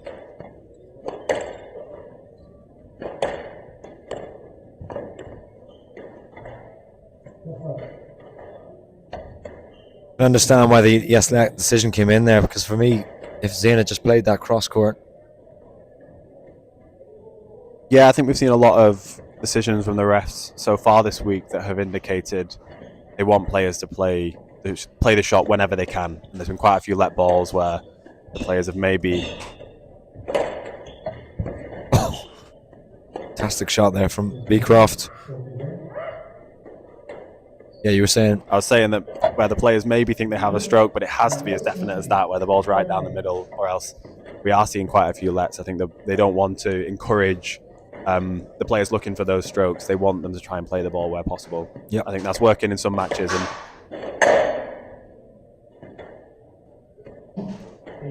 finding a few tints here, isn't she? She's definitely a little bit edgy just from the recovery of Zayn and the stubbornness of her to not go away.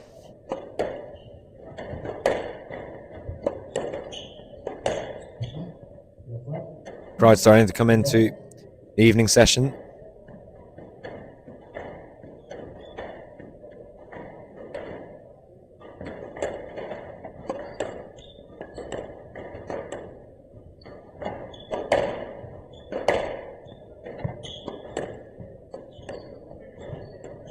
Good lift there from Zayn.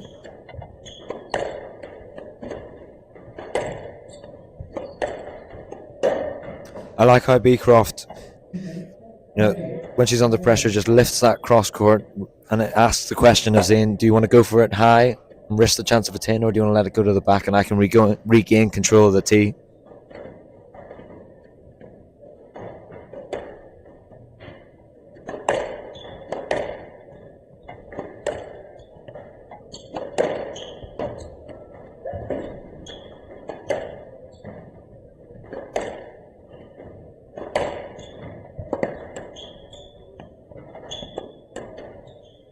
Beautiful lift out of trouble there. But she possibly went for that winner a little bit too early there, Beecroft. Some really powerful hitting there from both players. You can hear it echoing around the St. James. Those hard hit drives just getting quite edgy, and both players maybe not wanting to give the other a cheap point now. Exact same scores in the doors from the first game. See if Zina Zayn can reverse the first outcome. And that's going to help, and she's now got a game ball to draw this match level. Yeah, I mean, that one was definitely the right shot to play there. She had worked that opportunity. Just clipping the tin, she'll be very furious at that.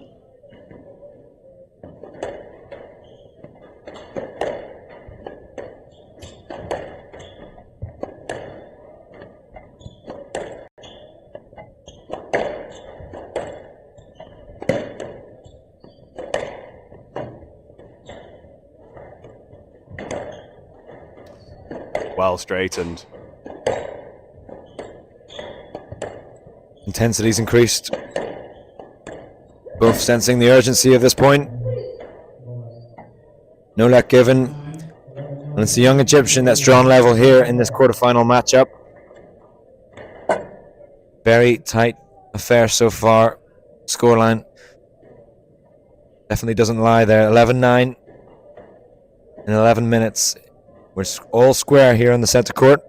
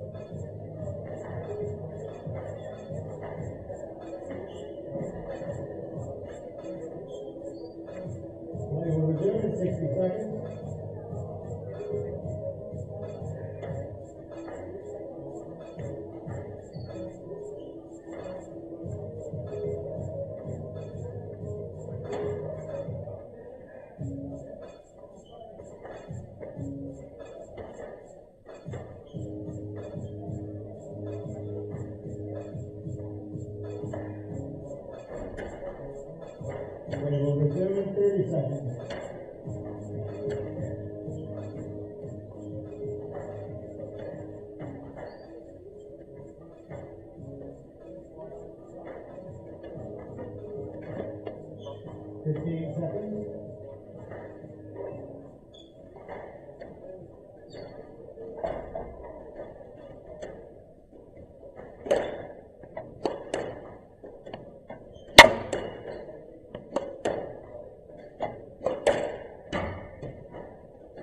One game all.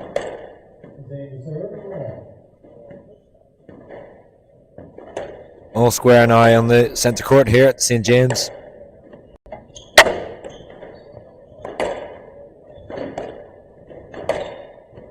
To me, there wasn't a huge amount separating these two. Obviously, the scoreboard as close as it physically can get. Do you think there's something that one of these players can do to sort of take hold of this, take the reins of this match?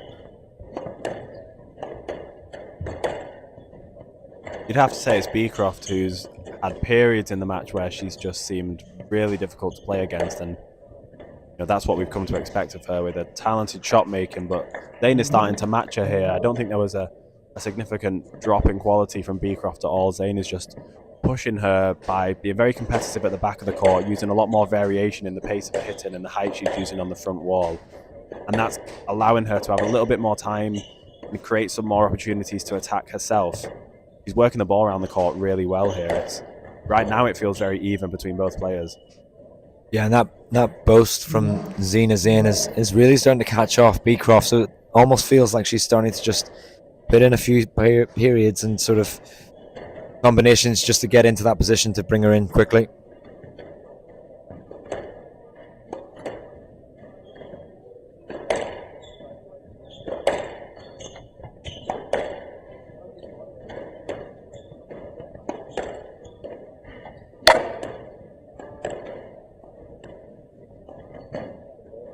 Yeah, for a young player, she seems to have a very good understanding of where her opponent is on the court. Yeah.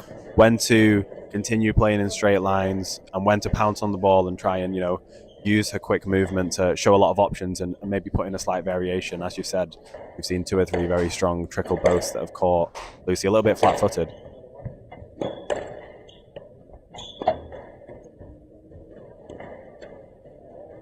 And that's another boast winner there. That's clearly a tactic now, that she feels like this game is, we're locked in at 1-1. There's been quite a lot of hard work from both players, and she's now using a lot of variations to try and twist and turn her opponent. Yeah, and it's forced Beecroft to be a bit more of the aggression, bring in a bit more aggression in her game there, throwing that cross-court long.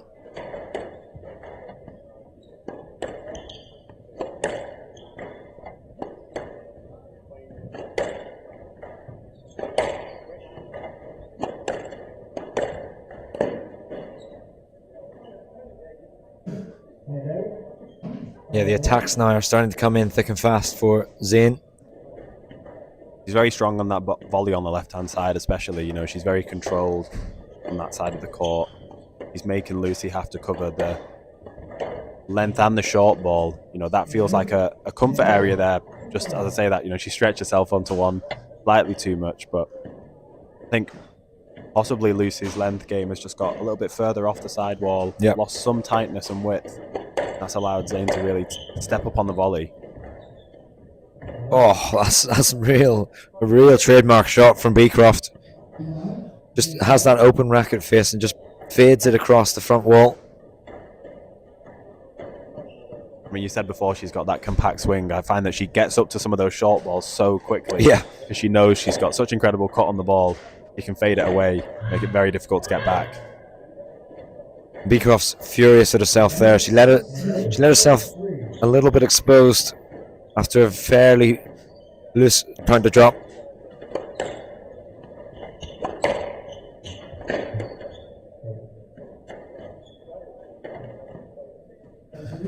But very impressive stuff here from the young Egyptian here. I mean, the first game, this is unrecognizable, isn't it? The style of play she's playing at.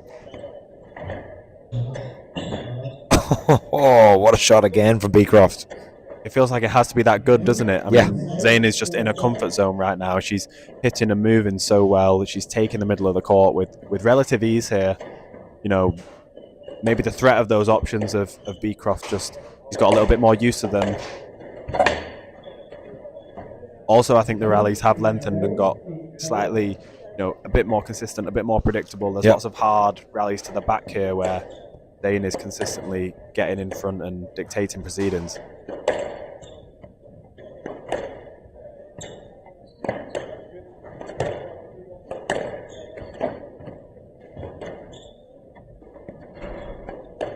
An appeal there from Zane. Again, that boast.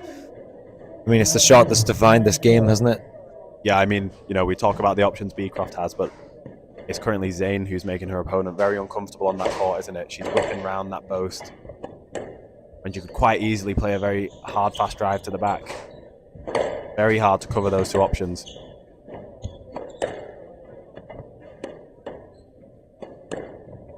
Oh, it's a lovely shot. Perfect angle there. You just see her really judging the ball's trajectory, using that shoulder to get the cut through the ball.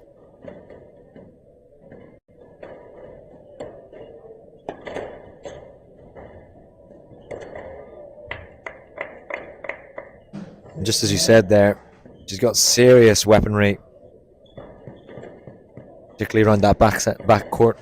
Yeah, her short options out the back are brilliant, aren't they? We were saying that some players kill that ball into the front very well. Other players just have a great ability to soften the ball off. She's definitely the latter, Lucy Beecroft.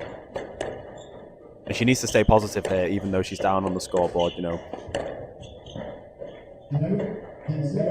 10-6, She knows the game she needs to play here. It's just she's not being allowed to play it because of the brilliant length hitting from Zane, and she's earned herself 4 game balls.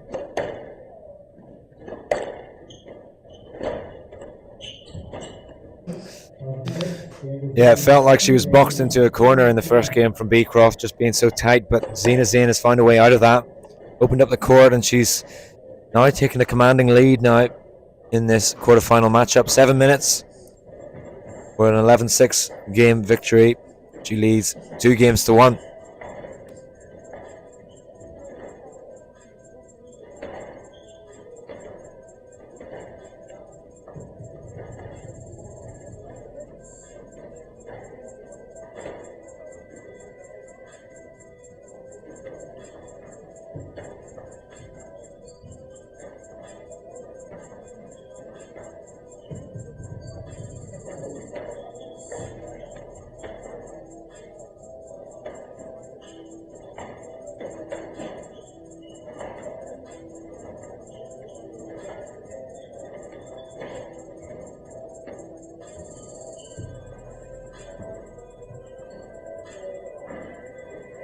And we're doing 60 seconds.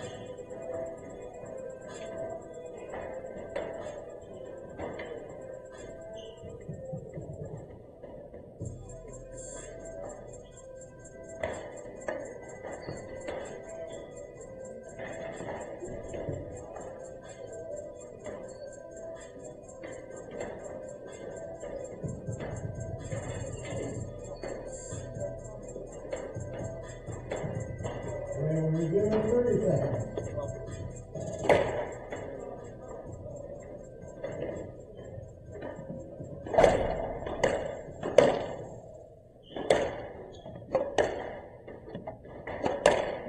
we're doing 30 seconds.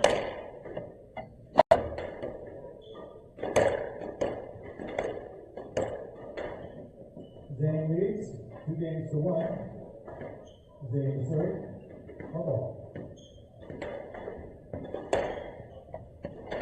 The young Egyptian, unseeded player, finding a way out of this. And now in the driver's seat, leading 2-1 against the number 3 seed of this event. And off to a fantastic start.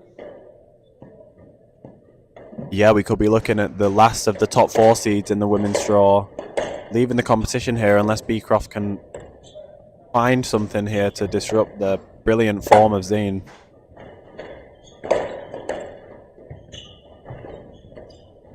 There's that boast again. It's just catching Beecroft completely off guard.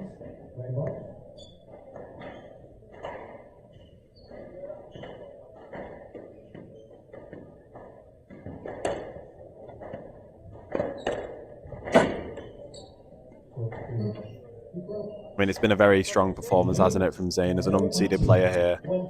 Aggressive, positive hitting, some brilliant recoveries. And now, just in that last game, the introduction of quite a lot of variations into the front of the court. She's making Beecroft cover so many options. She looks very unsettled out there for someone who was playing so well in the first 2 games.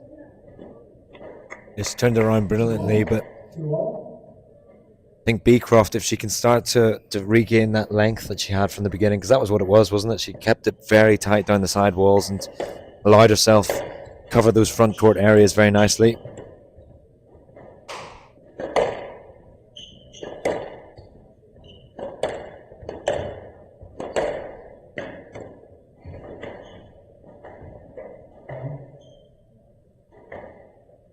Beecroft slightly fortunate to get away with that one. That was a slightly unlucky shot there for Zayn.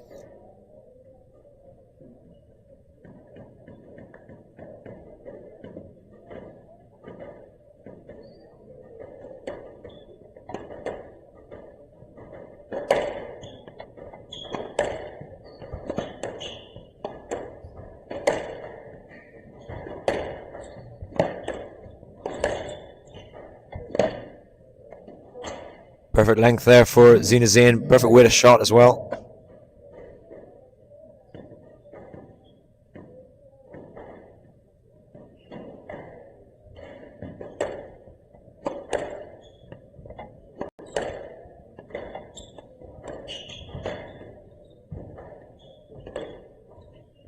Great defensive use there of the lob from Zayn.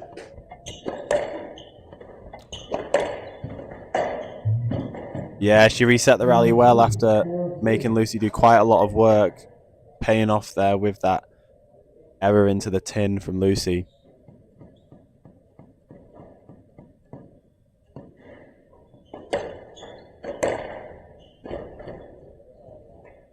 Both strikes again, and it's been a phenomenal shot for Zayn.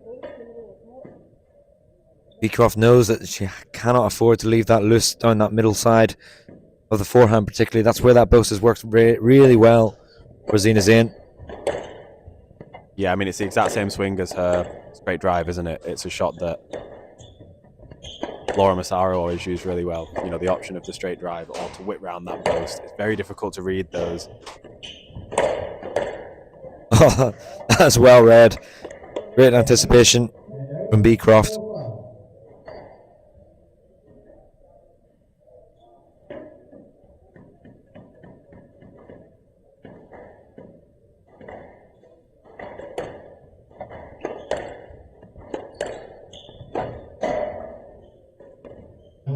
I think that's the first one that she's missed from that post at the back of the court. Lucy's very much still in this 4th game, isn't she? Both players are really fighting hard not to give either one a lead here.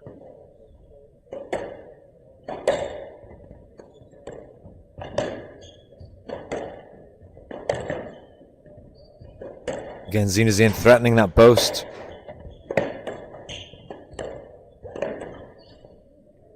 Just stays in.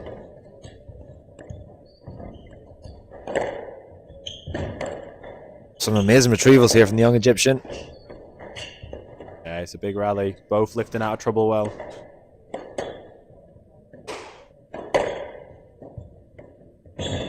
Oh, what a get. Oh, what a rally from these two. Shot. Phenomenal players and athletes.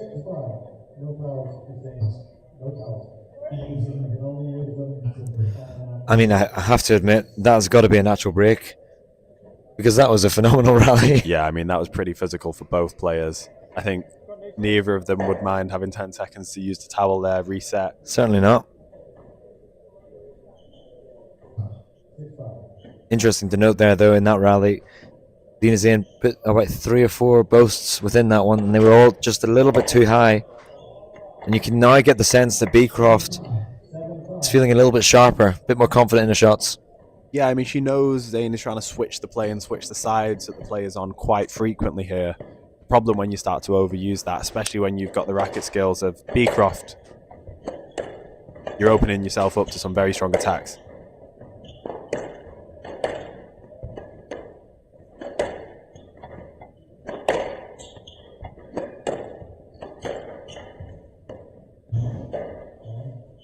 What a switch around this is for Beecroft. Momentum was completely with Zina Zain at the start of this game. Yeah, I think I mentioned in the first game that it was the straight attacks from Beecroft that were very difficult for Zain because it didn't open up the court too much and give her opportunities to attack. It was making her work into the corners. Maybe she's lost a little bit of that whip that she was finding in the last 2 games, but Lucy's definitely found some really good tight straight work that's punishing Zain here.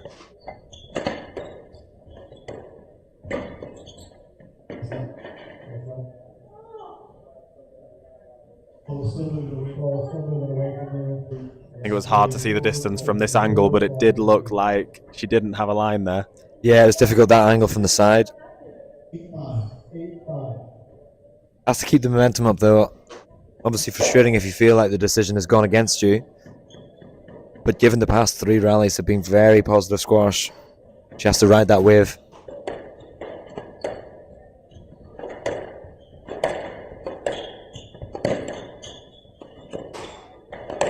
Yeah, wonderful stuff again from the Englishwoman.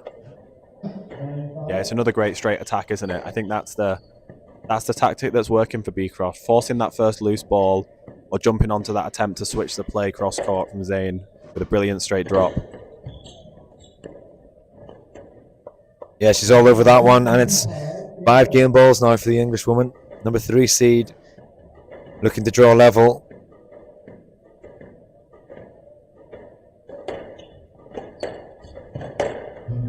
And there it is. We've got a 5-set thriller on our hands yet again.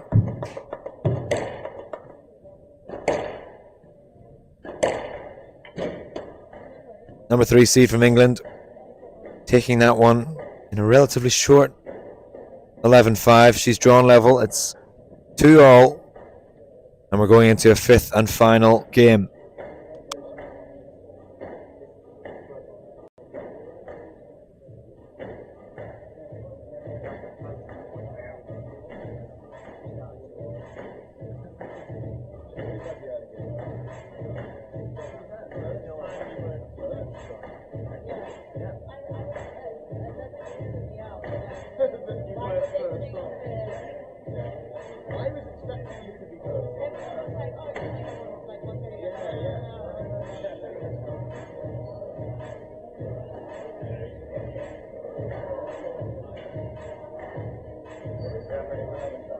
We will resume in 60 seconds.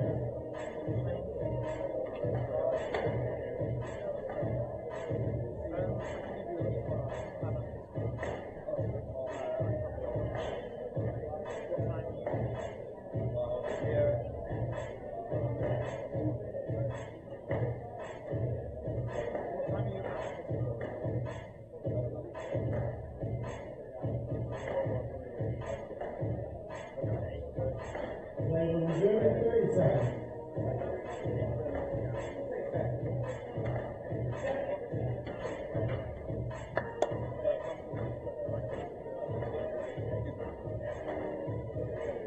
30 seconds.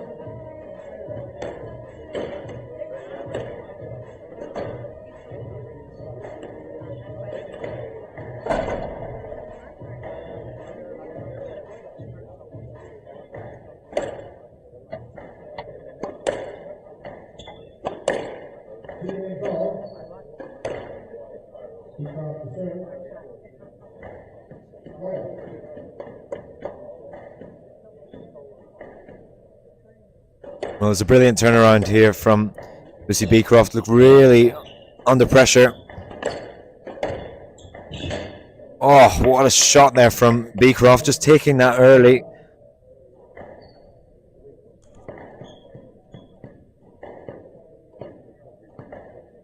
One thing's for sure, neither player can afford to make any unforced errors.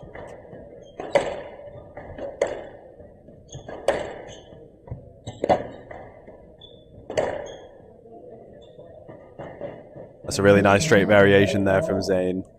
What do you think the tactics are going to be from both players here? I mean, it feels like Lucy's now reading those variations from Zain. She's going to have to try and be a little bit more patient in this one. I think it has to be positive, and I think if we look at what Zain has done to get back into this match, is that she's used those attacking shots, particularly the burst And then in contrast, we've got Beecroft, who wants to play it from the back and then control that mid-court section, move them into front back corners, almost like Ali Farag would do, very common. 3-1. Non-forced error into the tin from Zina Zain. Yeah, Lucy's been quite settled, hasn't she, at the start of this one. You know, she was 2-1 down and under quite a lot of pressure at the start of the fourth game, but the more experienced player here has got settled into this fifth game very quickly.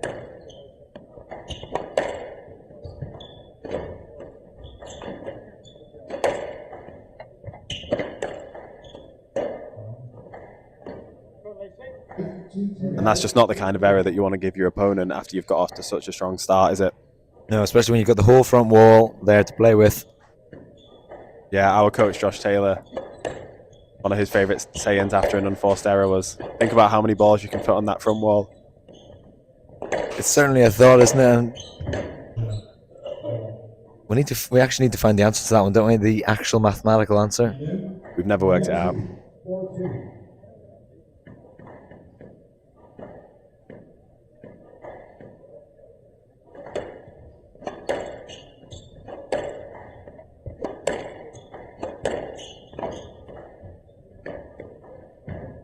Oh, that's a great counter drop there from Beecroft.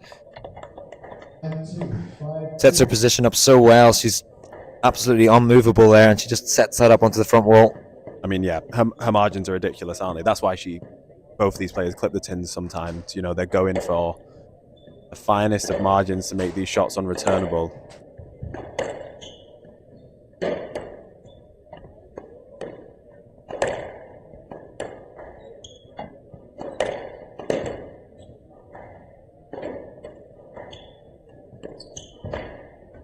This is good hustling here from Zina Zain.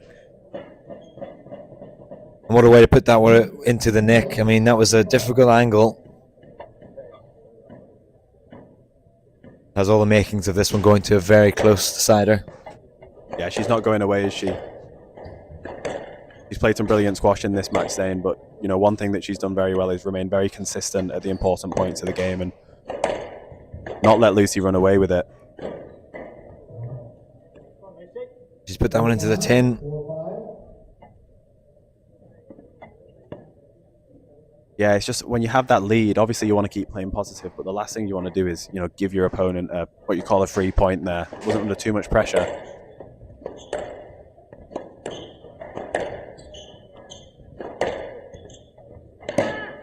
Oh, it's a perfect width there from Beecroft. She gets into such good positions, doesn't she, when she's got the time. She gets very well settled. Technically, she's one of the best.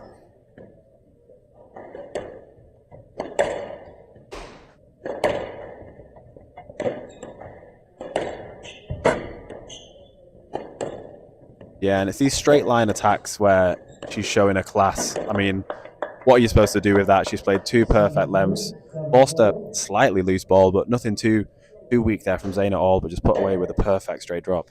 You mentioned the word there, class. That was a classy shot, wasn't it?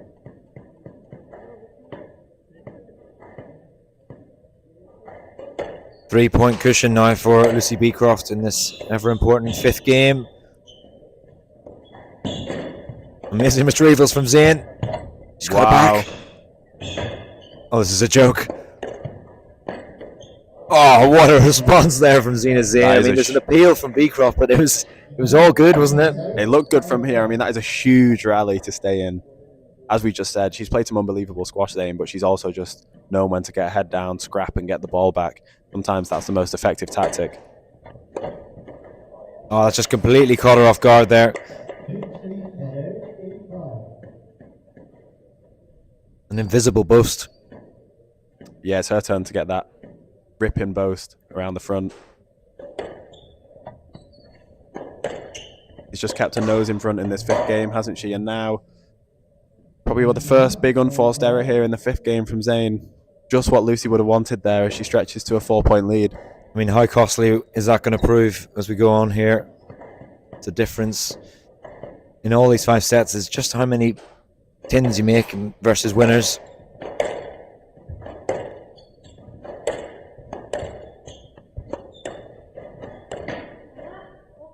That's a nice straight shot. Lucy was expecting the cross court there, but I've been really impressed with how solid she is around that volley on the backhand side. Yep. She really is strong in that mid area of the court. Lucy's done a very good job to try and keep her away from that for the majority of this game.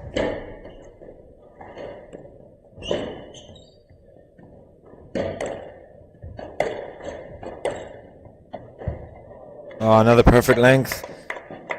Fist bump goes up, and there's 4 match balls now for the number 3 seed. The last surviving of the 4 seeds in this event.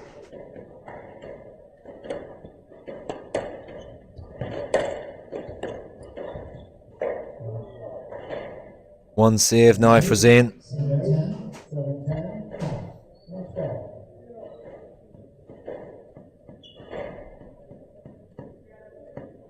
Temptation here for Beecroft to go for something quick, I'm sure, is very high.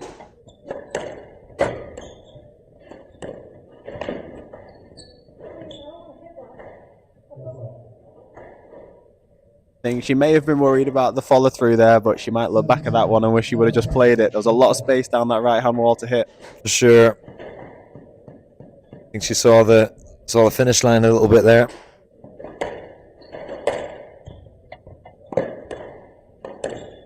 Yeah, and she knows Zine is going to pick up every ball she can here.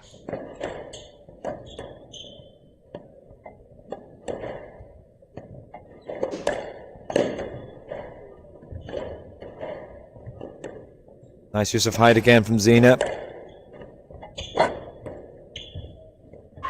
Oh, what a shot there from Beecroft. And look at the roar from the Englishwoman. The number 3 seed has managed to fend off the very, very exciting and talented player. All smiles at the end. Fantastic advert for the game, particularly the women's game. It was a superb demonstration of squash there. 51 minutes, 3 games to 2. Counter that was. Please give it up for the 2 players, Zayn and your winner, Lucy Beecroft.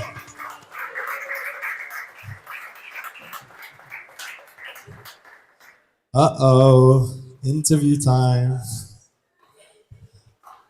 What a performance, though, on a serious note. You had to dig in deep there from 2-1 down. How are you feeling? Yeah, super happy with that fight at the end there. I felt like middle of the 3rd game I was hanging on a bit and managed to get a second wind and just really start to like focus on my targets and stop sort of getting caught up in it all and just sort of hacking it around and leaving it half court. You know, she was killing me with those boasts from half court, so just sort of try to really extend the length and get back to basics, and I think it paid off. Yeah, no, the last 2 games you finished very strong. Lucy is our tournament stringer, if you didn't realise. On the first day, she was there all day long. And because of that, she's earned a lot of money from it. If you had $1 million right now, what would you spend it on? Ooh. Probably buy a house. Boring. For $1 million, probably couldn't get a house for $1 million these days. Yeah, inflation. Anyway, I won't keep you too. Congratulations. We'll see you tomorrow. Well done.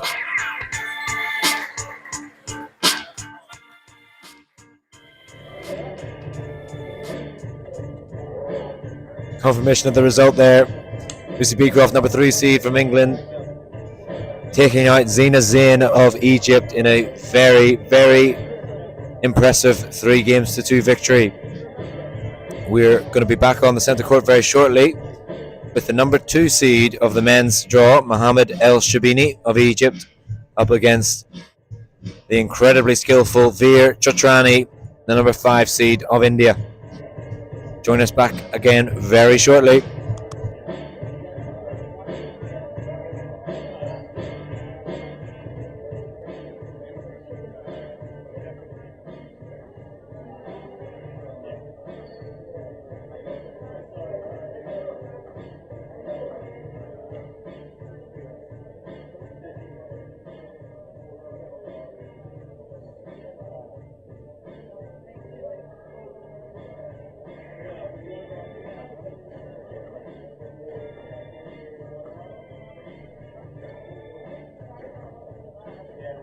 Well, with no time to spare, let's get our one of our last matches of the day onto court.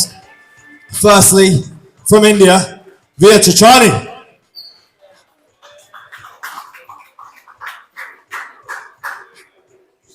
And our number 2 seed from Egypt. Give a big round of applause for Mohammed El Shabini.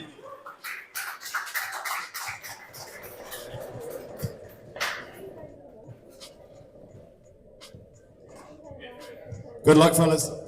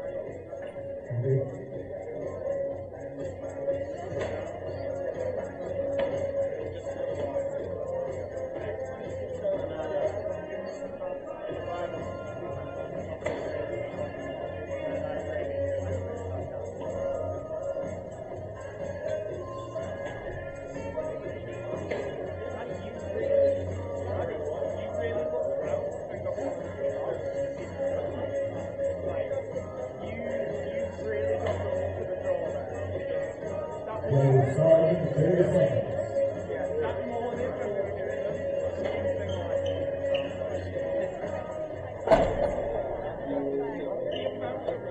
We're back again for the next quarterfinal match.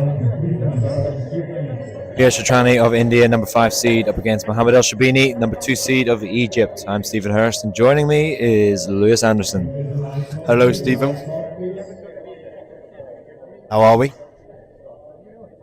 Doing very well, thank you, Lewis. Is there something funny? Not at all, just your face. I'll do it. It brings a smile to my face, so that's all good. And we're going to kickstart this men's quarterfinal. Mohammed El Shabini, the number 2 seed, up against a very skillful player from India. Yeah, very skillful. It's going to be a test of his nerve because he spoke yesterday after the match about how bouncy the court was and he was struggling to kill the ball. So the questions he'll be asking himself is how long can he keep chopping that ball in short and using that height to his advantage.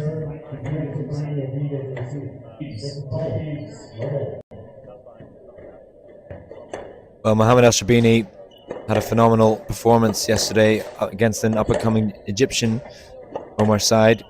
Pretty much dismantled him through very attritional squash, but very attacking at the same time. Shatrani had a slightly different experience in the previous round up against Ahmed Sharaf, which did cause him a lot of problems at times. It was 3-1, and it was a very close affair.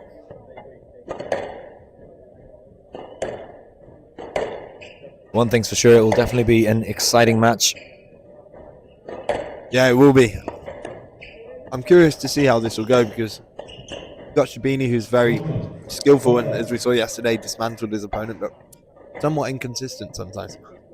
Whereas Vera, on the other hand, is a very classy player. You know what you're going to get with him, and he's climbing up the rankings like there's no tomorrow.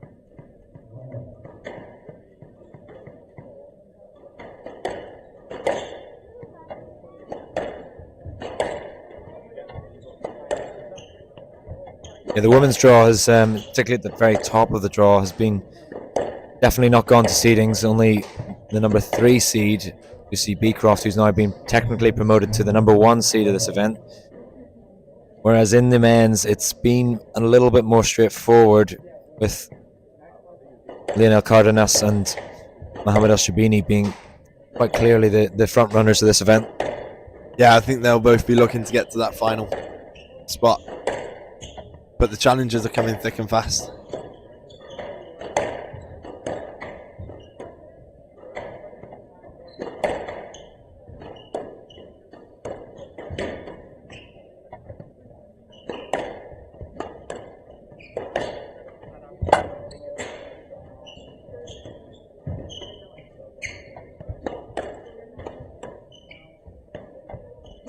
One thing we noticed with El Shabini is that he played a very clear tactic in the previous match, where essentially he didn't really go short unless he was in front of his opponent, and just kept his opponent right behind him as much as he could. I think with Veer Shatrani, it's going to be a slightly different story, just given the fact that Shatrani can fire it in from a huge range of options.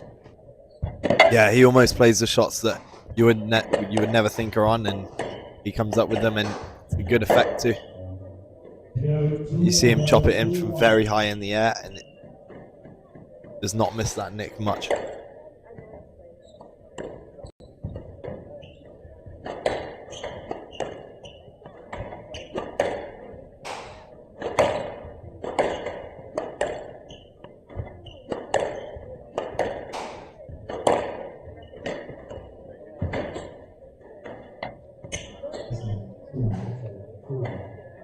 So just seeing there, Veer get that excellent ball back, and that is, I think, one of the biggest things he's worked on in the past 18 months to 2 years is his retrieval ability.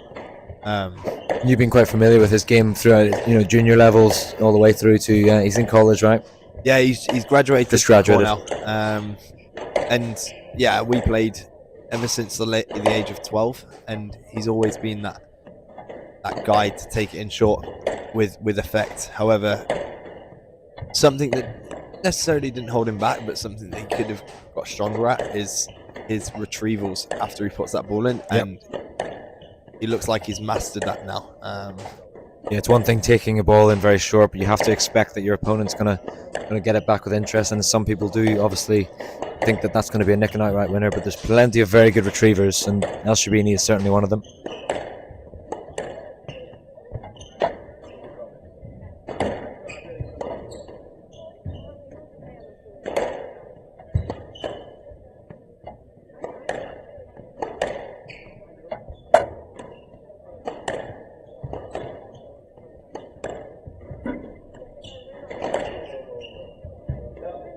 Yeah, inch perfect from the Egyptian number 2 seed. Such a solid player. Yeah, he is, and that's what it's going to take in these later stages of the tournament, that pinpoint accuracy. There's not many hiding places on this court.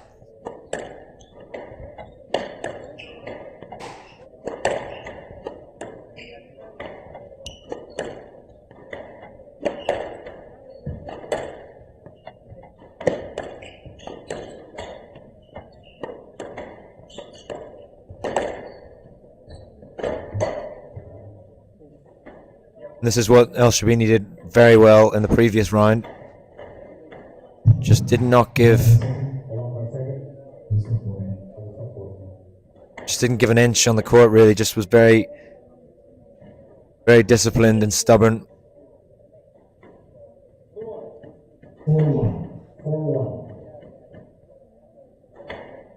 How do you think Via adapts his game to find a way of getting stuck into El Shabini here?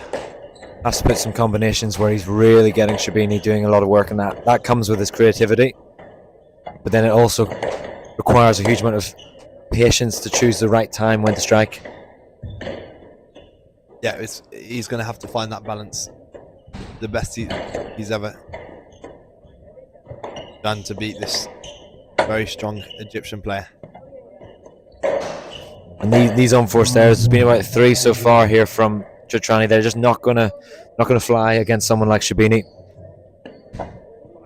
Yeah, he'll be hoping to get those out of his system early.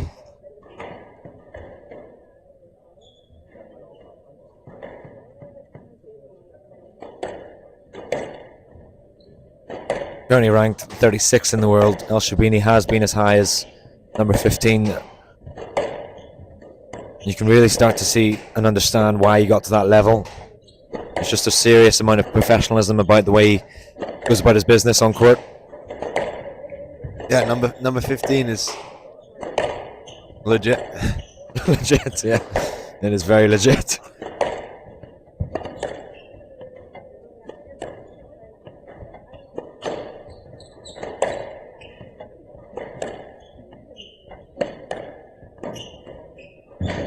And he looks like a legit player right now.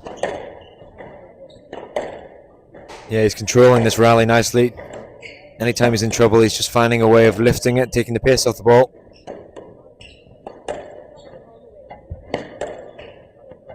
I think there's a problem with the scoreboard here. I think it's 4-1 in this first game.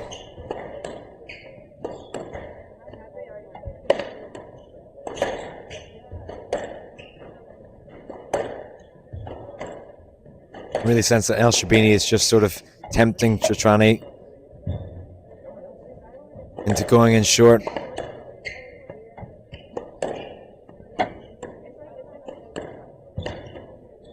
This is better from Via. He's being very patient and almost has to work El Shabini so far out of position to the back to allow that short stuff to become valuable to him. Retrieval skills here. We haven't seen this yet in this event for Shabini because he hasn't been tested, but that was a fantastic rally for Jotrani. He's going to have to do that multiple times throughout this match if he's going to get any luck. He will not get any cheap points.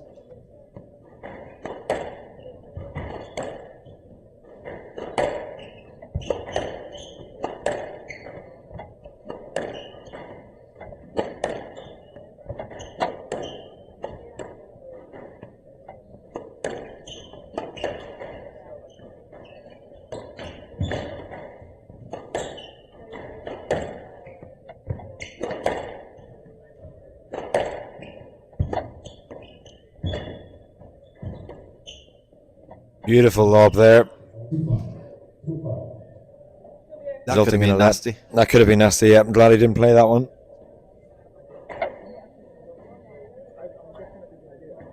That rally previously, though, was exactly what the doctor ordered here for Chatrani.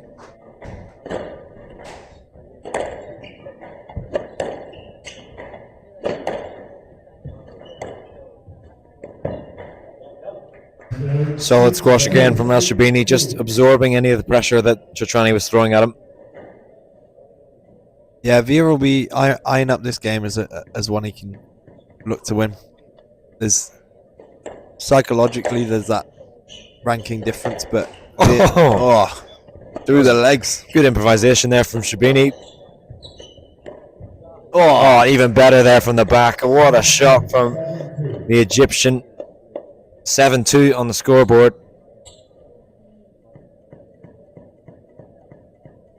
Despite those longer rallies, I mean, when we think back to the points that Chatrani gained, he had to do a lot of work in order to earn those ones. And then on the flip side, there was about 3 or 4 unforced errors.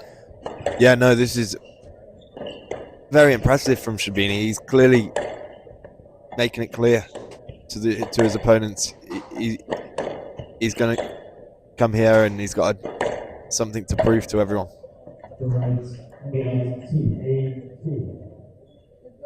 This is a dominant performance so far now. Definitely seeing glimpses so far from Chatrani of what he can do.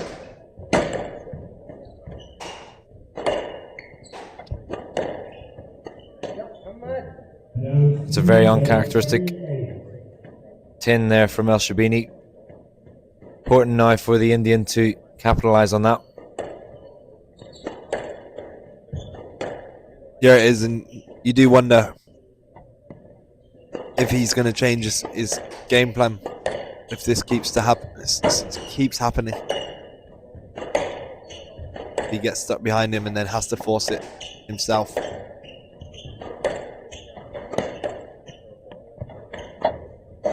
That unforced error. Yep.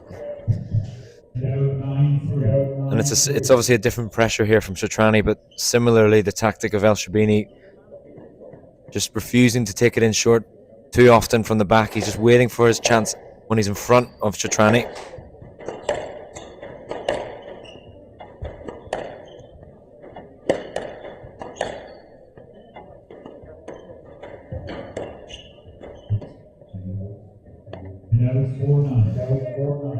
Just goes out of court there.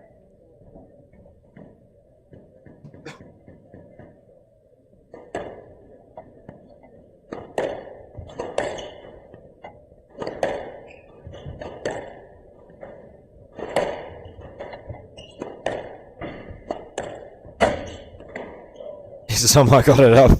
Wow. I mean, I don't know if that was fully intentional. If it keeps happening, yeah, if it keeps happening, they always say it's not luck. That does somehow seem to always happen for Veer. I remember playing him and there's lucky winners.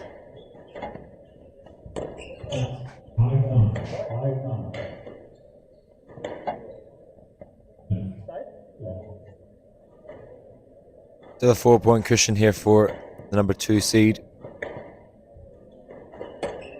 Yeah, I think the biggest difference in this game, above the tins that Veer's hit, is definitely Shabini finding that weight of shot in all areas of the court from the get-go.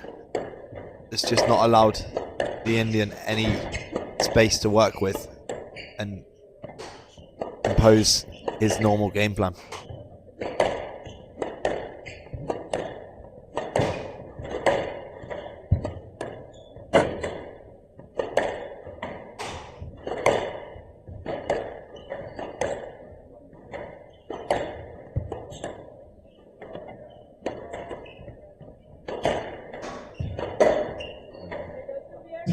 Good pressure there from Chatrani.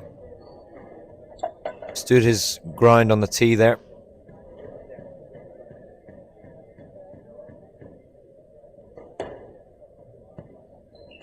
Definitely a stronger test this is for El Shabini.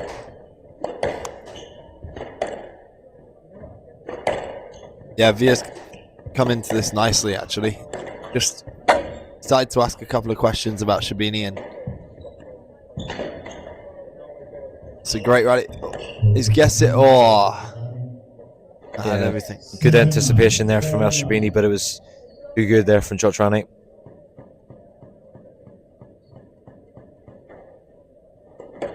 Creeping back on the scoreboard now. But it was extinguished by El Shabini as he finds himself now with 3 game balls to take the first.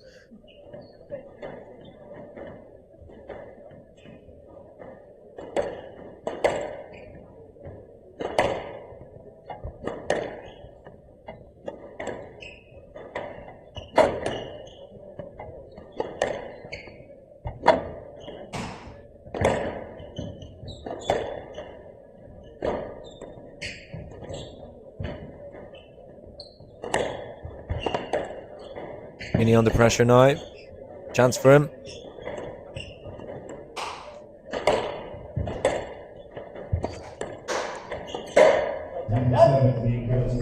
You can hear the yell from El Shabini as Chotrani fires that one into the tin.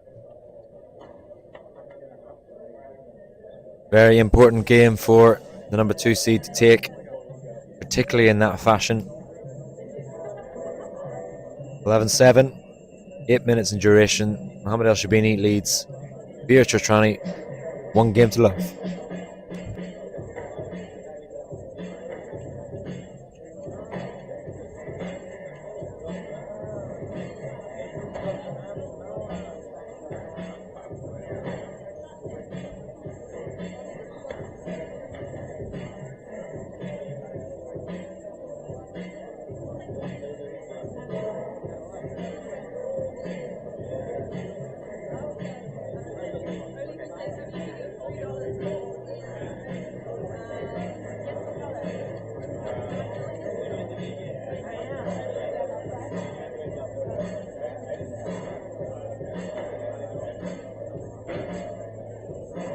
We're resuming 60 seconds.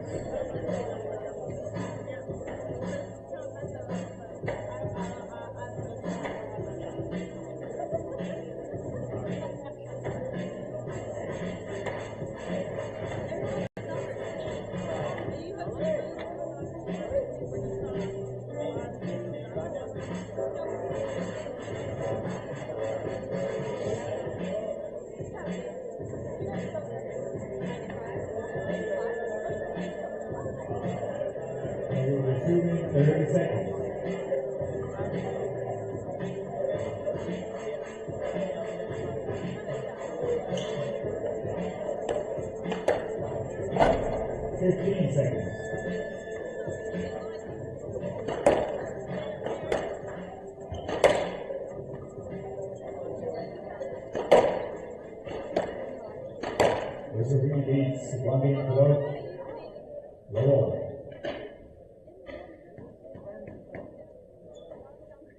Important first game there for El Shabini to take, particularly with the unforced error as well, finishing that game. It's been a bit of a crux there for the Indian player. Yeah, if he can pick up where he left off in that first game, he was looking a lot more controlled and relaxed. But it's going to be tough against this formidable El Shabini.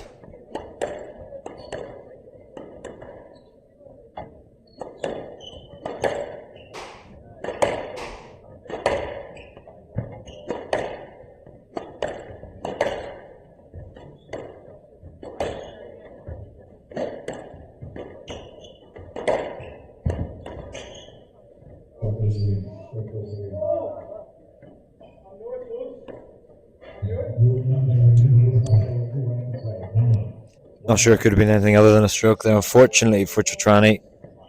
Yeah, I think he ran into that, and if Shabini was to hit that ball, he probably would have took Chotrani's head off.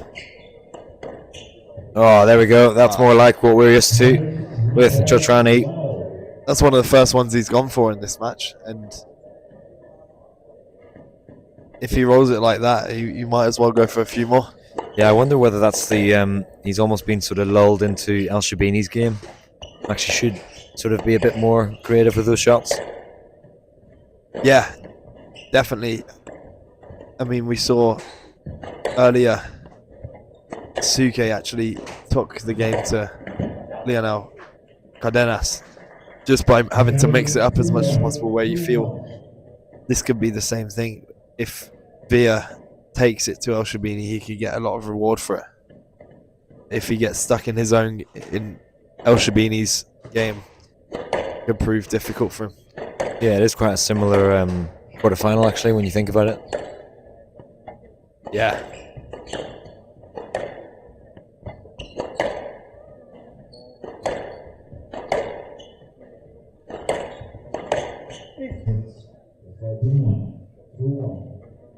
Just a straightforward let there. Hasn't been a great deal of decisions in this match so far.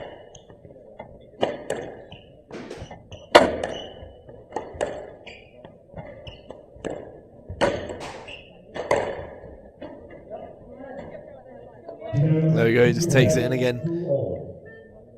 Even though it's sat up, El Shabini came onto that ball in a bit of an awkward stance and just couldn't find a way of getting it on the front wall. And even if it's not perfect from the Indian, as long as he's using that shot to work his opponent around the court, it can be quite difficult to play those shots from awkward positions that you're not used to. Yeah, 100%.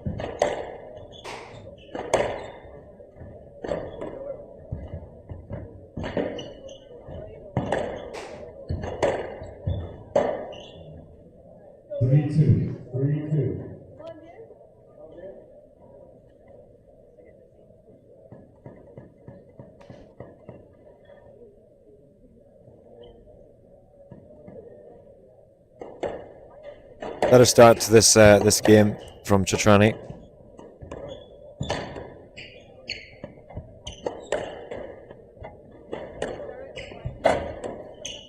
This is good stuff down the backhand wall.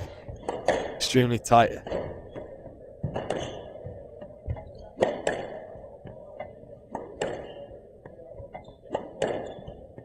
How many nicks at the back do you think we'll see this match? On the left. I don't know if it'll be at the back, more so at the front, to be honest. I think the preference for Chatrani is to try and fire it in there. I like that. That was good deception. Chance for him now. Straight into the tin, unfortunately for him. Those are the ones he's really got to take.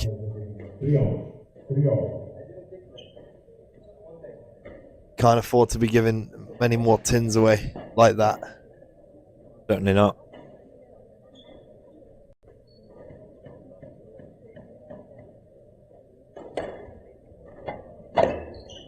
Almost found the ace.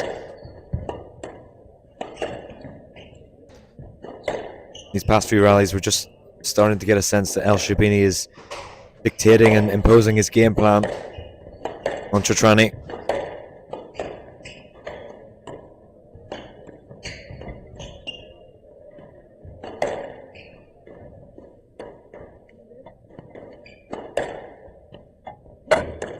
Yeah, it looks like El Shabini's quite happy just to rally with Chatrani until he goes in and picks up the pieces. Yeah, that's a good way to look at it. You almost feel like there's a shot clock or there's a timer just above Chatrani's head as to when he's going to go in short. Yeah, but if he keeps this quality up like he is in this rally, you see El Shabini under pressure a lot more.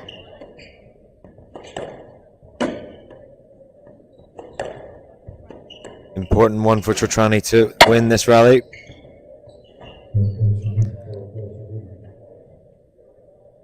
Well, it's loose in the middle, and whenever you start running into your opponent's swing, you're never going to get the benefit of the doubt there, are you?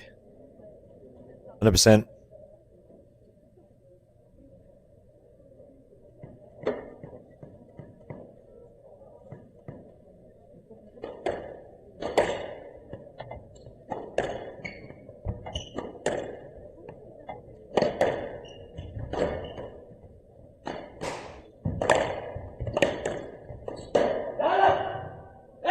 You can almost hear the frustration in the voice of El Shabini there. He was a bit fortunate, obviously, Chotrani firing that one in the tin, which has not been an uncommon pattern of behaviour, but El Shabini really has got to focus on trying to get that game plan tight. Yeah, and he really hasn't put a foot wrong here in this match. And he'll be looking to push on in this game. That's nice.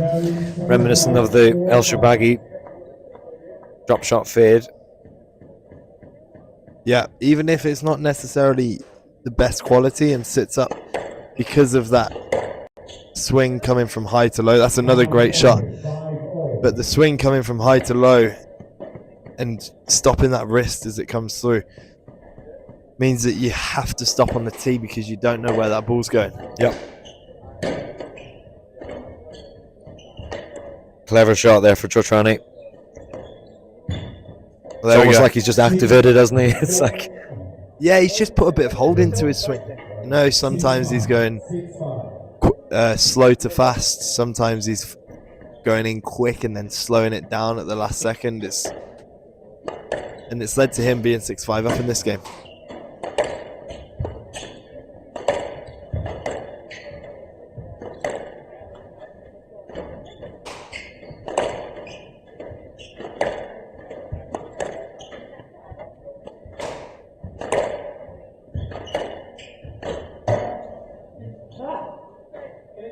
I mean, is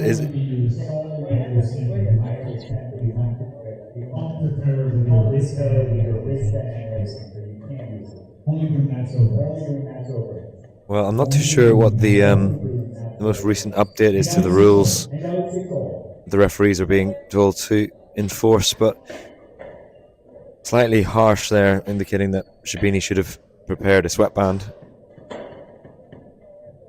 in my opinion. Yep. I mean, the rest telling him how to dress. Is he a fashion expert as well as a ref? Or? I don't think the players will be too happy with that. No. I think that towel, when used at the right time, no one has a problem with it.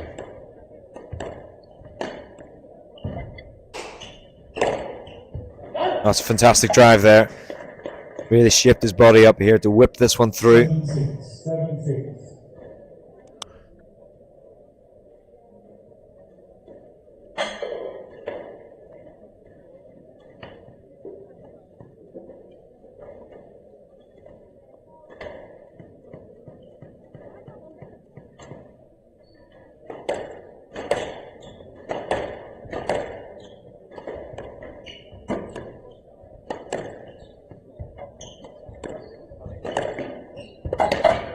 Pressure here on Chotrani. It's a great rally.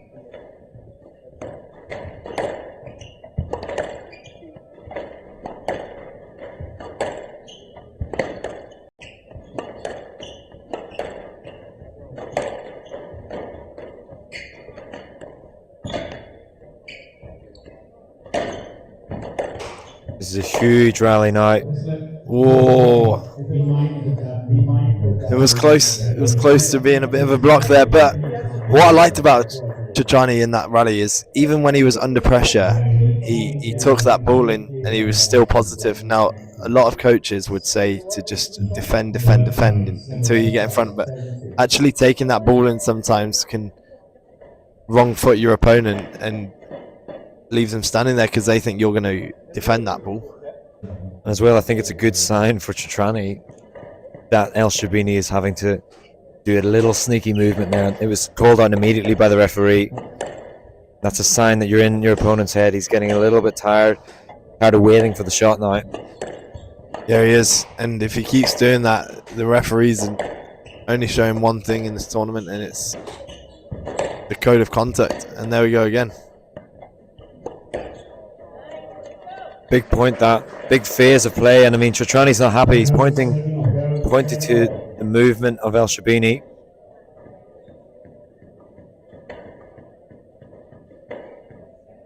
Just seems like the Egyptian is just a little bit frustrated with the progress he's making here in this game.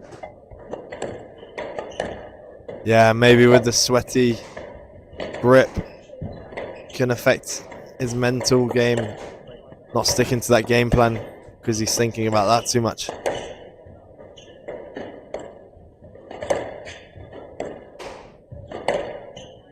Credit to Chotrani. These past couple of points, he's been much more positive than previously. Well, that's great quality from both. And you feel this is a big rally to win. No, it's a huge rally to win, and especially in that fashion.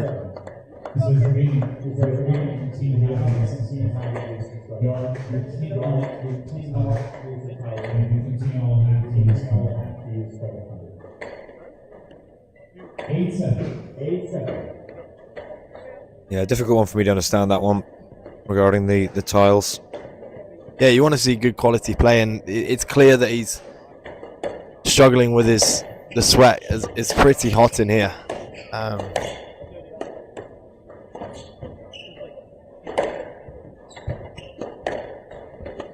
Key now for Chotrani to keep this ball out of the tin.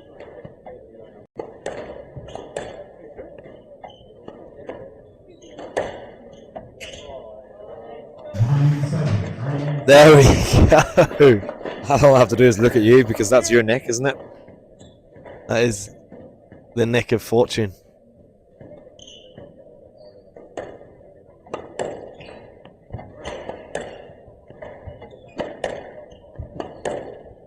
There's a side tournament.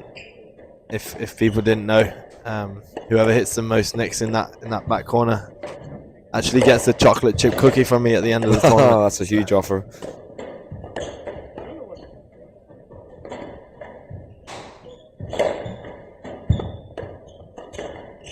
Great pressure here from Chotrani. Oh, he just got his racket stuck, but he's got it back. Oh, that's inch perfect there from Shabini. Racket preparation was perfect. He got low to the ball. Timed it immaculately.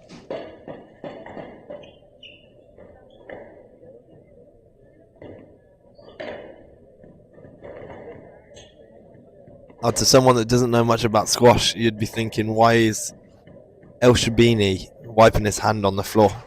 He looks a bit strange, but actually he's got a lot of sweat on that grip, and he's trying to find a way to grip that racket so he can play to the best of his ability. Yeah, very good to clarify that as well, particularly with the wood. It's just a bit more friction as well. You can get a bit more control on the grip. But obviously the main solution would be the tile, but unfortunately for him, he can't use it. He just picked that one off. It was a loose ball from Chotrani. And El Shabini being planted on that tee line, putting that one away with ease. I feel this game's crucial going into the latter stages of this match. Both players really want it. 1-1 to 2-0 is a psychological warfare. And all the good work that Chotrani's done here, you know, he just has to keep his head screwed on.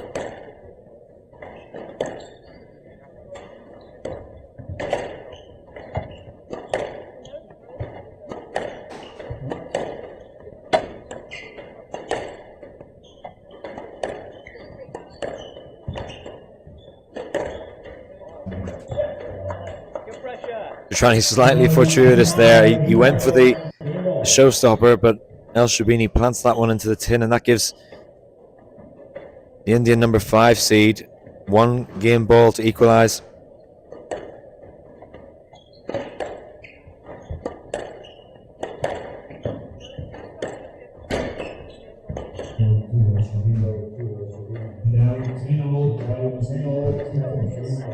It's one game ball saved, isn't it? He's not going to get too many options, is he? It's going to have to really capitalize on anything loose. Yeah, El Shabini. Yeah, he'll be kicking himself there. He would have liked to have taken that game there and then, but he fights on.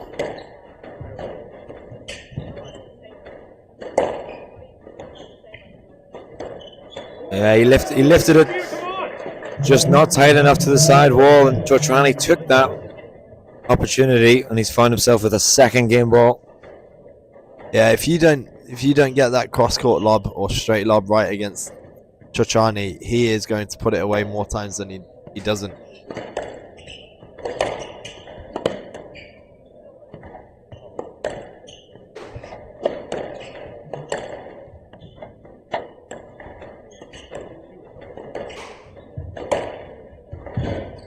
Pressure here, and he's done him with the burst. 12-10, and the Indian number 5 seed Veer Chotrani has leveled the playing field against the number 2 seed from Egypt. Lengthy second game there, 18 minutes of play, and we're tied at 1-1.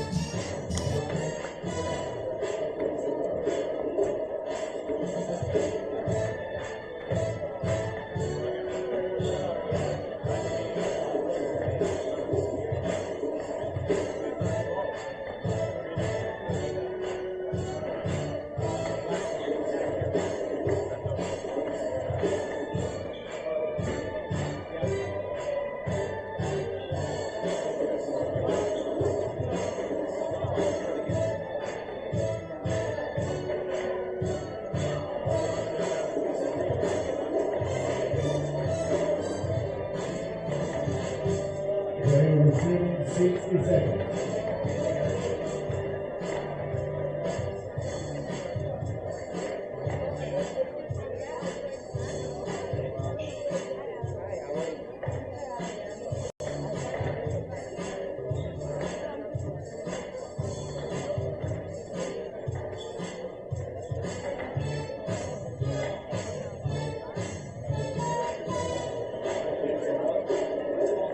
Receiving 30 seconds.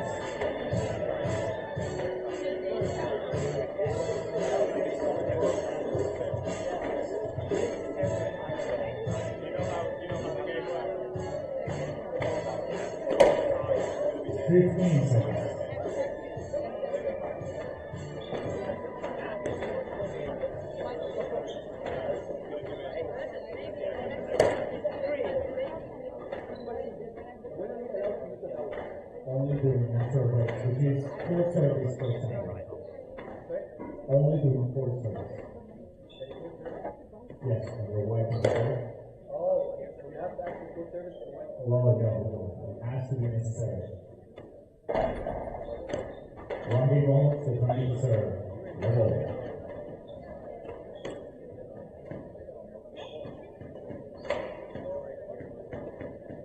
On all games here, St. James facility in this quarterfinal matchup.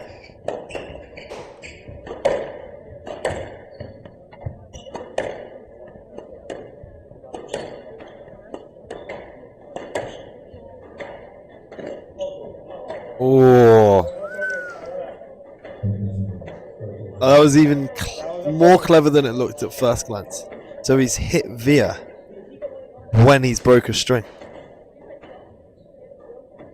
would you use clever as the adjective for that one, or do you think that was the? You'd like to think it's not intentional, that's for sure. Yeah, well, I sometimes use it intentionally. I won't lie. Depends who you're playing, does it? Depends who I'm playing. But yeah, I think that was an accident. It was love all in the first. Yeah. I used to do it either game or match ball down when I was annoyed, or game ball up just to get a sneaky little point. Yeah, don't take inspiration from my co-host here. Nah, I'm only joking. You're not. I'm not.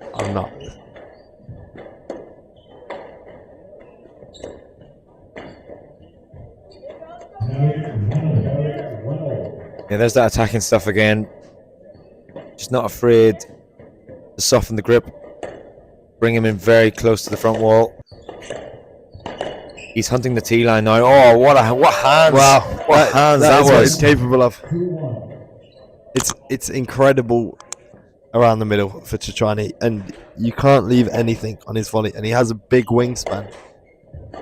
So it's either a case of getting that width on the cross court as El Shabini did there, or just finding that very tight ball straight.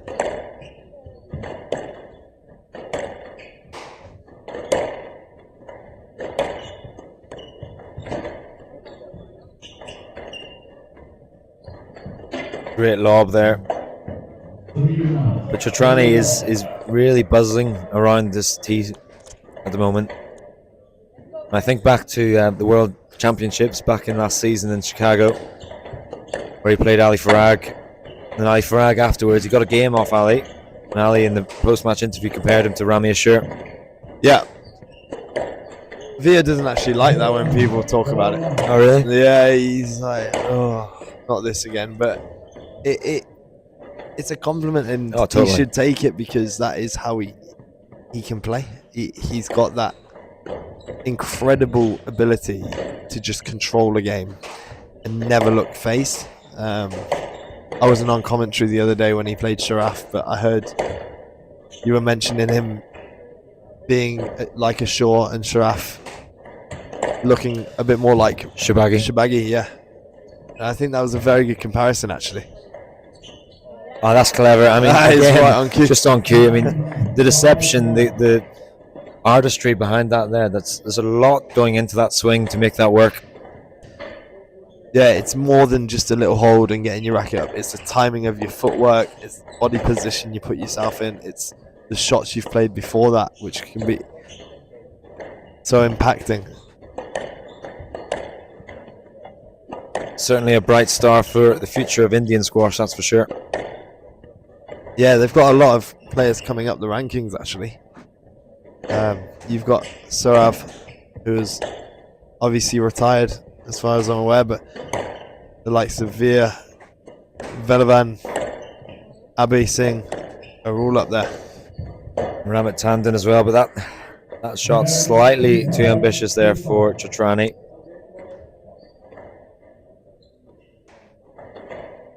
I'm wondering whether El Shabini is going to request a court service, because he had a brief explanation from the referee that the tile break can really only be used when there's a court cleaning required. Yeah, it'll be smart from him if he does. He almost needs to roll around. Just in general, yeah. Yeah, just have a quick break, roll from the back of the court to the front of the court. I've heard someone's done that before. I won't mention who. Okay, keep it to yourself.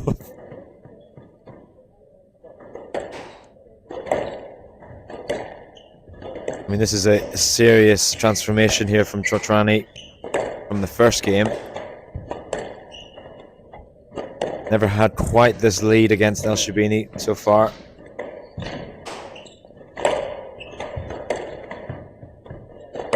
Yeah, we spoke about that second game being so crucial, and it really has been for Chotrani. It's just settled him down a bit, allowing him to play more freely.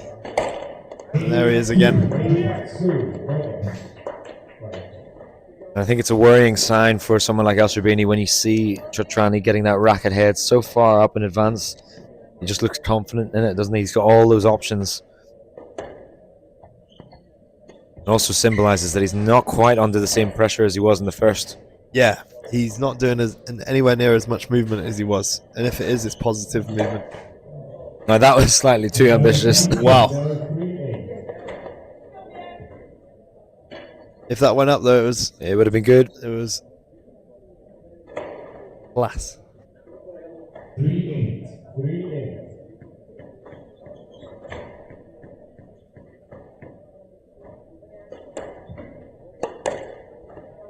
Task for El Shabini now is to try and nullify those attacks.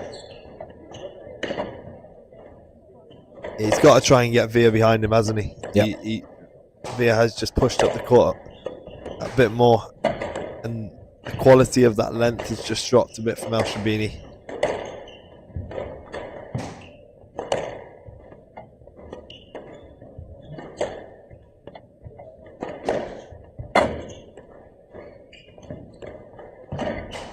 It's good hustle here from El Shabini. This is tough work now for the Indian player.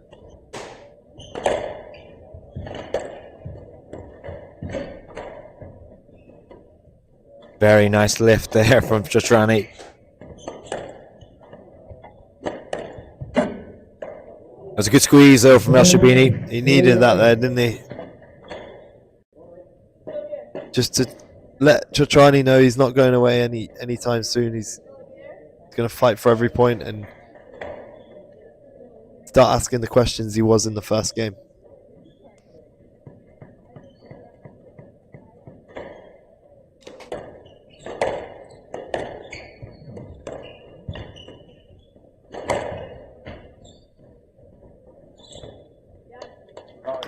Again, I mean, he's not even moved to that.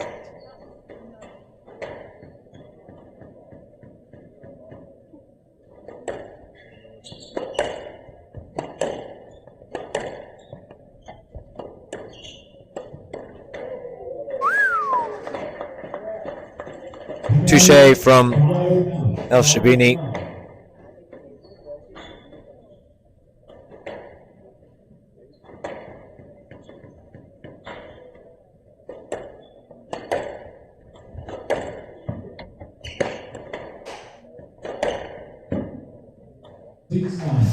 Shabini taking his space there on the ball,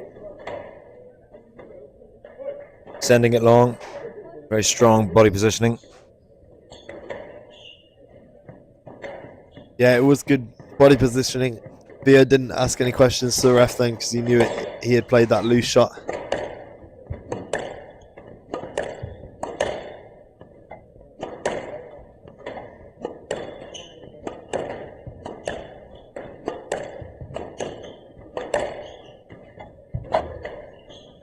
Oh, what a shot! Word. Hesham-esque there from the free wall boast into the nick. And with that, Chotrani now has 4 game balls to take a commanding lead in this match.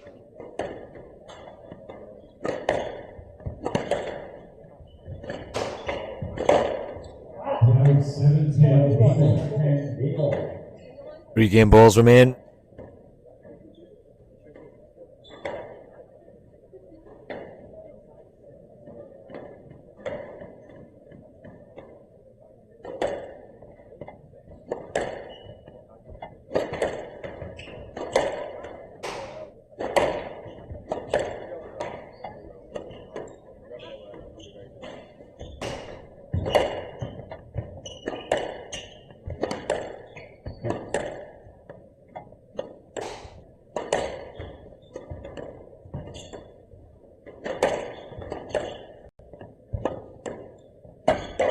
That was a chance for Chotrani. Yeah, again, El Shabini's just closed this gap and making it even harder for Chotrani to close out this game. And we saw in the last game how hard it was mentally, especially when you're playing someone just that bit higher than you in the rankings.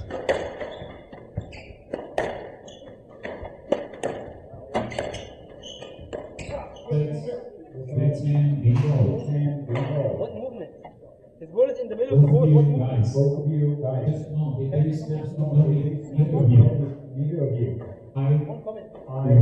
If it's unnecessary, that's it. 8-10. Chotrani making a comment regarding El Shabini's movement. Referee. Oh, I mean, wow, what a response when you're not happy with the decision. Stunning finish there to Chotrani as he finds himself 2 games to 1 up against the number 2 seed, Mohamed El Shabini, in 41 minutes so far.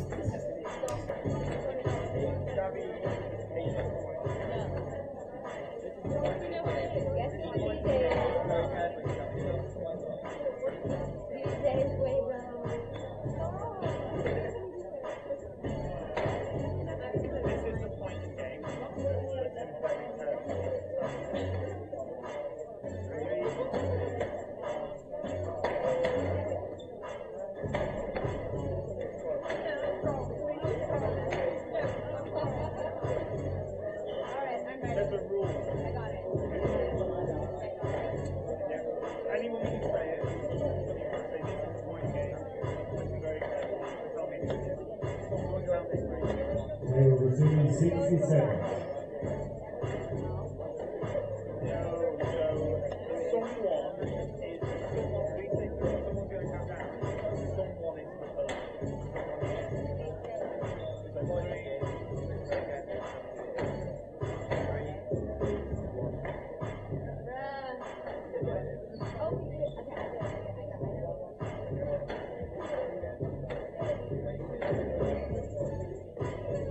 Player receiving 30 seconds.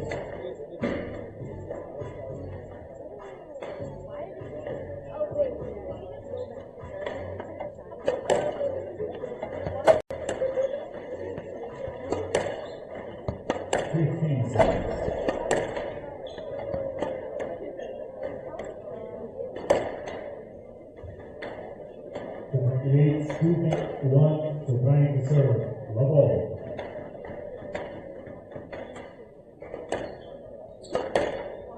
Can the number 2 seed, Mohamed El Shabini, find a way to stay alive in this event?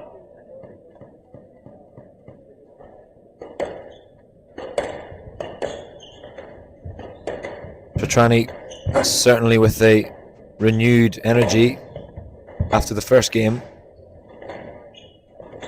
It's a great get. It's a great rally. Oh, wow. Perfect width from Shabini. Yeah, he played that rally really well there. Stretching via from all areas of the court. But he just answers back with that cross-court neck again. I mean, it's why people compared him to Rami, because Rami had that ability to just sort of have a brutal rally or, you know, be down in one situation and then just end it quickly. Yeah. I think one of the questions that would be interesting to know is who he looked at growing up, who inspired him. Well, if he does make it through this, then I'll be waiting for you to ask that question in the post-match interview for sure. Yeah, absolutely.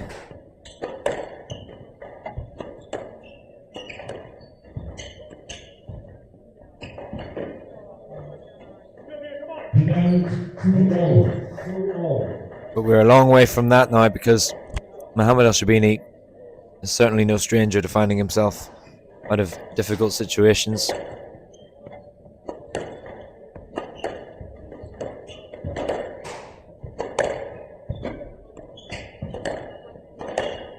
Yeah, it hasn't necessarily been the longest match we've seen, but definitely a fast-paced, a lot of awkward movements into the front.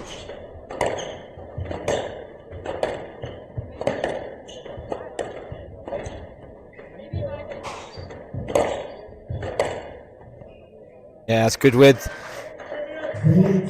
That's a perfect example of an overhit width. Sometimes all you need to do is just get it past your opponent. It doesn't need to be a pure winner. Yeah, it doesn't. Veer almost gave up on that because he knew that width was so good. And just another error there creeping in. Maybe some signs of tiredness. It's always difficult as well when you've got the momentum.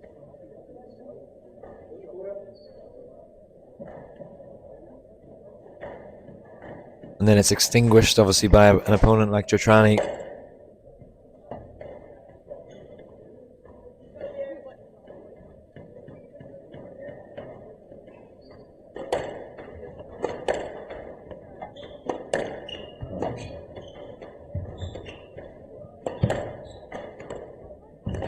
That's a great shot there from El Shabini.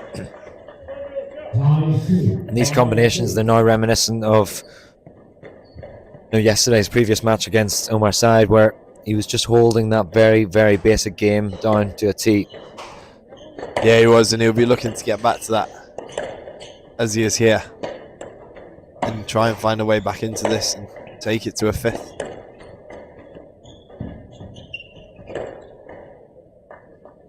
Played through the interference and reap the rewards. Big gap on the scoreboard.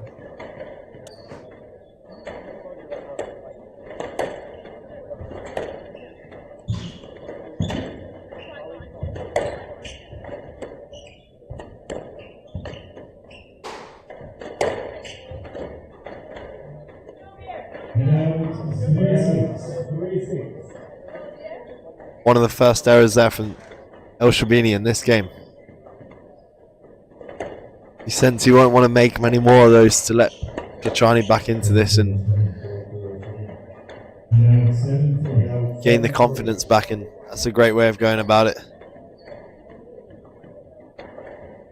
Yeah, El Shabini's now getting a little bit of a foothold in this game.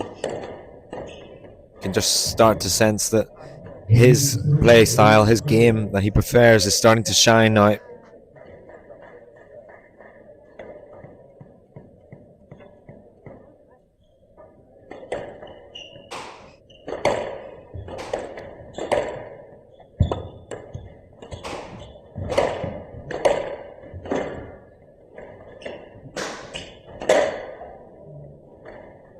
Well, that was very quick pace with the ending in a 10 there. That's a welcome 10 for Chotrani.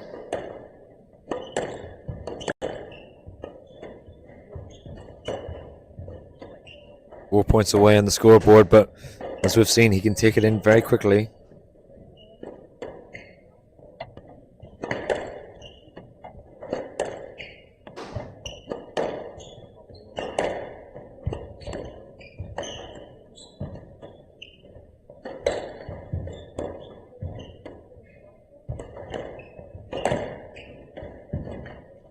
Chance for El Shabini.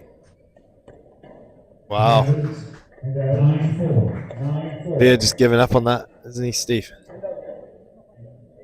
Well, how significant is that? I mean, the scoreboard was only 8-4. Obviously, it feels quite big, but it's by no means unattainable. And there was no sign of Chotrani wanting to go for that one. And that one flies into the tin, meaning that El Shabini now has 6 game balls to bring this one into a 5th and final game.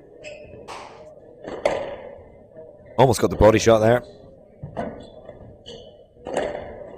He's guessed it, and he's put it away beautifully. Yeah. Guessing isn't a good sign unless he's just wanting to hit that reset button for this 5th game. Yeah, he just looks like he's locking down now this court. El Shabini quite happy just to send this one long and bring him back and forth onto that tee line. And there goes the ball into the outer realms of the court. And El Shabini's drawn level. The number 2 seed from Egypt has taken this match into a 5th and final game. Worrying signs there for Chotrani's fan base. 50 minutes so far. Very long second game with 18 minutes, but that last one was fairly convincing for El Shabini.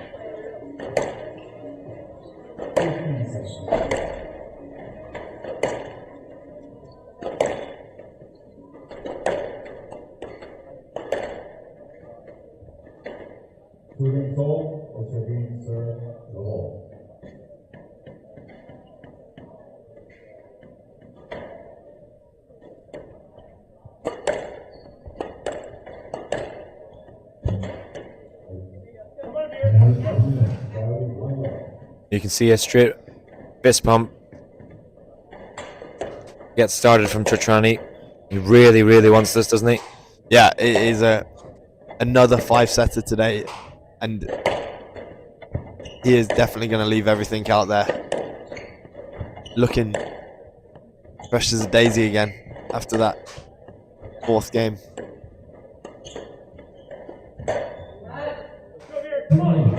I was about to say that the key for him, I've mentioned it before, is keeping out of that tin, but it's actually El Sherbini that's having that issue.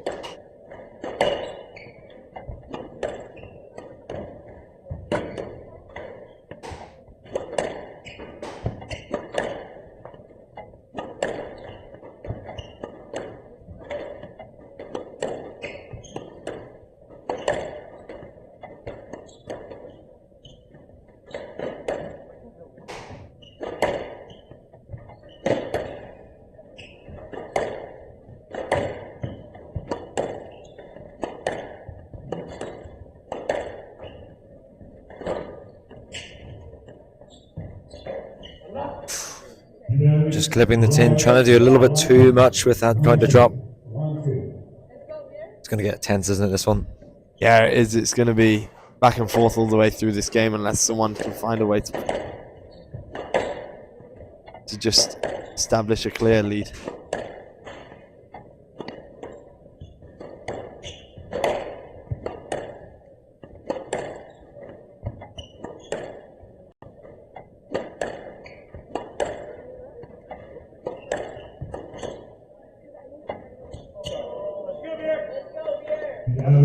There we have it. I mean, you've got a smile very big on your face at the minute because that is a Lewis Anderson, isn't it? That is a Lewis Anderson.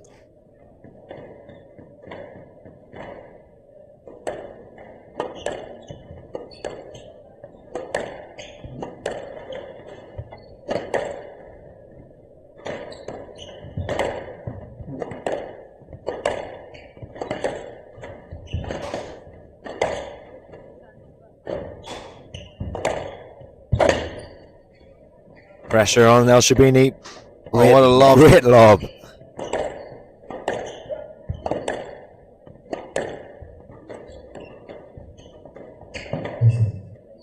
Whoa, you got away with one there, I think. Yeah, popped out, didn't it? Sat up quite high. And given that there's no reviews at this level, video reviews that is, I think that was probably a safe bet to go for the late decision. Yeah, no players. Nothing much to argue about there.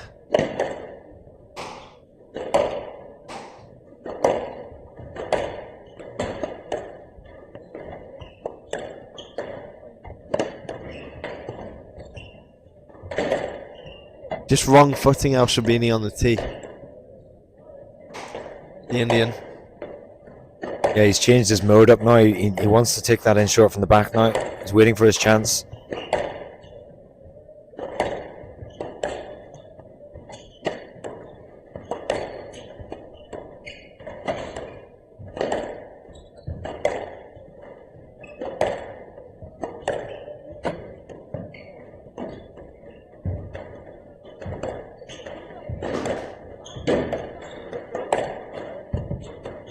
This is good pressure here now from El Sherbini. It's a great rally here.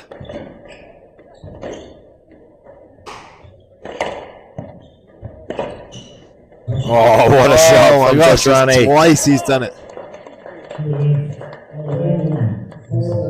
I mean, he knows how important that was to go 4-1 on the scoreboard in the 5th game.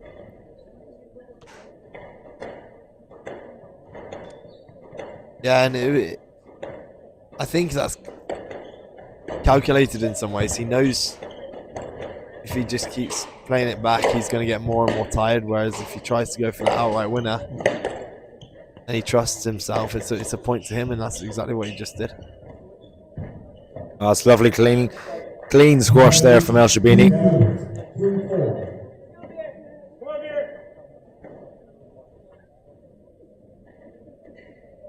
Top quality squash we're seeing all throughout the day, haven't we? Quarterfinals have not disappointed here at the St. James. No, it's been good to watch, and still with 2 matches left after this.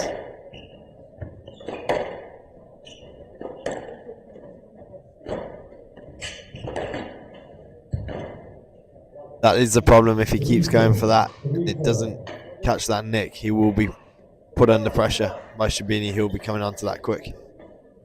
Yeah, he's a punisher for those kind of shots. Anything loose, he's already there in a flash, and he's very confident in his own abilities.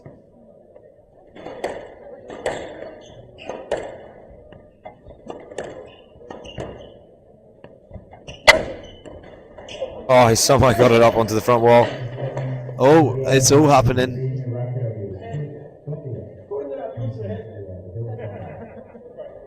I mean, there's a smile on his face. I think that was more in a light-hearted way rather than anger. I mean, it was completely fortuitous for Trocani from the back there to get it onto the front wall. There's been a conduct stroke in most of the matches today. Sorry, a conduct warning. Yeah. And there's another one that I think the ref just had to do it to keep that streak alive. Streak. No one's finding a way to break through, are they? Via with a slight advantage, but El Shabini just sticking around.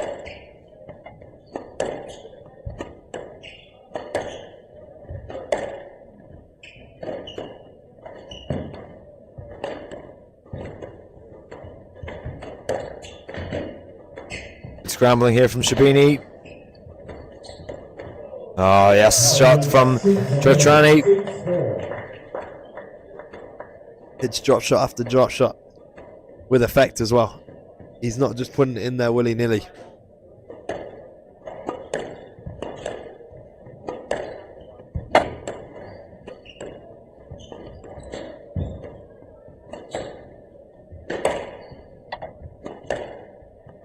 Trocani just attacking absolutely everything that El Shabini throws at him. Chance here for El Shabini. Oh, it's a nice finish. Anytime you feel like Trocani's got that momentum, that sort of surge, El Shabini has that really fantastic way of just dampening it. Yeah, it is that experience factor. Even though he's not where he was at 15 in the world, I feel a couple of points will just come by from his experience. But Via wants this, and he's playing some great squash with a little fist pump there. Yeah, it's a good point, isn't it? Like, it's obviously everyone wants to win here, but when you sort of start to demonstrate that and show that to your opponent, it has an advantage.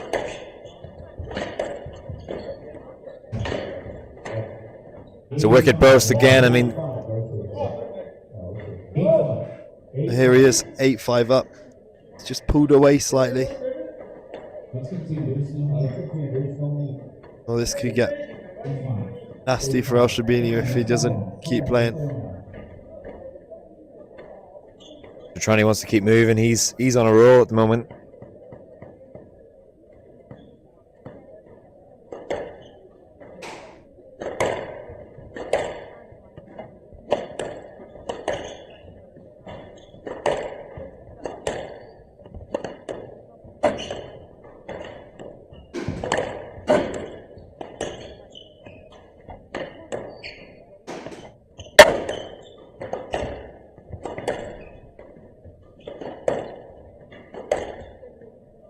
Good hold.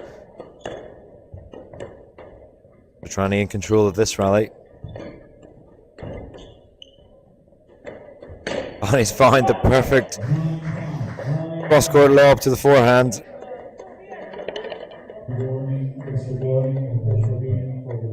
I told you if it keeps happening, it's not luck. And he's done a few there where it's clipped the nick at the back or lucky bounce off his racket.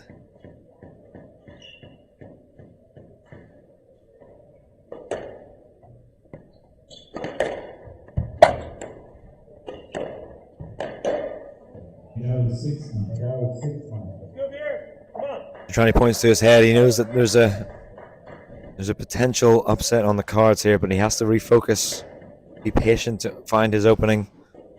El Shabini's not going to go anywhere.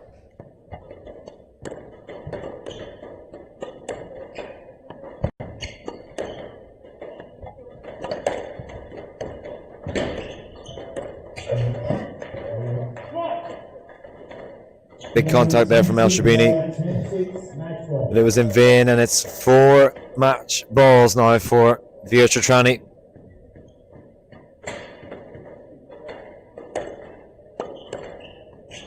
On the cusp of a huge victory, and that was a phenomenal finish there for Veer Chatrani. Number 5 seed from India has taken out the number 2 seed, Mohammed El Shabini of Egypt. Fantastic performance, 63 minutes, 3 games to 2. What a thriller that was, and we're going to find out a bit more on what that means to Chatrani as we join Lewis on court. Well, we'll give a huge round of applause, everyone, for that amazing battle.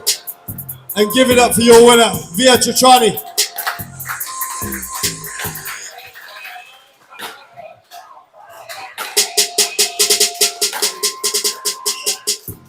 Wow, what a performance there from Veer. You must be feeling very happy with yourself after a very tough battle there. Yeah, I'm extremely proud. He's a top 35 player, not got many opportunities to play at top 40, and every win like this gives me a lot of confidence. And I had a bad event last week in Toronto, so I'm really happy how I've backed up and performed yesterday and as well as today. And I'm really proud that I stuck in to my plan in the 5th game and really pushed hard in the end. So I'm happy with it. Yeah, well, it was a great performance. After the first game, you must have had a word with yourself and got straight back into it. Staying on superheroes, if you were to have a superpower, what would that be? Apart from squash. Flying. Use flying around the court. That would be the best thing I can do as of enough. So many people have it, I don't. So I wish I had. There we go. Apparently, people can fly on the court, so I'd like to see who can fly. If anyone can, come onto court. But no, congratulations and good luck tomorrow. Well done.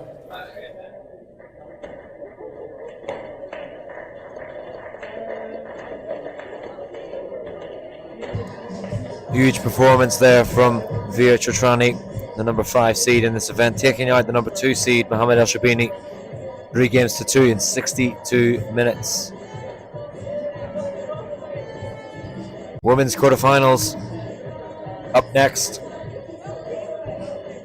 between Sin Yuk Chan of Hong Kong versus Alina Bushma of Ukraine. Running a little bit behind schedule here, so we will get the players on as soon as we can. So please do stay tuned for the next match.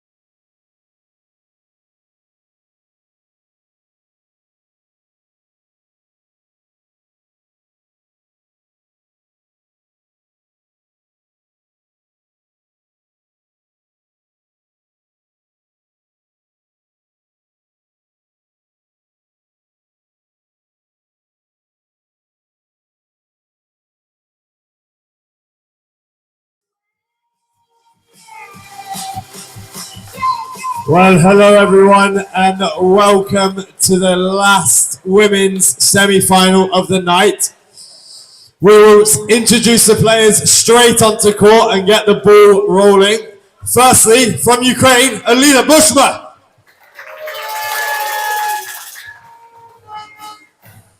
And she is from Hong Kong. It's Sin Yuk Chan.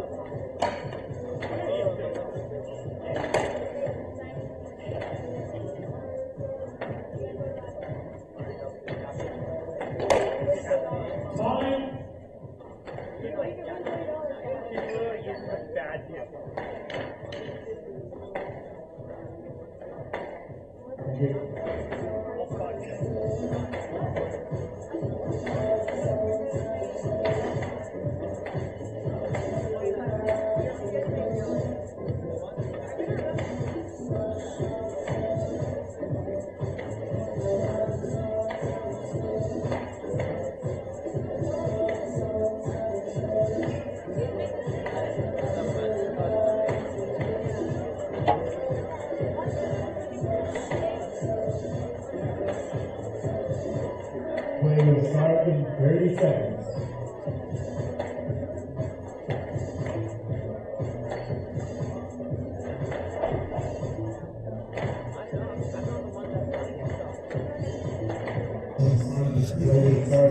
Well, hello everyone and welcome back to this amazing quarterfinals day.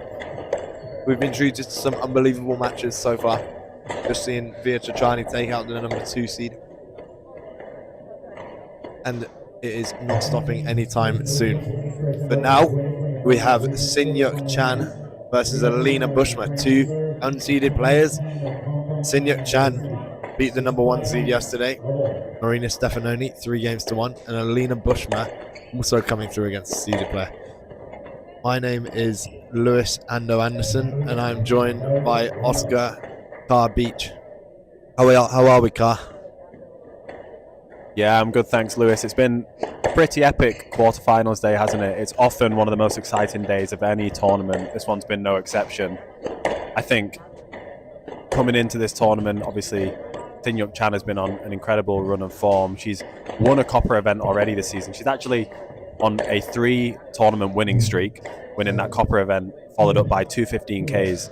So she's came into this unseeded, but on a serious run of form, and has backed that up with a massive win over the number 1 seed. And she's already getting about her business here in this quarterfinal. Yeah, she is on a serious run of form, and I think every player in this tournament knows, even though she's not unseeded, just what she's capable of.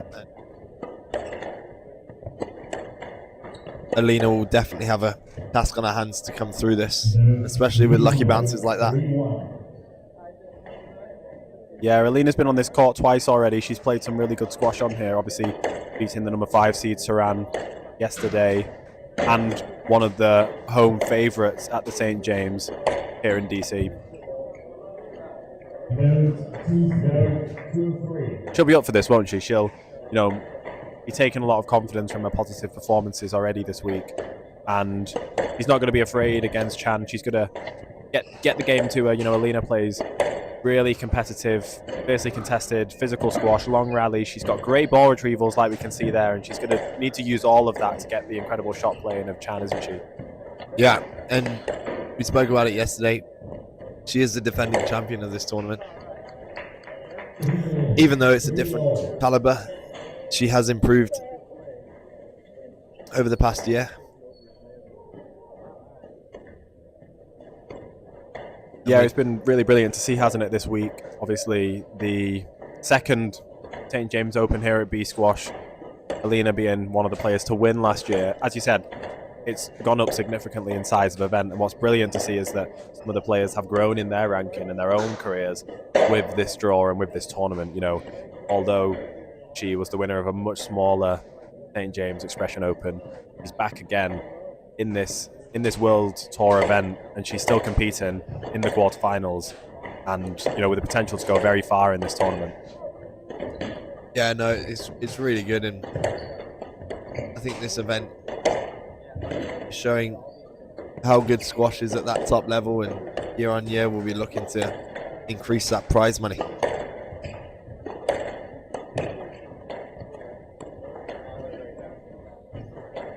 Yeah, and obviously we very nearly lost all 4 of the women's top seeds today. Lucy Beecroft making sure that didn't happen by coming through in 5 games against Zayn of Egypt. What do you think that says about the game here, that we have so many players lower in the rankings who are, pushing up, beating top 50 players, trying to upset the seed and to make a name for themselves in this event? Yeah, it's a phenomenal time for the women's game. I hear people talking about it here, there, and everywhere, just about how much quality there is, and how enjoyable it is to watch. I mean, sometimes people aren't that keen on watching the men's game because of,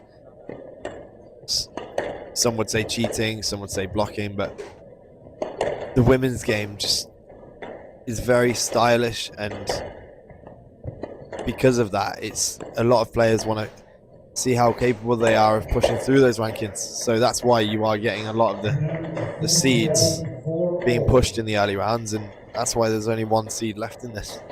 Yeah, there's been a lot of open squash in all the matches, to be fair, across the men's and women's, hasn't there? But you're right, that's definitely a trademark of the women's game the last few years, is that brilliant free-flowing squash, which hopefully we'll see a lot of today. Yeah, it's all square here. Both come off to a very good start, finding their quality straight away. Oh, and that's a lovely shot there from Chan. Not giving Alina anything to work with.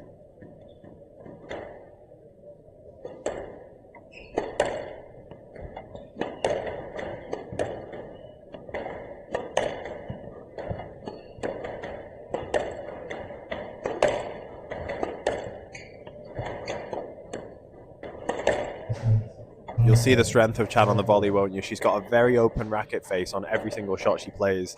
It gives her the ability to inject lots of racket head speed and put the ball through into the back corners and have it fading away. But just as easily, she can fade that ball off with a drop shot. It's just so hard to read, isn't it? Yeah, yeah, it is. And there's not many weaknesses in her game. Very good mover. She understands what she's doing with that ball.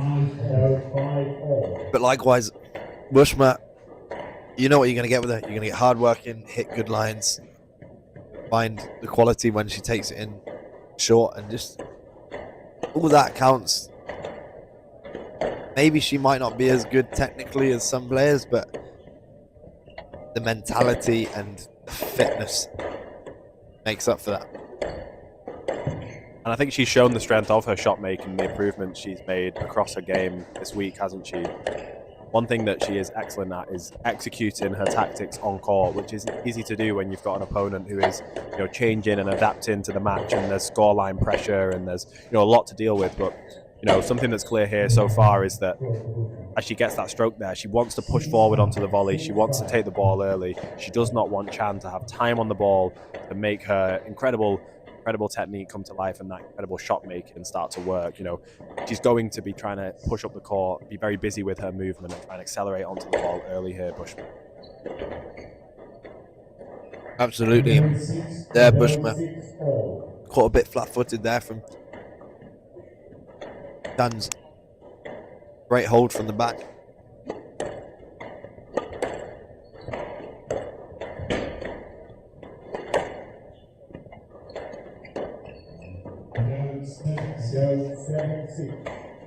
Mistimed that one.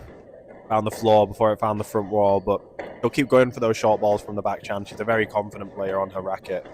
She's been as high as 33 in the world, along with those titles that she's won in the last few months. I think, she definitely plays above her ranking, doesn't she? She plays like a comfortable top 50 player who has a lot of potential to go higher than that. Yeah, she'll be looking to get back up these rankings as quickly as possible. Yeah, I think 33 obviously being her highest. She plays a lot higher than that sometimes. Sometimes, most of the time actually at the moment, based on her form. And there's just an insight in what she can do.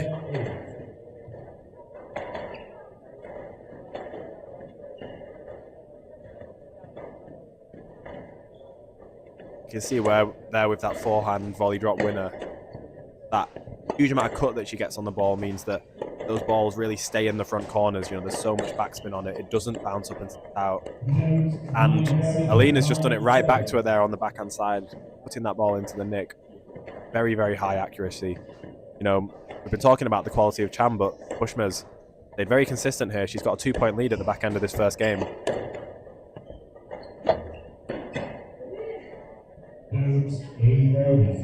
Yeah, speaking to Bushma yesterday, she hasn't had the most straightforward year coming into this tournament, but she feels she's back on track and where she wants to be. A couple of injuries and not finding her best squash. She's a bit of an unknown quantity in this tournament, and that is why she's getting these results and backing it up.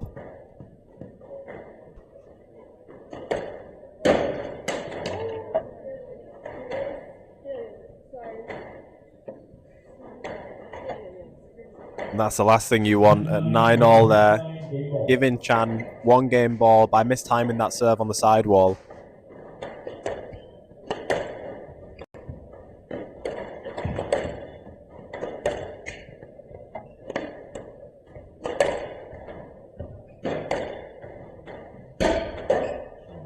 Well, it's a tight squeeze from Bushma coming back from that racket abuse. Only joking.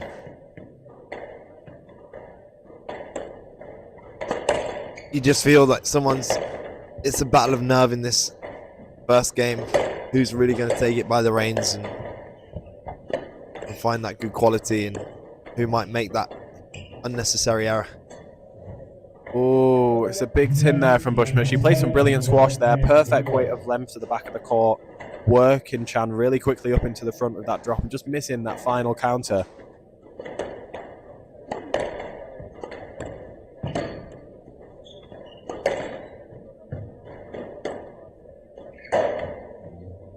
Errors galore at the moment.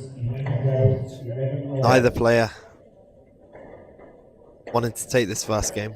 It's edgy, isn't it? They've played some brilliant squash here in this first game, but just finding the tin at these crucial moments.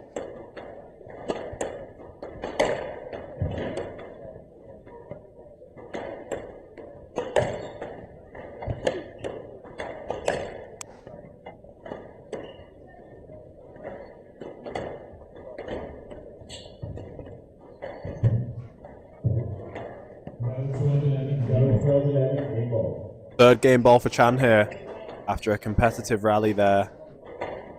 Will she convert it on the third time, Lewis? I think she will. You won't want to let too many more game balls go away. Alina's sticking to her task well.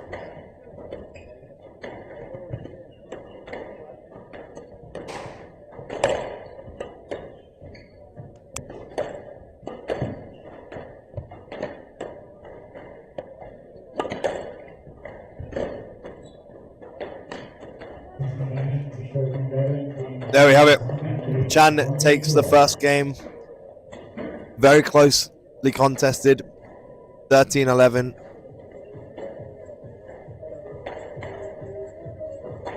And there you have it. 13-11. Chan leads 1 game to love.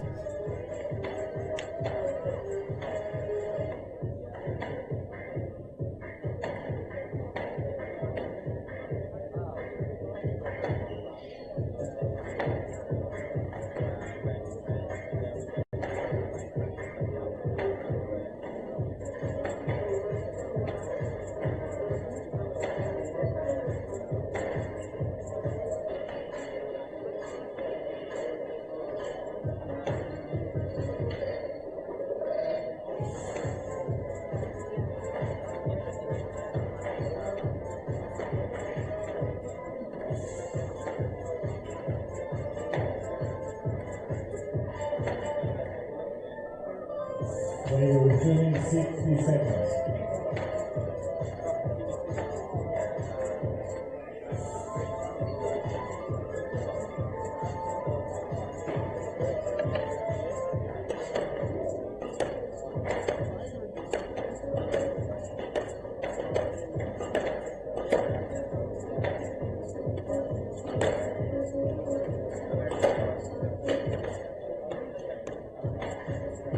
Within 30 seconds.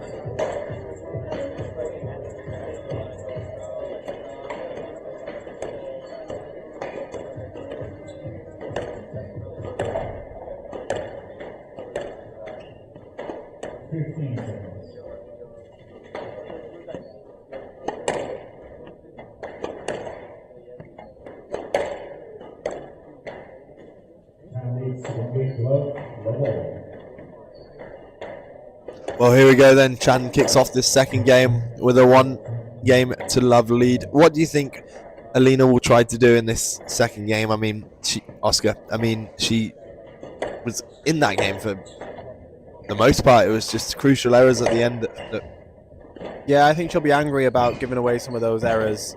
The backstage from 9-all onwards there. They were both clipping the tin a little bit, but I think, you know, what Alina needs to do is establish that brilliant weighted shot she's been getting at the back of the court already in that first game. And she can't be the one to give away any free points, because when you're playing an opponent like Chan with such brilliant racket skills, you know that she can hit winners and win points very quickly. Alina's working very hard for every point. She needs to earn each point she wins here. She's not going to get too many of those kind of tins that are a bit unforced from Chan, so I think she needs to be quite disciplined and quite strict on herself in not giving Chan those free points. Yeah, and she would have had words with herself. It was uncharacteristic for Bushma to make that many errors, but as I've said all week, it's better to make them at the start of the match than at the end.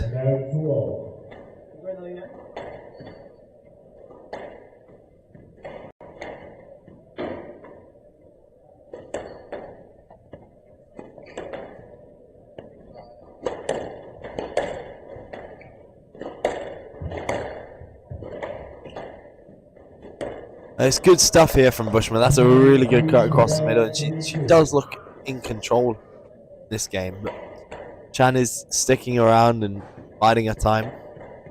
That's what she does, doesn't she? I mean, she's got an incredible amount of relaxation on court, Chan. That's what allows her to have so much time and rhythm on that ball. And, you know, Alina's doing the right thing by being very proactive with her movement. She needs to be the one to be very busy, work her way in front. Great Wow. catch there. What a magician. Alina Magic there. I think what you were saying is 100% right. Chan is very happy to go point for point in these early stages, and he really backs her racket in the back end. She knows that she'll hit the winners.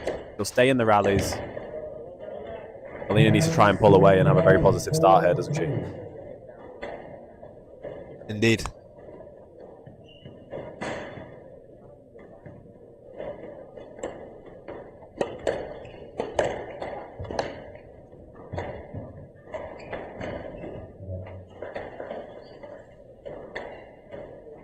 You just feel that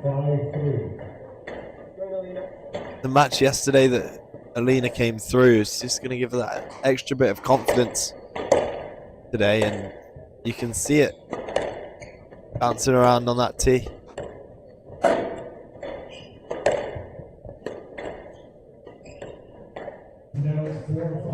That's a great play from Chan, just playing down that channel really, really smartly.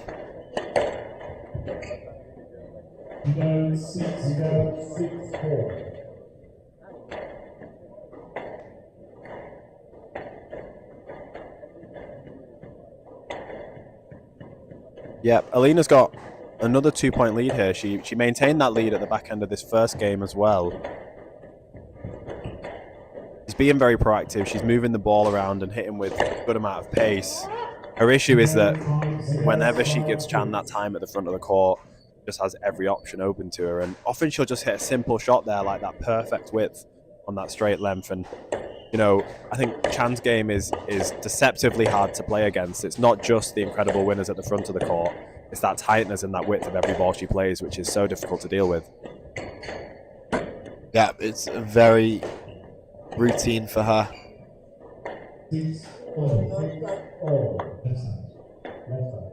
And again, you can see the frustration there when Bushma does give away a slightly cheap point there. That ball just coming out of the front wall nick.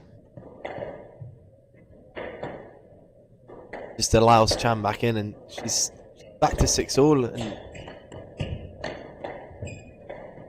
hasn't done too much in this game, has she? Get to 7-6 down.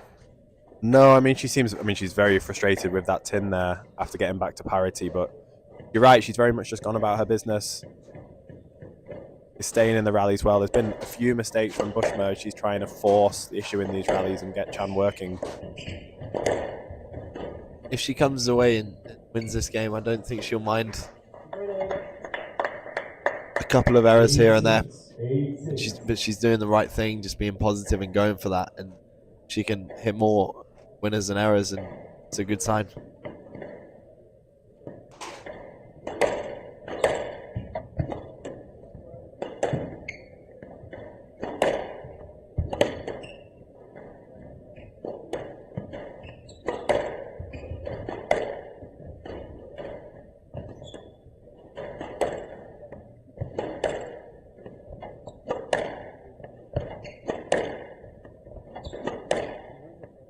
This is a great rally here. Both players trying to get middle of that court, and just a stroke there. Yeah, it's very much a forced error, wasn't it? That straight drop from the back of the court from Bushma was glued to the sidewall. Light work from both players.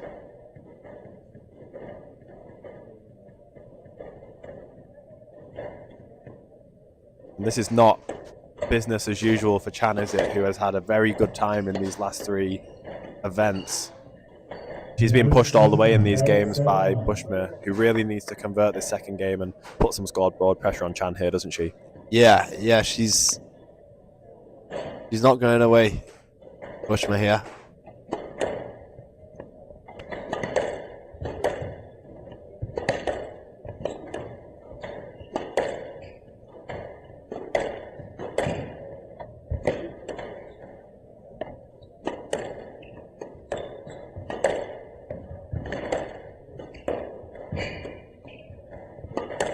Great use of height there from Bushma.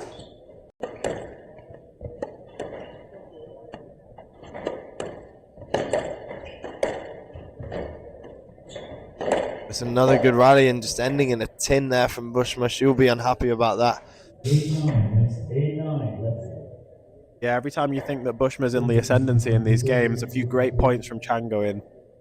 You can see why she's been on this winning run. She's playing the back end of these games with a lot of composure and with an incredible amount of skill on the end of a racket. Yeah, it's almost like she knows she's going to win, but is doing it the hard way sometimes.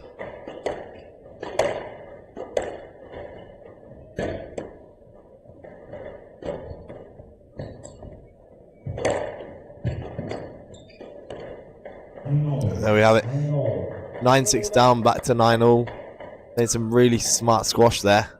Yeah, you're 100% right. She seems very assured in a game, doesn't she? I mean, you know, so much of squash is confidence, and it's that mental strength, and there's nothing better than a big win streak to make you feel like you just need to stay true to what you're doing, stick to your tactics, and you will get the result in the end. And after being completely out of this game at 6-9 down, Anna's gone on a run of 4 points on the bounce, has one game ball to take a big 2-love lead.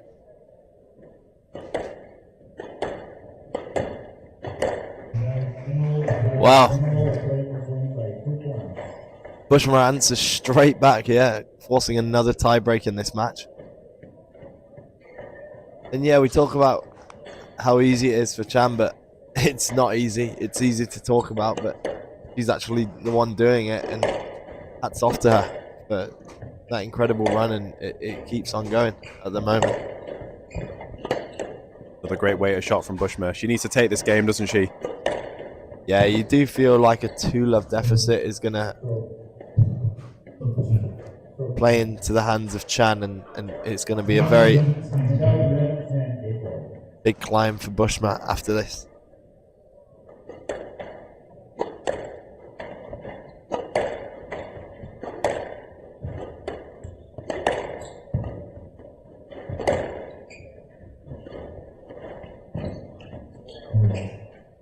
Whoa! That is an incredible get there from Bushma. She was at full stretch on that boast from Chan and managed to play the perfect counter drop, and she saves the second game ball of this second game. It's basically mirroring the first game, isn't it, in some ways? 11-all. Oh, and it's out of court from Bushma. She'll be kicking herself there. It was a golden opportunity to take a chance at game ball.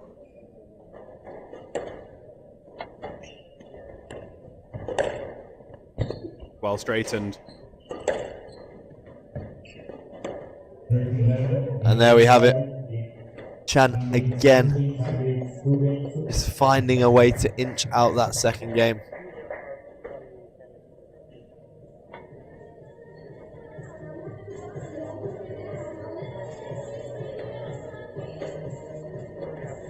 Well, 13-11, 13-11, 12 and 11 minutes, first and second games.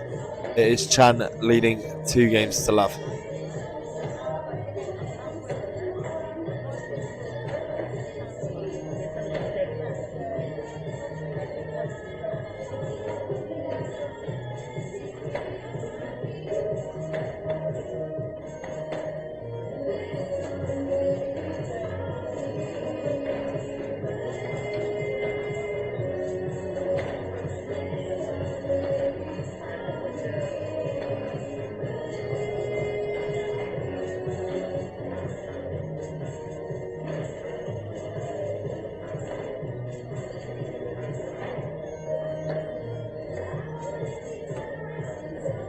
Ladies, 60 seconds.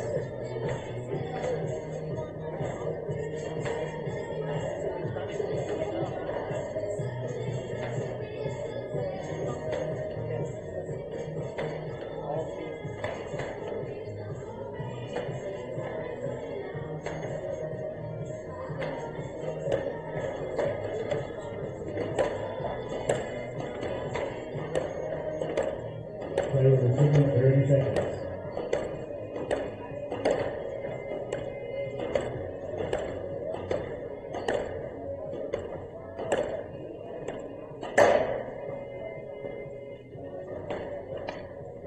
15 seconds.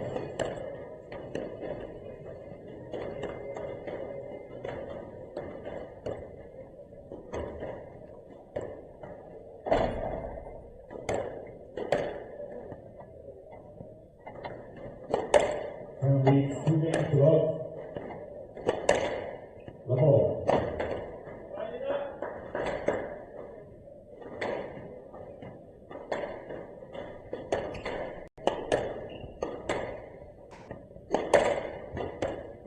Well, here we go then. 2-love lead for Chan. And looking so confident, even though it's been a very hard game against Bushma. And what will Bushman be saying to herself? Oscar? I think she's in a very tough position, isn't she? As she just said, it's been 2 really tightly contested games.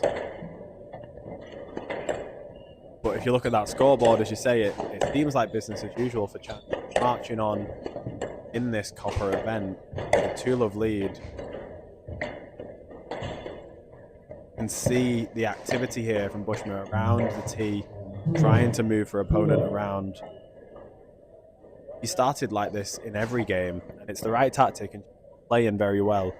You just need to execute the back end of the games with a little bit more discipline and be a little bit more clinical. You know, there's been a few unforced errors that have gone against her, and that's where it's those stages of the games where Chan has shown her experience and shown her composure.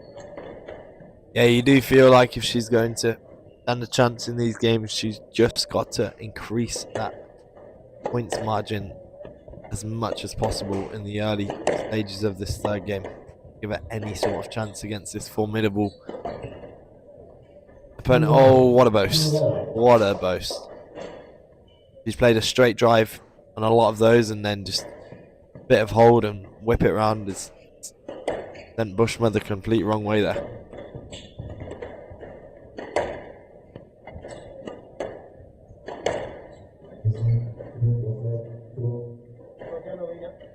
Just a let ball there.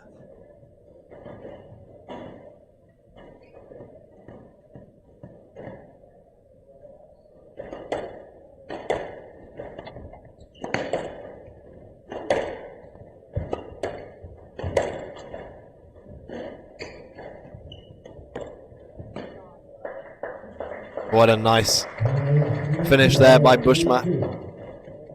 You guys feel she's got to do a couple more of those in these early parts and minimize those errors, isn't it?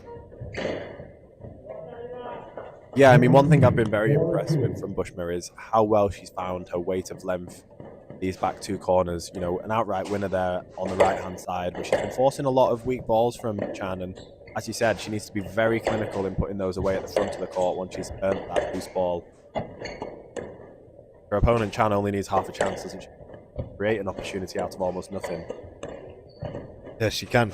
That is a good way of putting it. 5-2. Chan just feeling like that ball was down. It didn't look it from where we are. He said that Bushma needed an early lead to try and have a chance in this game. She has that. But now she's been ahead in the first game and the second, and Chan has still came back, so she needs to try and hold this, doesn't she? Yeah, she does. These next couple of points are crucial, and that's another good response. She's racking up these points fairly quickly here.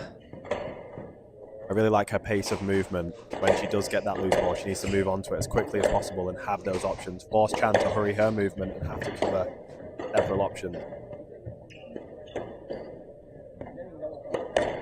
Because it seems very, very difficult to get Chan out of the rhythm that she has around the court. Yeah, you feel like she's go up a couple of gears if she needs to.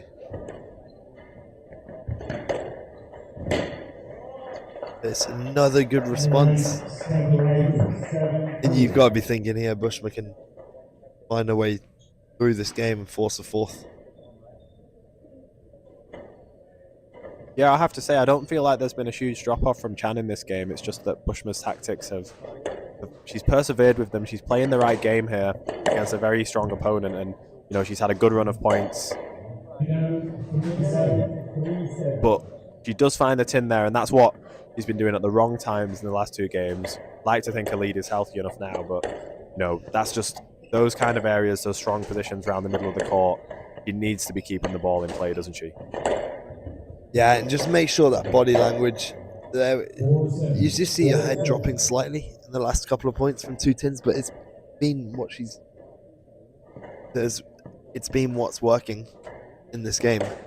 I wouldn't be disheartened by that. Yeah, I mean, you're absolutely right. You know, as a player who likes to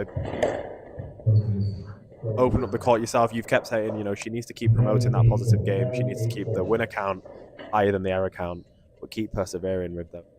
You know, moving shots, attacking shots around the front of the court. She will be rewarded as, you know, Chance sprays a loose ball there into the middle and Bushman gets a stroke.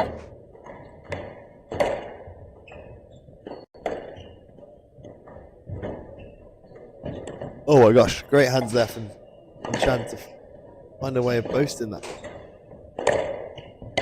Oh, that is a perfect length, isn't it? Incredible.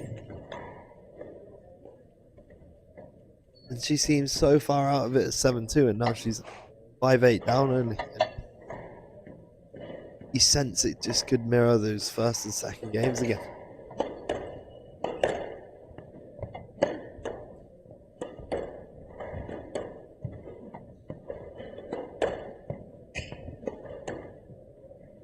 Yeah, and she's just getting back to work here, isn't she? I mean, she's so emotionally composed on court, whether she's leading, whether she's down in the games, playing every point like the first point of the match. It's making this very difficult for Bushman to convert these games, no matter how far ahead she is. Yeah, spot on there.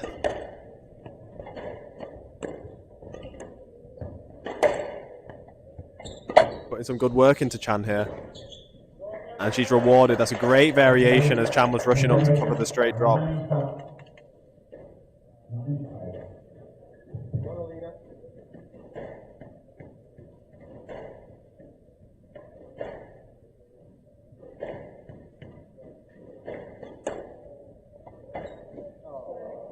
Wow.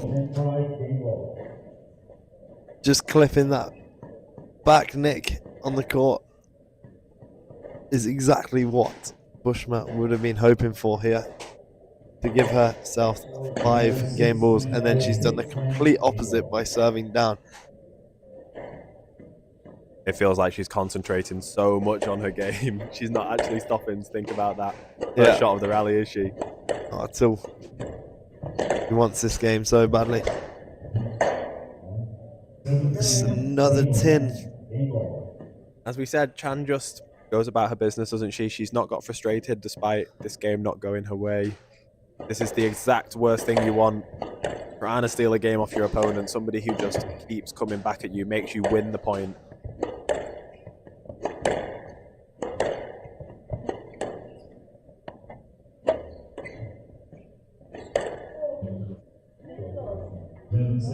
Well, there we have it.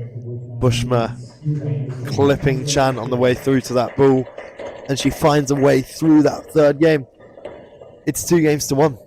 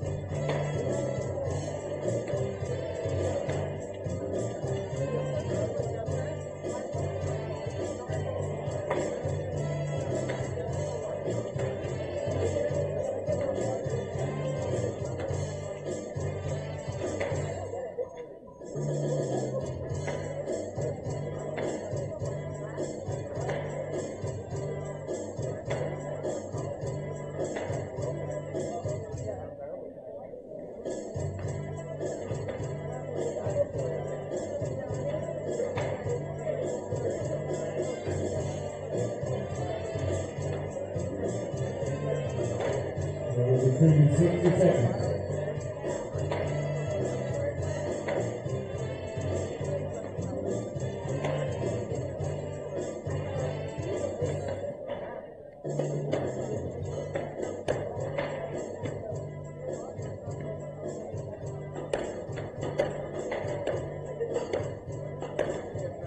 resuming 30 seconds.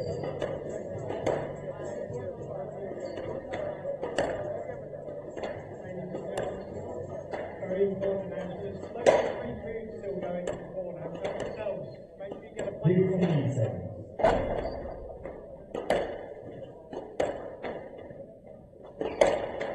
Well, here we go then. Bushma finding a way through that third game. And you just feel like the tables could turn here for Bushma. But Chan is going to definitely have an answer back, isn't she, Oscar? She definitely is.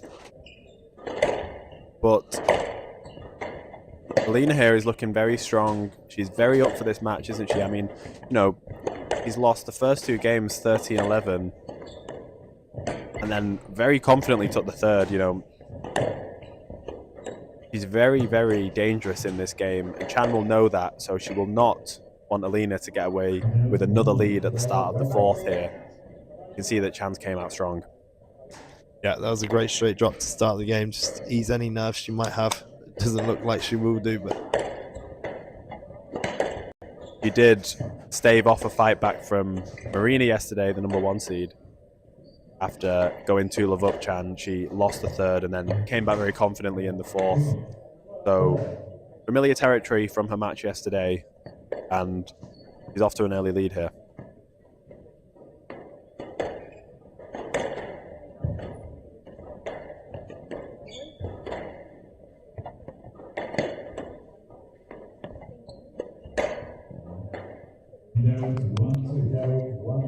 it's great defense work from Bushma. Just finding that extra ball under pressure is making Chan aim lower and lower on that front wall. Takes it in short.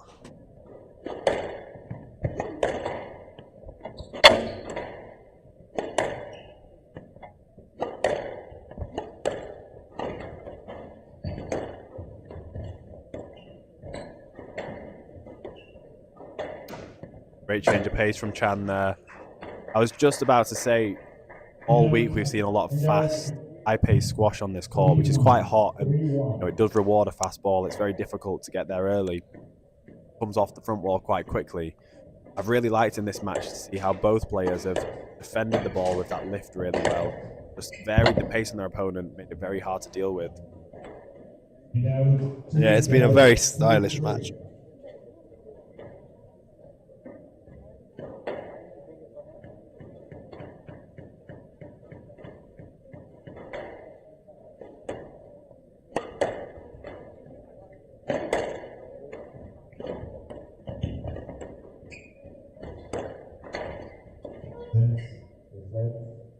A bit of interference there, resulting in a let.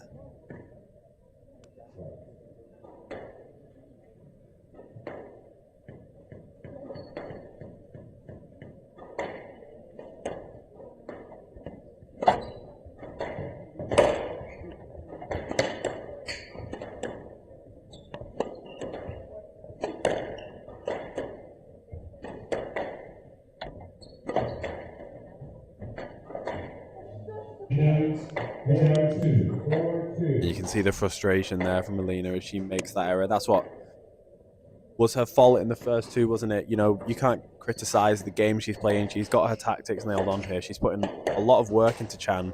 She's just given her a few too many free points each game. Yeah, but Chan equally unnecessary boast there.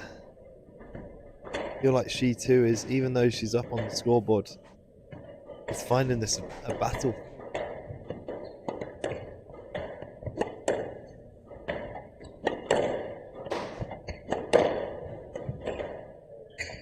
Yeah, definitely, and you know, you can see Alina here trying to go battle with Chan down this left-hand wall. She's not fazed by the brilliant ball control of Chan because she's got some great shot making herself. Well, Alina Bushma is not happy with that decision. A let ball has come of that play, apparently because the ball looked out. Yeah, the ref wasn't sure whether the ball clipped the red line on the side wall. It does tend to come off at a funny angle because you can see top corner of your screen, it is a rounded out of court line. And that is a very frustrating feeling there for Alina. She thought she'd fought her way back to parity at 4-all. And a very quick point for Chan keeps that lead.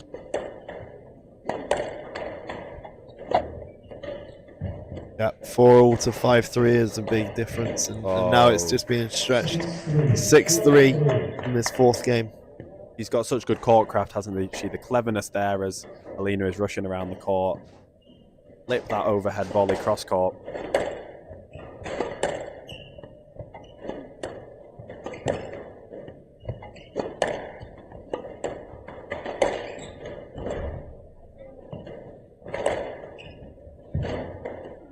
Oh, these are great gets. It's great composure. Oh. And it's Chan's turn, isn't it, to just keep getting that ball on the front wall. She was just in pure retrieval mode there. Picked up one too many, and Bushma in the end. She's very frustrated about one of the pickups there, but I have to say they all seemed good. It was just some brilliant, brilliant effort there from Chan. Yeah, she found a way to scrape that ball back. Maybe hit the racket with different spin, but yeah, no complaints there.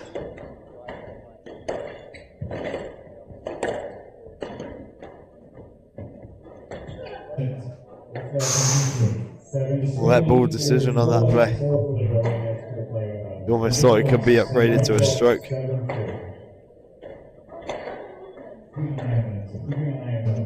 Yeah, the referee explaining that he felt she went straight into the back of Alina. I think he slightly got away with that one, didn't she, Alina? That ball did come back towards her a little bit.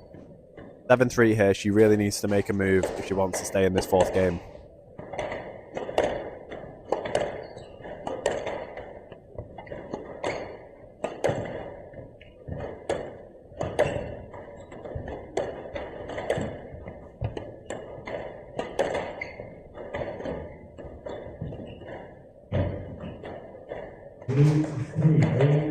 And it's almost exactly the same as she did yesterday against number 1 seed Marina Stefanoni, where she lost that third game and came back absolutely flying in this fourth.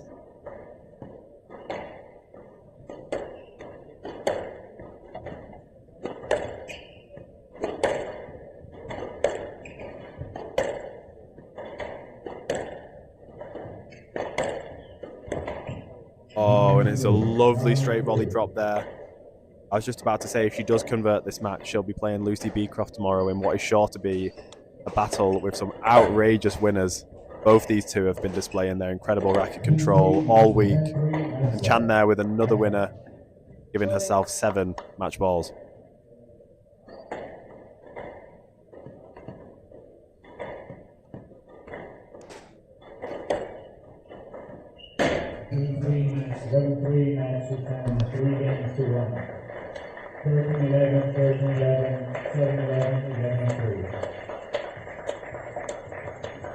And it's Sin-Yuk Chan of Hong Kong with an incredible performance who continues her winning streak, overcoming a great performance from Alina Well, Bushma. let's hear it for those two 3 players. games to 1. We'll now hear from her with Lewis in the From studio. Alina Bushma, and your winner, Sin-Yuk Chan.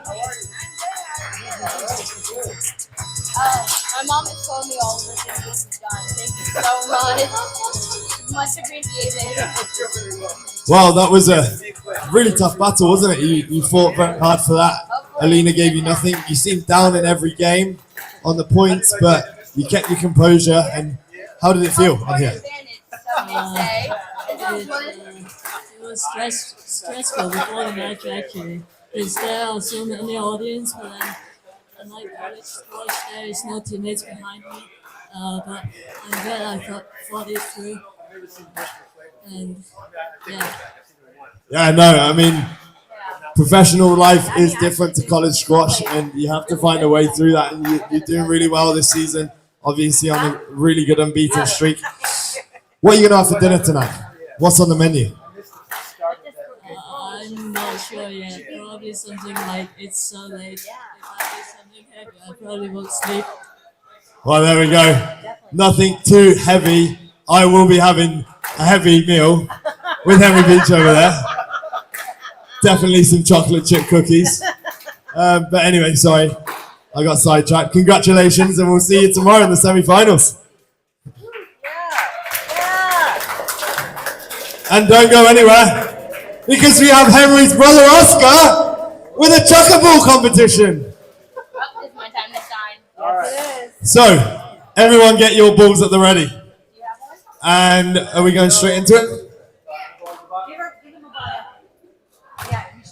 Yeah, if you have a chucker ball, I know there's quite a few people with them around the club. Now is your time to get ready. I think everybody knows the rules. We have this very small St. James Academy target on the court, and everybody needs to try and throw their ball over the glass, not through the door. It's going to be closed. And whoever gets closest to this wins $20 of Josh Taylor's hard-earned money.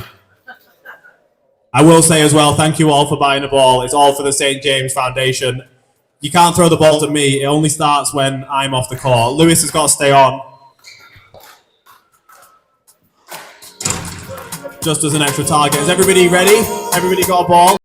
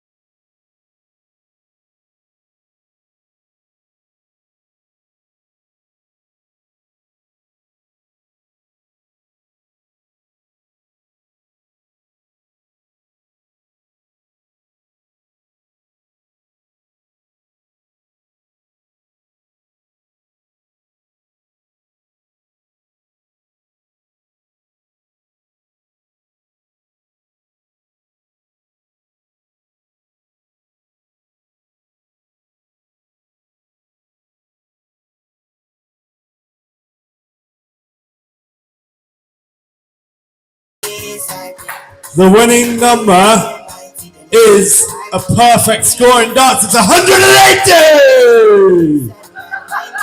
Congratulations, my friend. Please go and see Josh Taylor wherever he is for your money. And if anyone would like to help us pick up the balls, you won't get paid, but greatly appreciated. Everything a connection. I'm not ready for confusion. Which can never see. I gotta go to eternity. The increase in the comfort. Come on.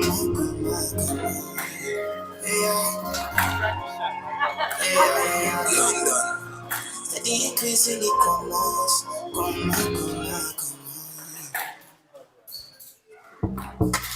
Are you ready?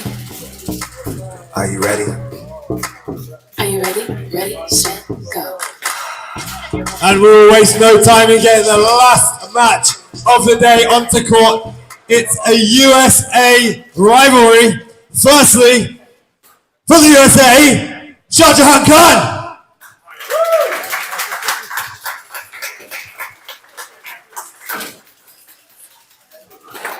And now our number 3 seed here. It's Timothy Brownell.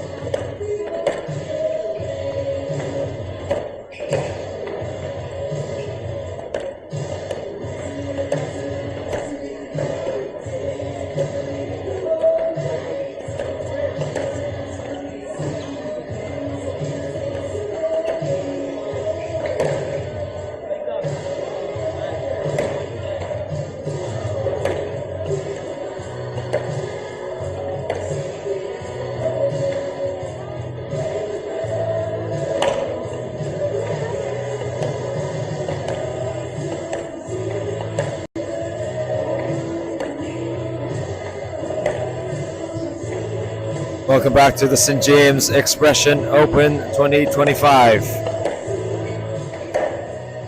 It's the final match of the day. It's the final quarterfinals of this afternoon/evening session. All United States affair between these two. Timothy Brownell, number 3 seed, up against Shah Jahan Khan, the number 8 seed in this event. Well, I'm Stephen Hurst, and joining me in the commentary section is Joshua Squash Taylor. Well, it's absolutely pumping in here, Steve. The atmosphere is really starting to live up to the Friday night feel. Electric atmosphere, charged for an all-USA affair here, as we see Timmy and Shah go at it once again. Well, Timothy Brownell, number 3 seed, highest world ranking there at number 32. Sorry, number 29. He's currently ranked 32. He has been on SquashTV many, many times. He's known for his theatrics on court. He loves to get the crowd behind him, so this type of atmosphere will really suit him. He's up against Shah Jahan Khan, number 8 seed of the United States as well. He's been as high as number 25 in the world, but he is currently ranked 64. 30 years of age, with 5 PSA titles to his name. 322 matches, so he's been around for a good period of time. Turned pro back in 2011. Now, Josh, these two have met before in the past. It's currently 1-1 in the head-to-head, with the most recent being Shah Jahan Khan taking the victory. What sort of impact does that play on a match like this, especially at the quarterfinal stage? Yeah, it's an interesting matchup, this, because interesting it's 1-1. Also interesting the best ranking difference, because I feel like they have both featured quite a bit on the World Tour for a number of years. I would probably actually expected a few more occurrences of this match. Obviously, they've played in US Nationals as well as the PSA World Tour, so there will be other stats that we could probably drag out of the search engines of Google. To me, it's going to be an interesting matchup. We've got two quite attacking players, actually, in their own sort of unique styles. I think we're going to probably see quite a few angles from Timmy. Interesting yesterday in quite a tough match. He opted to utilise the Philly boast at key moments of the time. I wouldn't be surprised if we see some good Philly boasts on this court. It does take it in the back corners. Do me a favour, Josh, just explain to the crowd what a Philly boast is and what does it look like. It's like a corkscrew-esque shot, Stephen. Played round the corner of I'm going to ask you a question. What is a corkscrew-esque shot, Josh? It's a shot that hits the front wall and the side wall and creates some rotations on the ball, Steve. I like that. And with the rotations, it tends to straighten up a little bit off the side wall.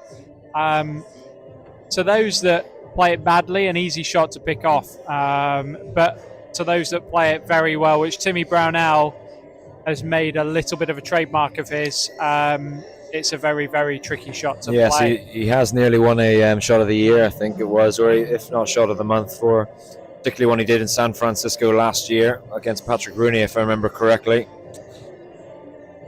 Shah, very strong player, possesses some qualities around the middle of the court that I think are there to be looked at here, and can play at a fast pace. He utilises the kill quite a bit, takes the ball in well there. I actually had the pleasure of playing Shah. Played Shah Jahan when I was playing, so it shows his age. He's been around for a while, hasn't he? He's been on tour since 2011, so let's see what can happen here with experience up against relatively fresh on the career. I actually had a first playing Shah Jahan Khan. I played him in BVI, Stevie, and what actually happened was we had a stoppage in the middle of the match where a lizard ran up the front wall. Largely outdoor court in BVI, very, very hot. And the lizard stopped in the middle of the front wall and caused a long stoppage of play until we got rid of it. I don't think that has ever been seen on the PSA World Tour SquashTV cameras. And I don't think it's going to be seen, well, I hope it's not going to be seen on the centre court here in St. James, but it's Brownell that's first to get on the scoreboard. Brownell in the green with Khan in the Navy. First time for Brownell on this court, similarly for Khan too. I think actually Khan's result yesterday was quite impressive when he beat Tom Walsh in a relatively emphatic form, which I think is a very good result against someone like Tom Walsh. Yeah, no, I think that's the kind of performance that Shah is capable of. Doesn't always produce those kind of results, but certainly has it in his locker and will, I think, trouble Timmy here as we get into the last shift of the night. You're asking me to state the obvious and really explain my my observations, but around the Philly boast, which the audience does need to know about that, I think, Steve. But here we do have a right-hander and a left-hander. And that will cause quite a lot of cross-court play.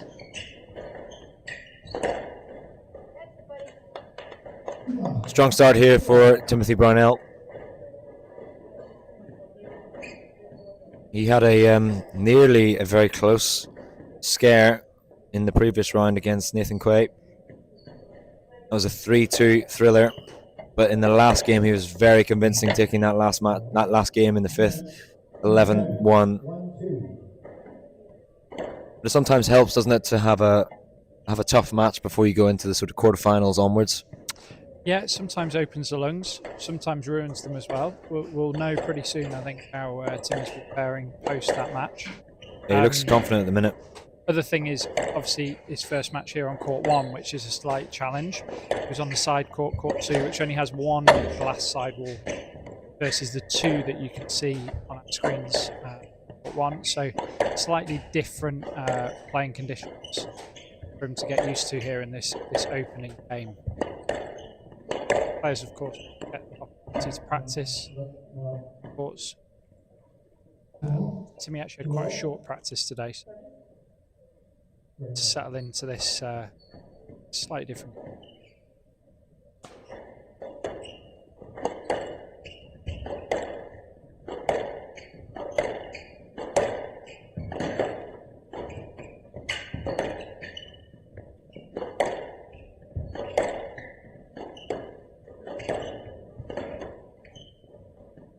Timmy Brownell, fresh off a recent win over in Charlottesville. That was a copper level event, similar size to this one, but he's definitely looking to add a few more trophies to his cabinet.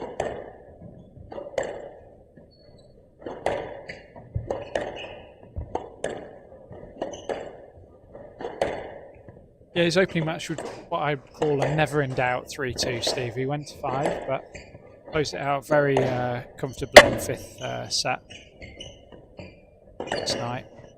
Nathan putting up a stern test against US #1. As you said, Shah Jahan Khan, he's been as high as 25 in the world. He's certainly a force to be reckoned with, but you feel like he's had a few results that have been a little bit unexpected in his caliber, so Timothy Brownell will certainly be expecting the best version of Khan tonight. I actually thought he'd have a highest ranking than he does on paper, actually. Just, I think some of the results he's got past have stuck in my head. Watched him play Victor Kruin, I think. On fire will have to do the stats. Going to 5. Really troubling. Yeah, wasn't it? Sorry. Thinking that was the upper level of Shah Jahan Khan on display. Yeah, and recently in the Silicon Valley over in San Francisco, he took Curtis Malik, who had a fantastic tournament himself, all the way to 5. So the signs are good that Khan is in a good form and a good headspace this season.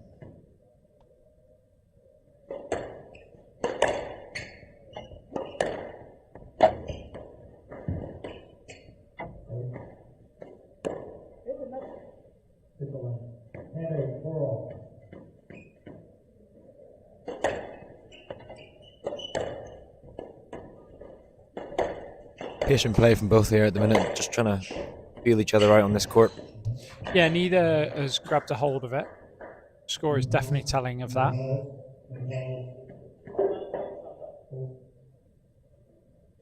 Got a natural stoppage in play here where headband is required.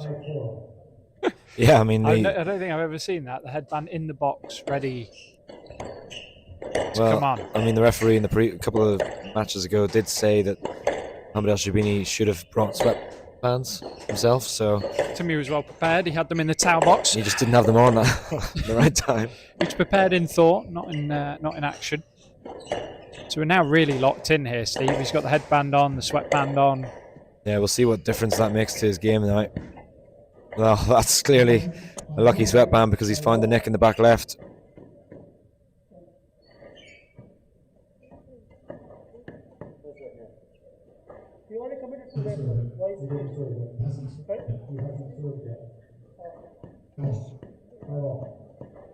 I'm just losing track of the hand-in, hand-out situation that we have. Someone comes to serve. Oh, it's perfect length, perfect weight of shot there from Timothy Brownell. He has a very clean swing. Obviously, being a lefty, it always seems like the lefties tend to have just that extra elegance to their swing, don't they? Yeah, it's against the law for a left-hander It's to have definitely against the law. a bad swing. And where they are found, they're in the exception. Some of the greatest players of all time, left-handers, Armand Shabana, jumps into my head straight away. Peter Nicol, former world champion as well.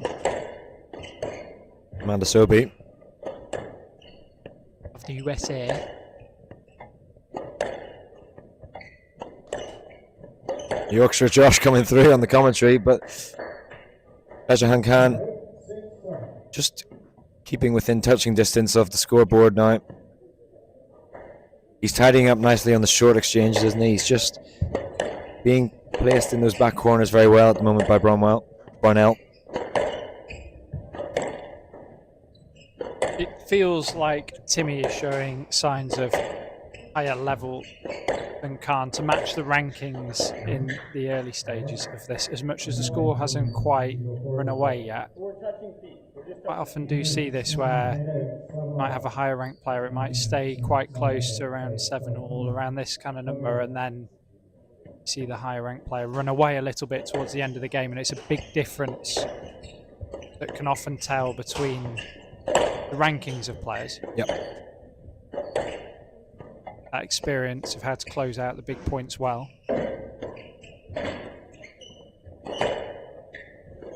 Good pressure here being built by Khan, and it's a wonderful finish.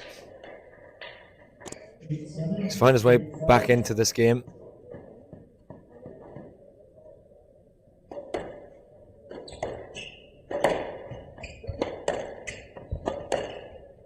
Very efficient mover, Khan.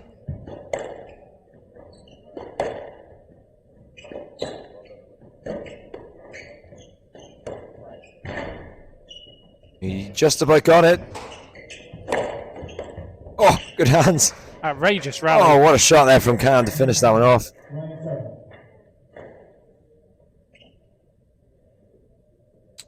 Happening here, Steve, is my prediction actually happening in reverse. Oh, okay. Which happened a little bit yesterday.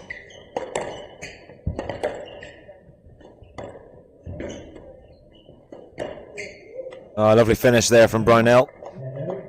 Just extending that follow through, just guiding the ball into the nick. Very welcome unforced error there.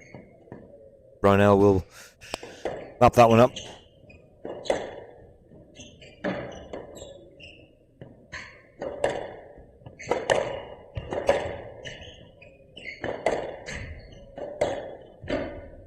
Beautiful kill there from Khan. Fist pump goes up, and he's got one game ball now to take this opener against the number 3 seed.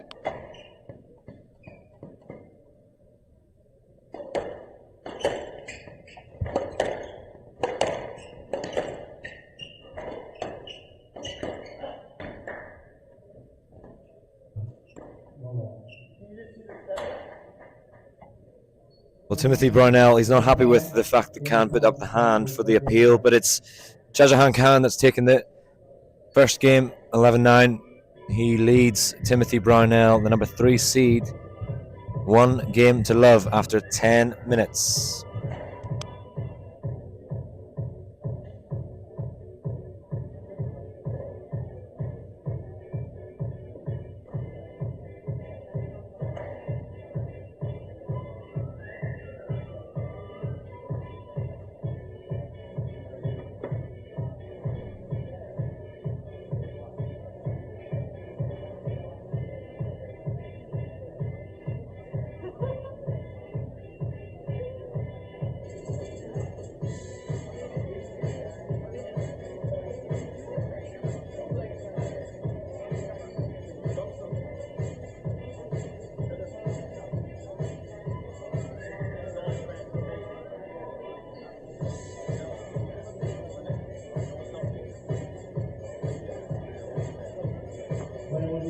50 seconds.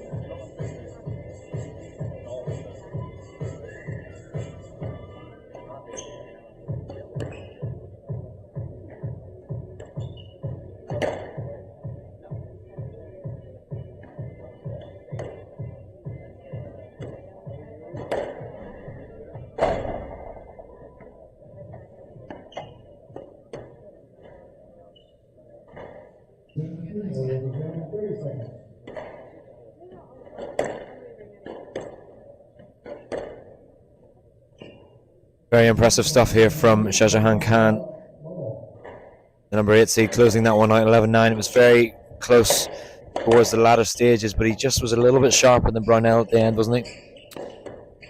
Yes, he certainly closed it out well. Showed enough to edge his compatriot in the first game. I think what the first game was really missing, Steve, was the Philly boast from Timmy. I think if we added that in, I think that would have been the difference. That would have been the winner for him, would it?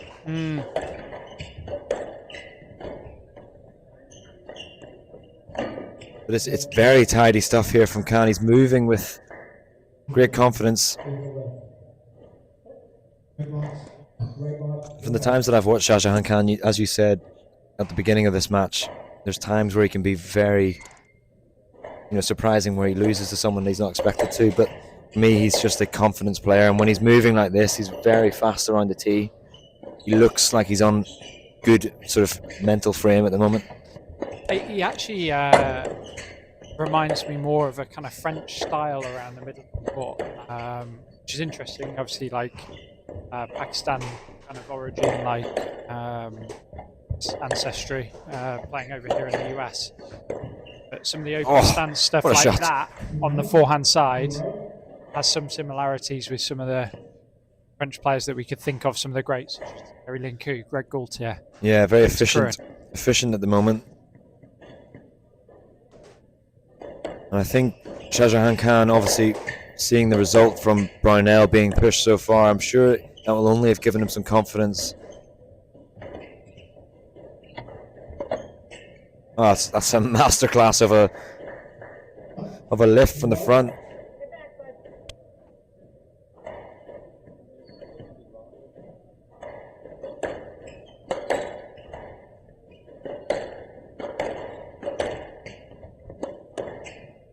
Just look at the way that Khan takes these volleys. He's firing it in, and then he's almost sprinting back to that tee position.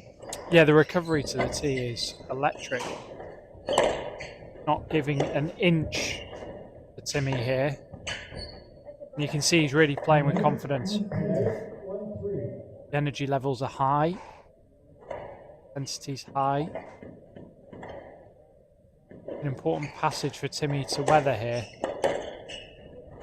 Going to start to get his campaign on track in this second round match. Quarterfinal round match. This is second match. The way the draw works. I see it. You see what I mean? Yeah, I do feel like this is a crucial point for Brownell. Oh my word. I mean, obviously the appeal from Brownell, but you got to give credit to Khan there. That was a sublime cross-court nick.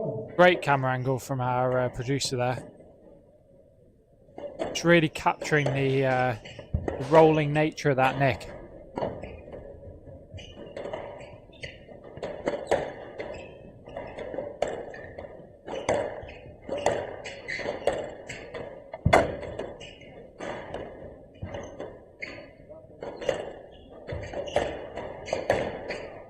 At the moment, it just feels like Timothy Brownell struggling to find that weighted shot to the back.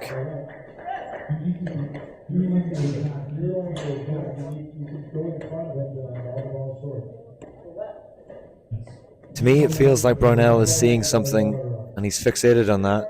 And I don't think it's entirely the problem. I think his shots are getting a little bit loose and Khan is capitalizing on that position. Yeah, no, I'd agree with you. At the moment, the ball is left in the middle third court from Timmy a little bit too often. And that is the real reason that we're seeing here Shah are able to really get a stranglehold on this second game. Look at the speed of Khan. And that's what it's going to take for Brownell to start to get a bit of a foothold in this game, in this match, I should say.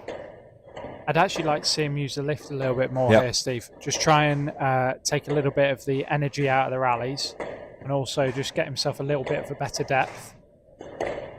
Try and give himself a platform in order to be able to operate. It also feels like Khan is enjoying the balls, being placed around that middle section of the court, whereas Timothy Brownell hasn't managed to get that back corners quite right yet.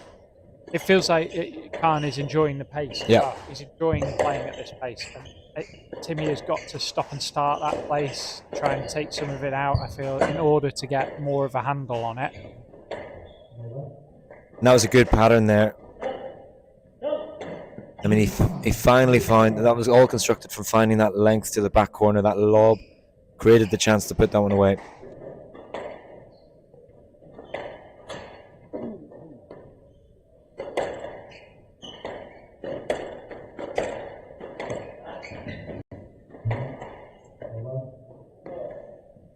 There's frustration here from Brownell, but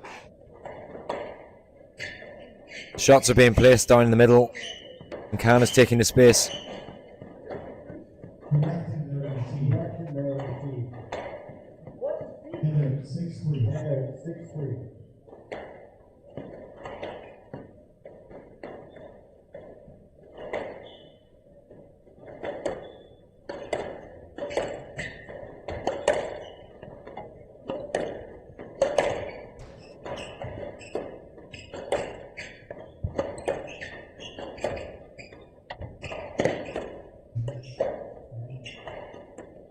Really feels like it's a battle of both his opponent here for Brownell, but also himself. He's fighting some mental demons at the moment. Yeah, I feel like he needs to internalise a little bit to get back into the quality of squash that he's going to need. And there you have a lovely volley, just following up. That's the kind of stuff I'd like to see more of Timmy. Just finding the spaces, making the court big to his opponent. Because we know the class of Brownell. He's a phenomenal player. He's a fantastic advert for US squash, but all credit to Khan at the minute. He is the one that's dictating this pace. Khan has really taken it to him, Steve. Interesting movement there from Timmy. Feels like there might be a few leggy issues going on.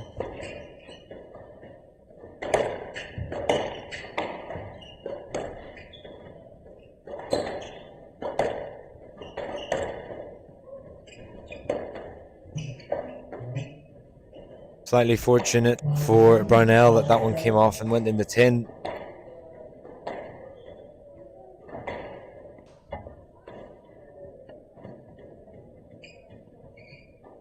Certainly not happy or comfortable on court at the moment, is he, Brownell?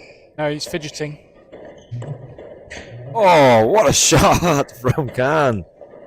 That was outrageous, Stevie. I mean, it rolled, but mainly he was playing that backhand on the forehand. That's a difficult shot to execute.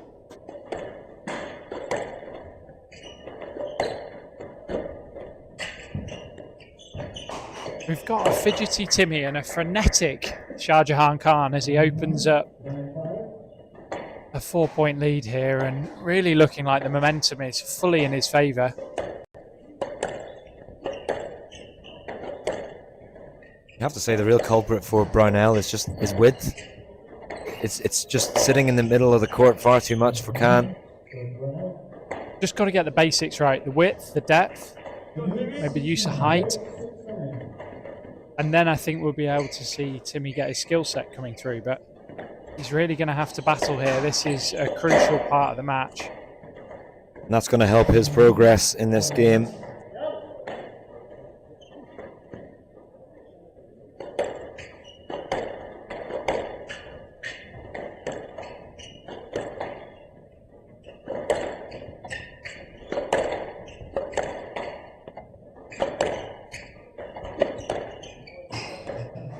Oh, that's a great shot. That's more like what we're used to seeing from Brownell.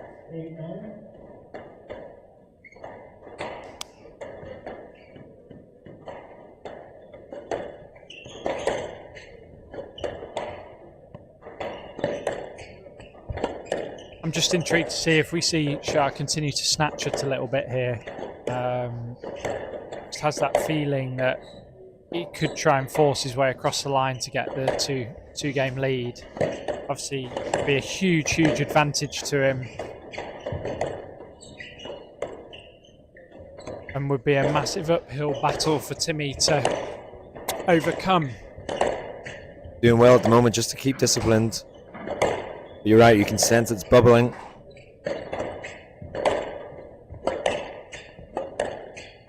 It's very easy to tip from frenetic to forced at this kind of stage of the match, as the lower ranked player wanting to get a big win, Steve.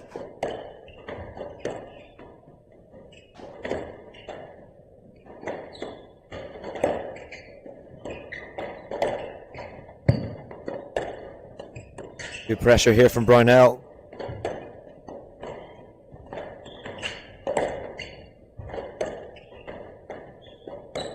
This is a brutal rally now for both.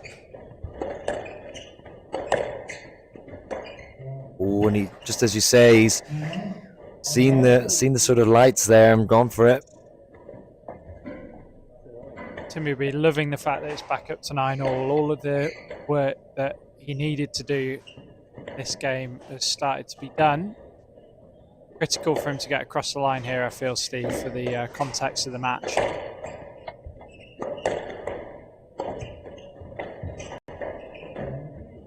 It's another unforced there, and you can really sense the nerves when he played that shot, which gives Brownell one game ball to level this match.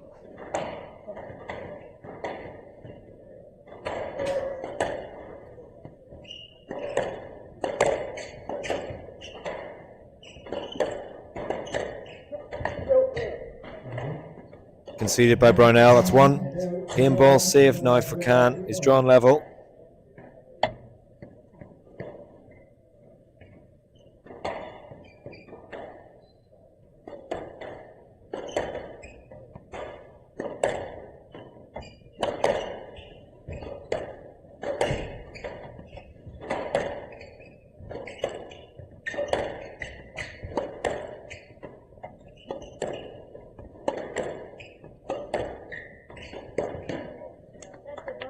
Superb finish there from Brownell.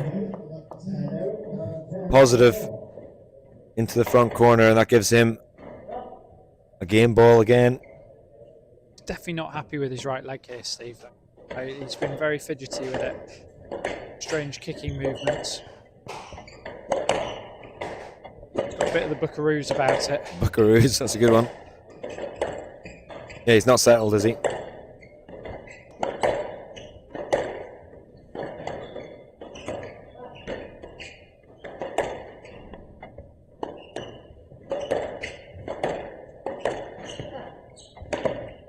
Good pressure here from Khan. Opportunity.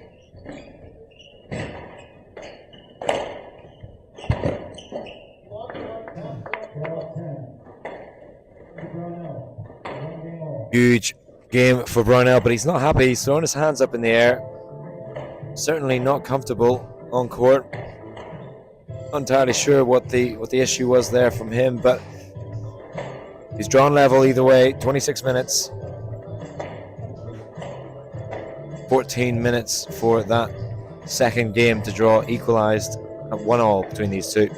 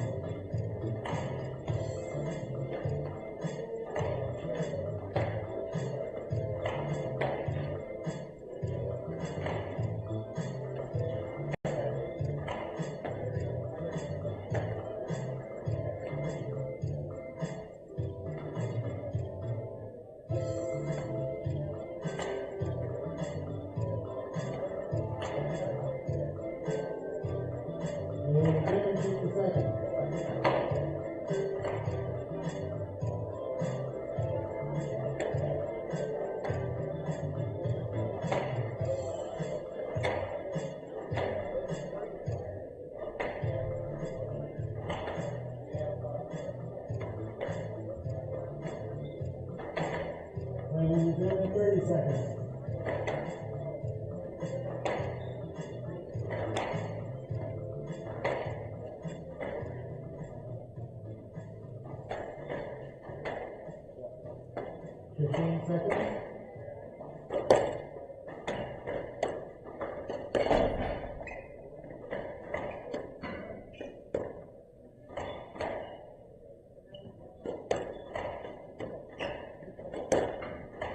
One game all, for another serve, no ball.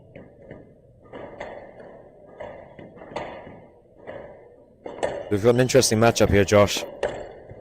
Ronell obviously taking that game, but certainly not comfortable or happy to be.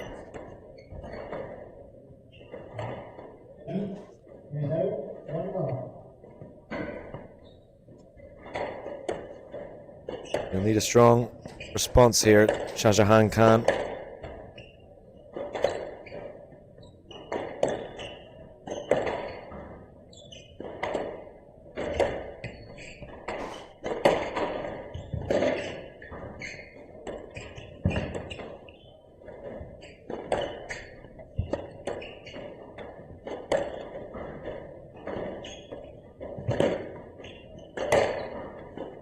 Good pressure being built here by Khan.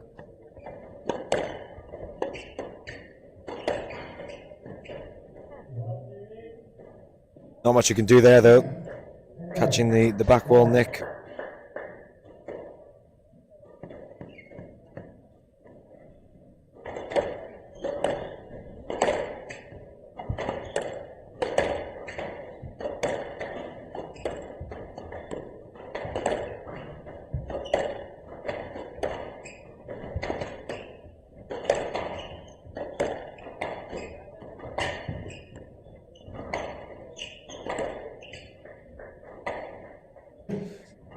Quick fire response here from Shah Jahan Khan. Finding a lot of success in that fast movement onto the ball around the front corners.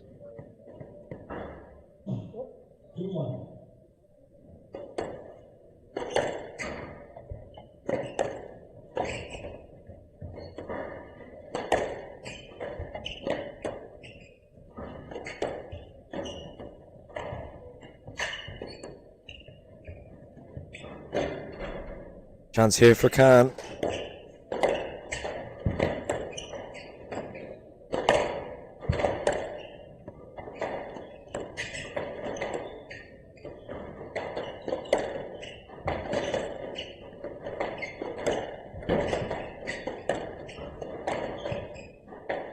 Yeah, chopped into the neck there by Khan.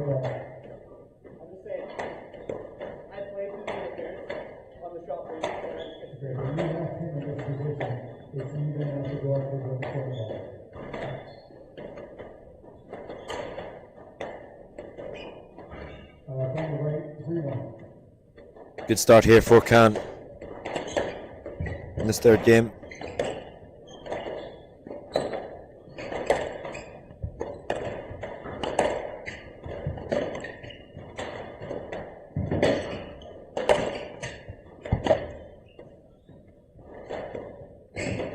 Ronell constructing a very tough rally here for Khan.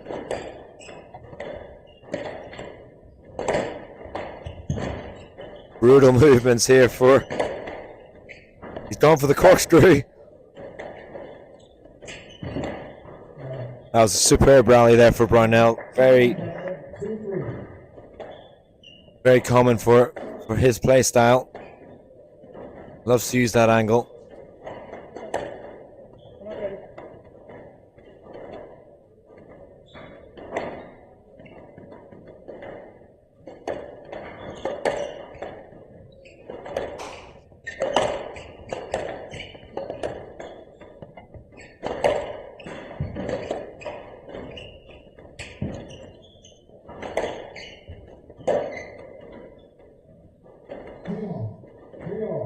Soft error coming from the racket of Khan there. Not a lot between these two, but it does feel like momentum could be the factor, and it feels like Timmy might get a stranglehold of the match if he just press on from this early stages of the third game, Steve. Yeah, he's keeping his temperament a little bit better. As I say that, he's furious with that last shot.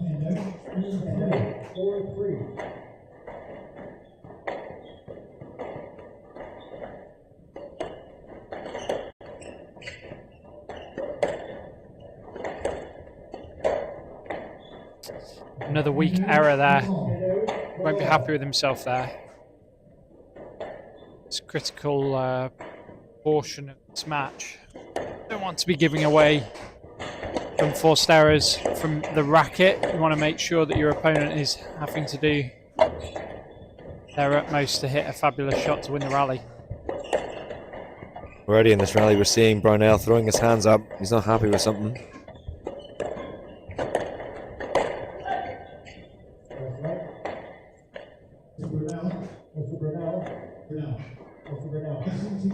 Listen to you, and I explain my position, what I need you to do.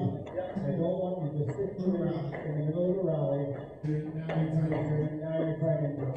So that is a conduct warning, and I need that to stop. The ref making his position very clear here.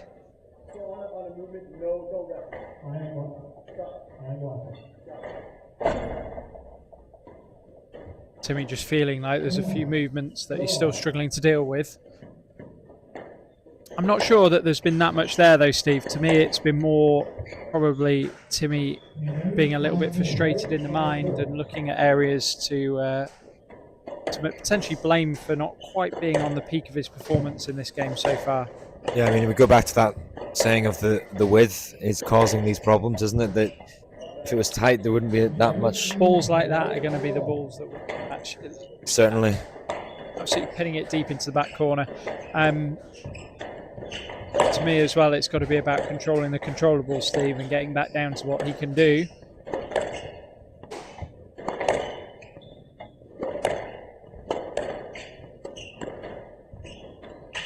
Great touch there at the front of the court from Timmy. Great retrievals there from Khan.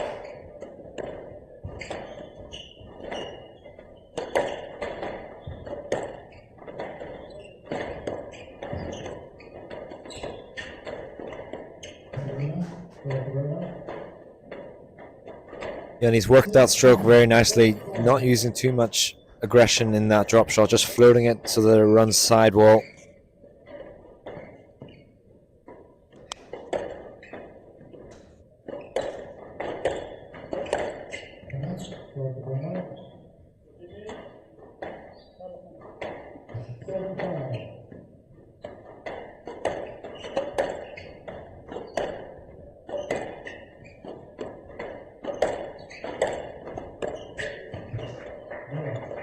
That's a beautiful shot there from Khan, right on the full stretch of the racket.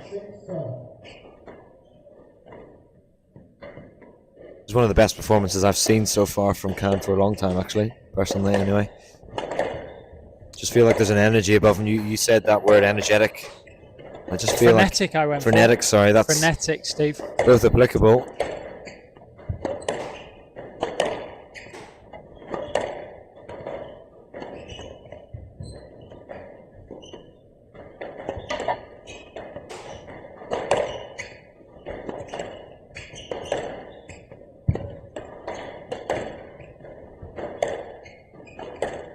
Getting really locked into what is a couple of crucial rallies here, I feel, Steve, in this game, and for the context of the match.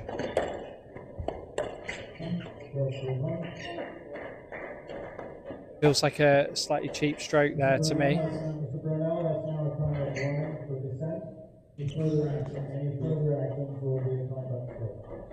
And just gesticulating himself back as Brownell was early just warned about the excessive kind of references to movements and decisions.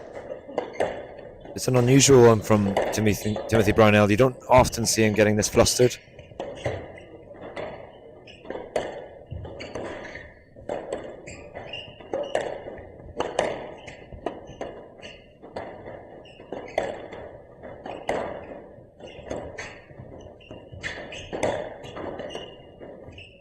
Great get there from Khan.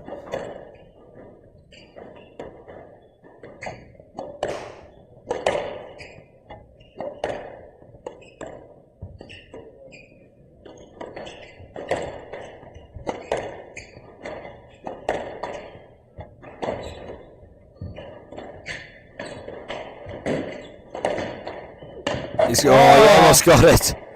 He threw absolutely everything at that shot. Important rally there for Brownell to win. To state the obvious, but I think he is building a lot of tough rallies and movements into his opponent.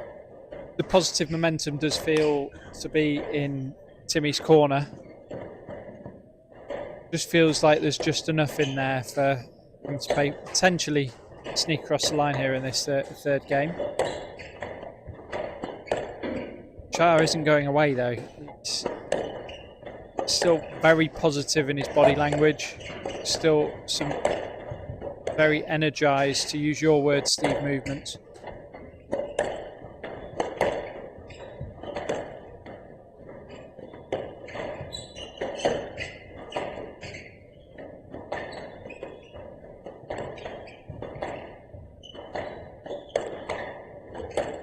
Khan constantly trying to take this on the volley.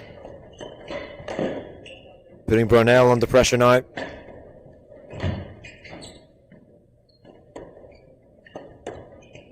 Nice use of height from both.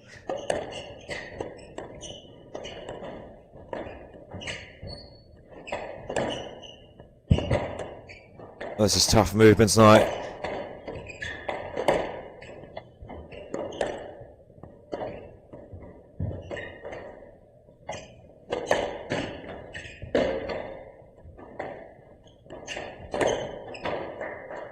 mean, what a rally there for Khan.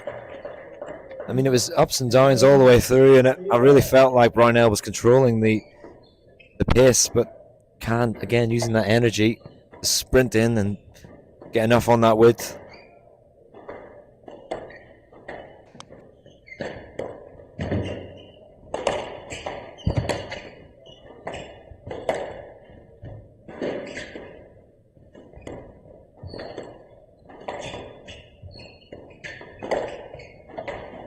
Oh, he's found the back wall, Nick.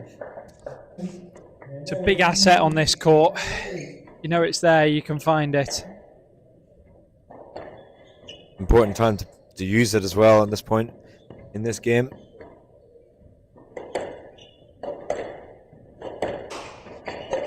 It's a bit of a Duracell bunny, Shah Jahan Khan. He is really buzzing around. He is. On stuff, trying to make himself a bit of a nuisance.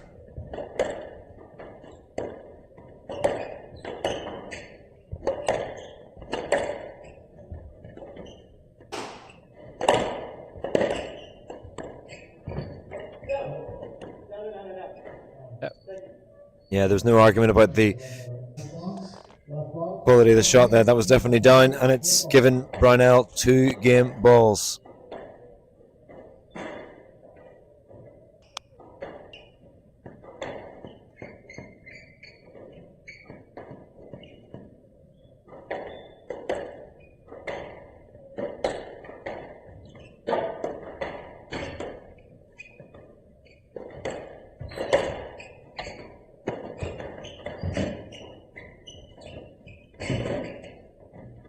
Khan scampering around the court now.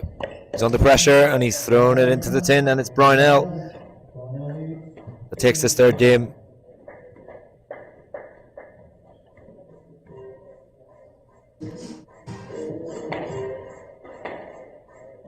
"14 minutes for the number 3 seed, Timothy Brownell, take a lead in this match. He leads 2-1.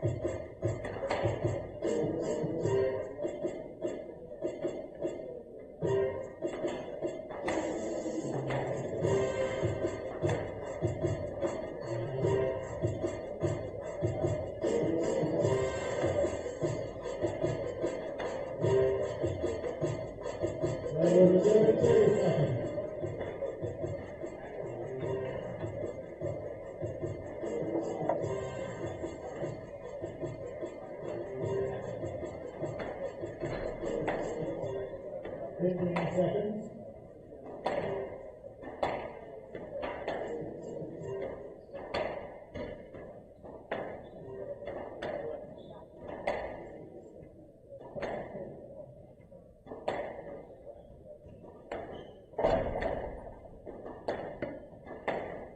Brownell leads 2 games to 1.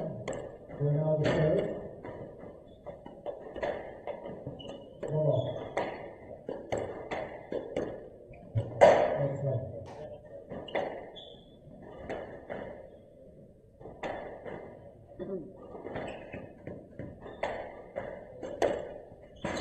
Brownell with a commanding lead now.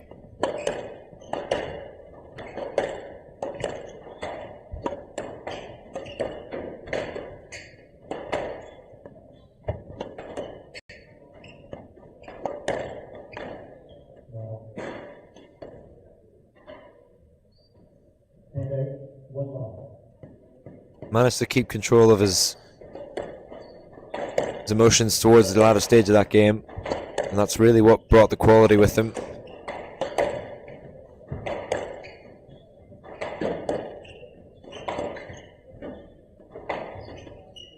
There'll be an appeal here from Khan that looked like a double hit.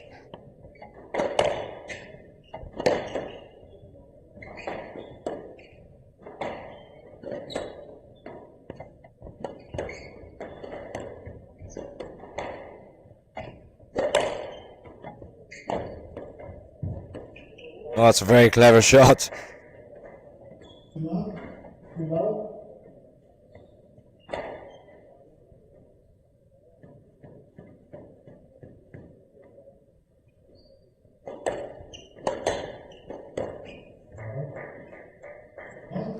And Khan has responded very well after that last game, storming into a 3-love lead, and that tin will spur him on even further.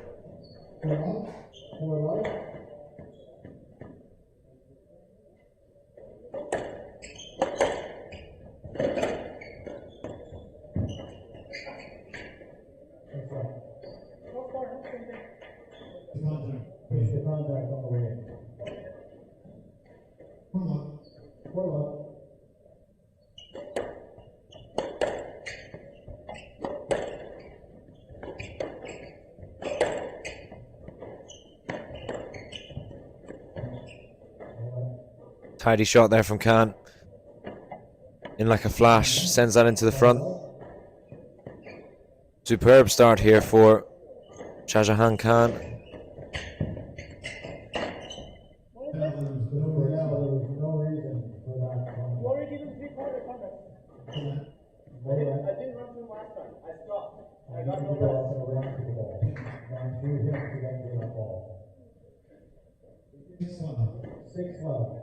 Frustration brewing here on court. 6-love to Shahjahan Khan, the dream start. And that's another gift here for the number 8 seed of this event.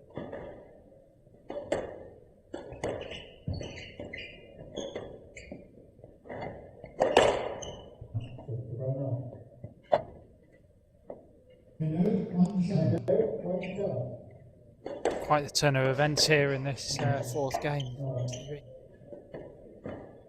You just can't help but feel like Brownell, since the very first stage of this match, has never let go of the issue. Yeah, it's been eating away in the grey matter of his brain in this match. He's not quite happy.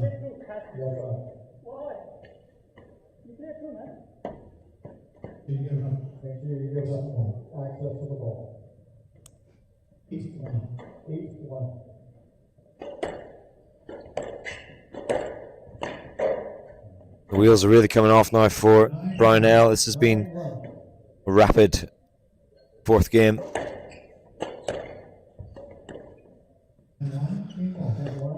And 9 game balls now as Brownell casually throws that into the tin.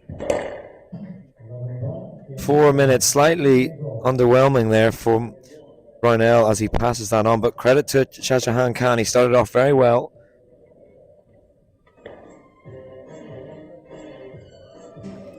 5 minutes in duration. Very quick response there from Shah Jahan Khan as he draws level here for yet another 5-setter in the quarterfinal stages of this event. 48 minutes of play.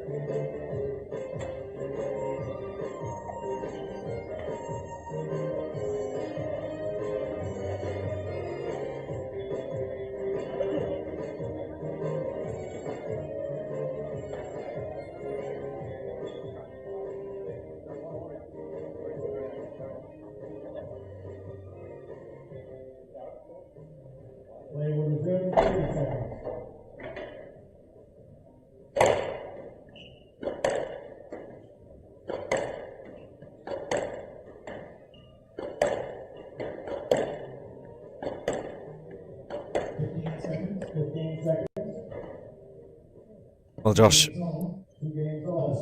that previous game was essentially a throwaway, really, in the grand scheme of things. It was 4 minutes long, just under 5 minutes long. What sort of impact does that have now on Khan? Obviously, the momentum was with him, but we're going to see a big response here from Brownell, hopefully.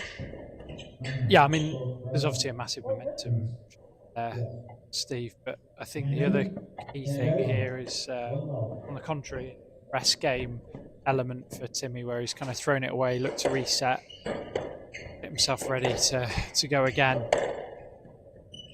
See a big shift start of the game. Shah Jahan gaining a huge advantage and Timmy kind of rolling over a little bit, which he obviously cannot do at this critical stage of the match now. Quite a cracker of a fifth game potentially, Steve. Yeah, I do feel like it's all down to whether Brownell can keep his cool on court. Particularly, though, also Khan still continuing that sort of energetic, frenetic style of play. Yeah, I mean, he's definitely not changed the batteries, but he's just kind of continued with great vigour throughout the whole match. See Lewis Anderson getting in a primetime seat there, sneaking into the VIP seats. That's the shot that Khan is. Obviously, in the second game, he had an almost chance to take that 2-love lead, but he was just getting a little bit tense, wasn't he? Trying to see the finish line a bit too early. I think we might see that again, unless there's a comfortable lead built. I think if it's tight, I'd say it's going to be Timmy's game. There's enough of a lead built by Shah Jahan at this point on. That would be how he wins the match. Anything nip and tuck, I would put my money on Timmy Brownell. Not that I'm a betting man, Steve. Not that you're a betting man.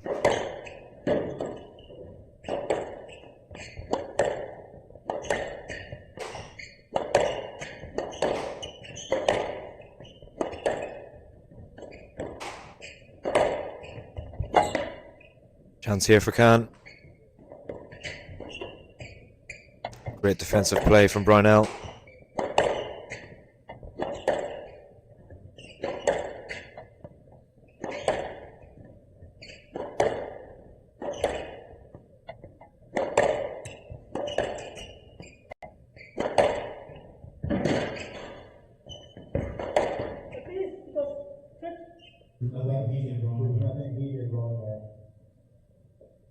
Unfortunately for Khan, I do think that was the correct explanation from the referee. Slightly unfortunate trip there but it was himself, wasn't it? Yeah, it was a little skiddy slip.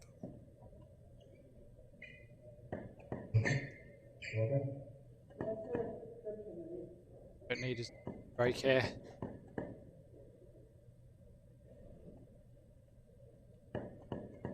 His Duracell legs are ready to go again. Really have enjoyed watching his movement back to the tee actually from Shah Jahan. It's very proactive, closing down space as well.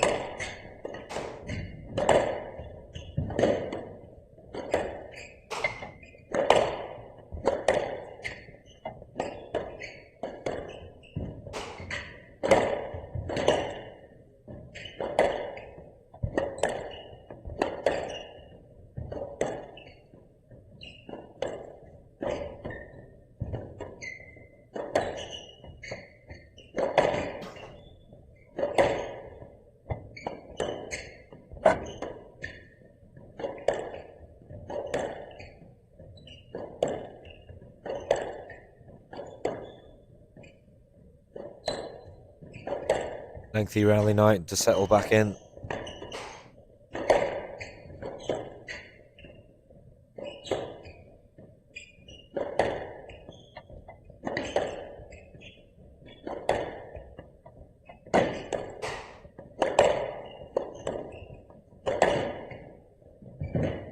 That's a great width.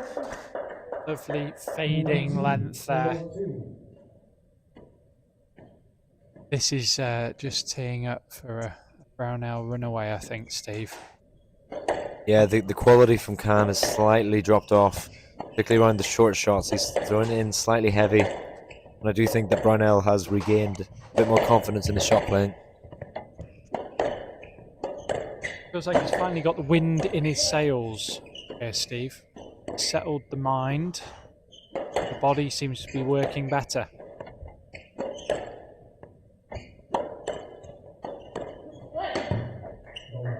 That was a little bit of a sneaky move.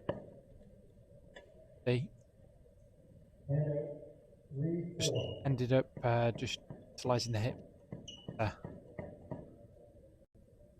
Yeah, the shot was played and he was making a direct line to that front tee position, wasn't it? Definitely be picked up by the referee, hopefully.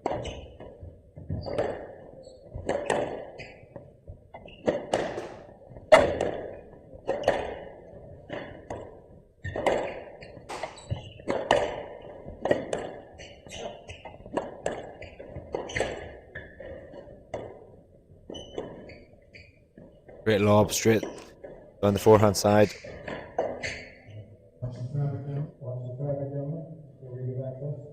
Ref just nudging them away to make sure we end up some play.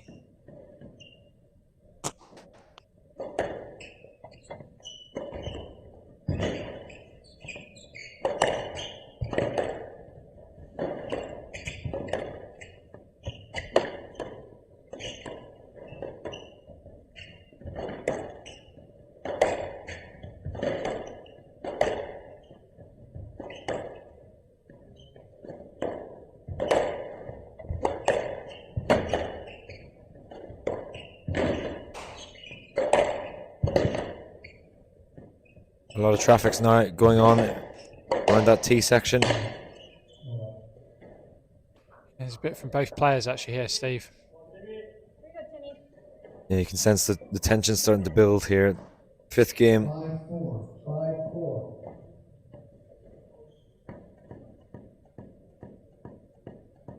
Just have the makings of a point-for-point style finish for these two. It has turned, hasn't it? I just thought there might have been a bit of a runaway from Timmy at the start of this game for a period, and Khan must have heard me and said, no, we're going to have a better match than that. Oh, big contact.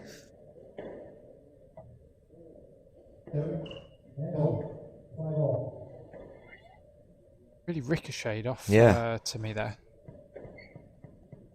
It's cagey, isn't it, Josh?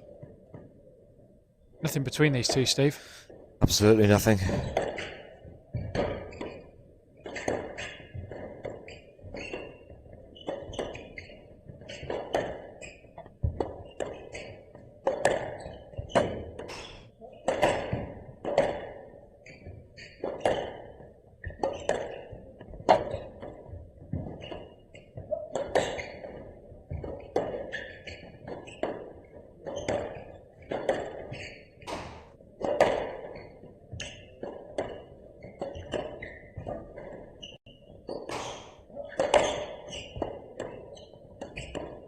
is tough work here for Shah Jahan Khan.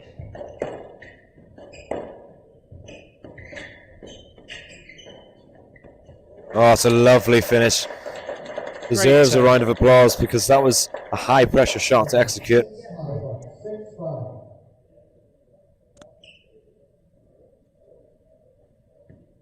57 minutes on the clock now for these two.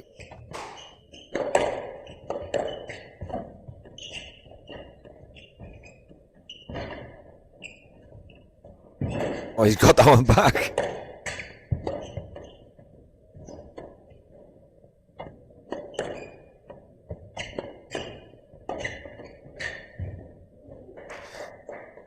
And that's that busyness that Khan has been putting in all this work into the legs of Brownell recently. He's just not going away. Every shot that looks like a winner, he's somehow there in a flash. Yeah, he's being a busy boy here, Steve. Just humming away consistently.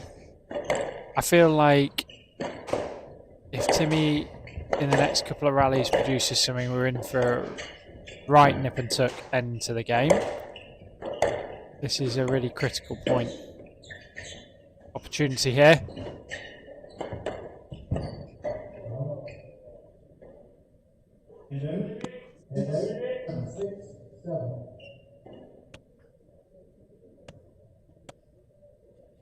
Yeah, it does feel like this one's going to the wire either way.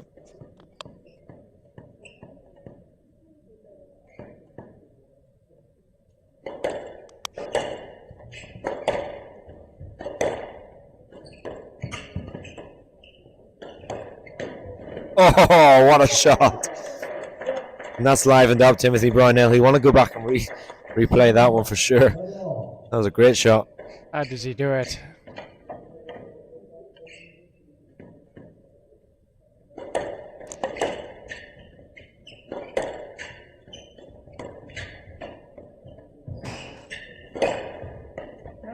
Oh, it's just running away a little bit with Timmy here. The momentum shifted once again. It was all suddenly. I mean, it was 7-5 to Shah Jahan Khan, and it's a run of points. A few fist pumps as well. It looks like there's a positive, renewed energy here for Brownell.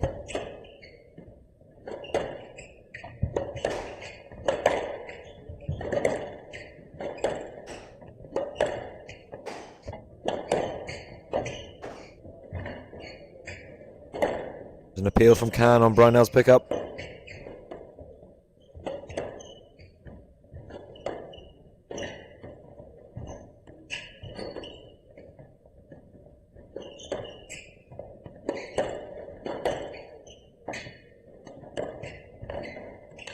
Chance here for Khan. Oh, he's got it. Rally still goes on. Oh, what a finish. Good call from the ref. I felt that was the winner. Certainly the right call there for me. I mean, the shot was played into space and Khan took all the time in the world for that one. Still so locked in here in this fifth game, Steve. I said from the start, I thought if we stayed locked in a bit like this, that it would be Timmy that would come out the favourite. So I'm going to hold you to that one. I tried to make a rounded prediction that could cover a few bases. All eventualities.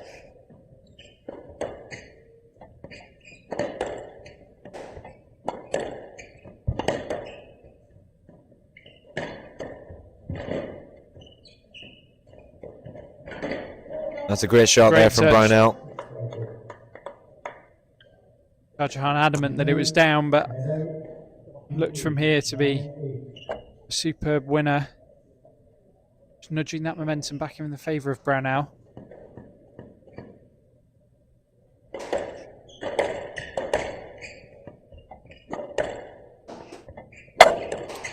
What this fifth game really needs, Steve, is a Philly Bose winner to close it out. That's all that's required, isn't it? I think that was the right decision. Looking a lot more positive here, Timmy. Some positive nods. Body language is positive. Strutting to the left-hand box. Down the middle serve.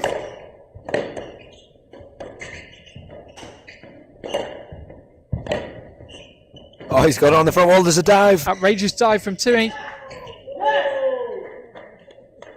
Oh!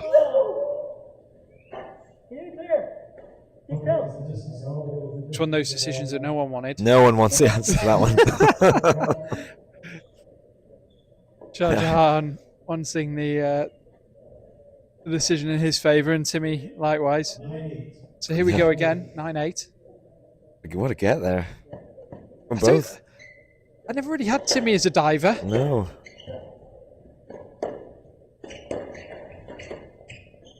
This court brings out the best. Had some cracking dives on this court in its history so far.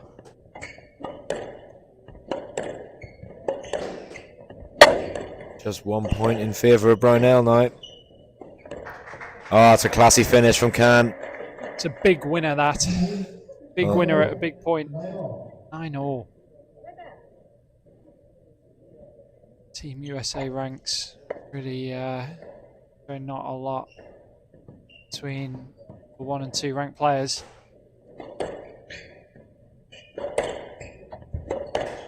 Had all the makings of going all the way.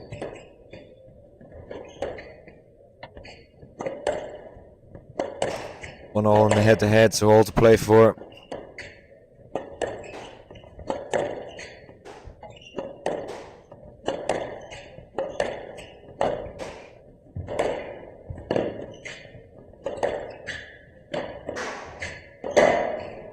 That was something that you mentioned earlier about Khan potentially seeing something too quickly. Point to make an error like that. One match ball now for the number 3 seed. Be a critical error.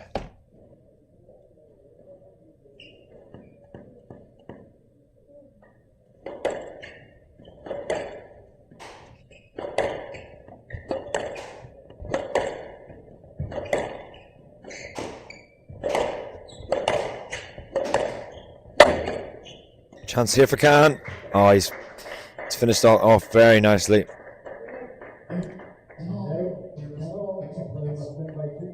Here we go, Stevie. Tie-break time. 2-all, 10-all. It's literally who wants it more.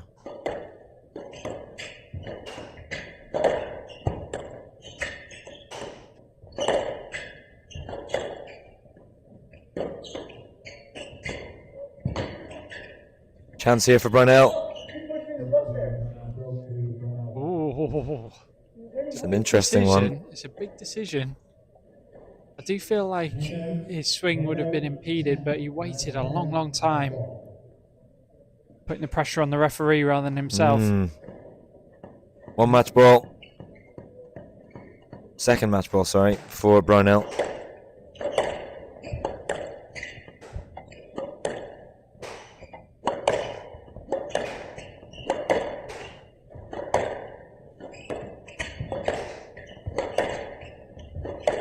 Almost caught the back wall, Nick.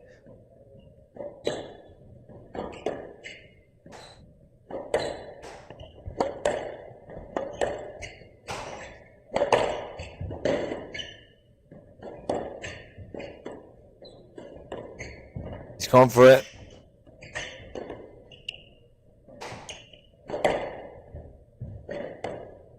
Khan is seriously under pressure. Oh, this is brutal to watch.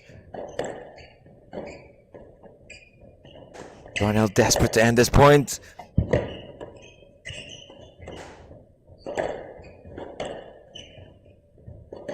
This is hard squash here.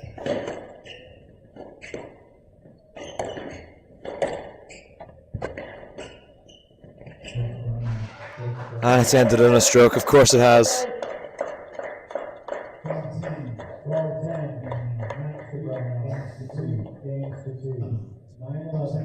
Two strokes there to end. I mean, what a match we had there. What a match that was. Big round of applause, everyone. Let's give it up for these two.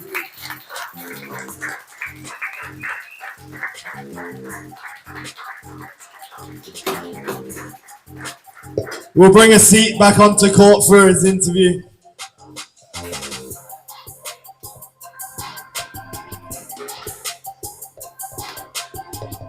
Or not.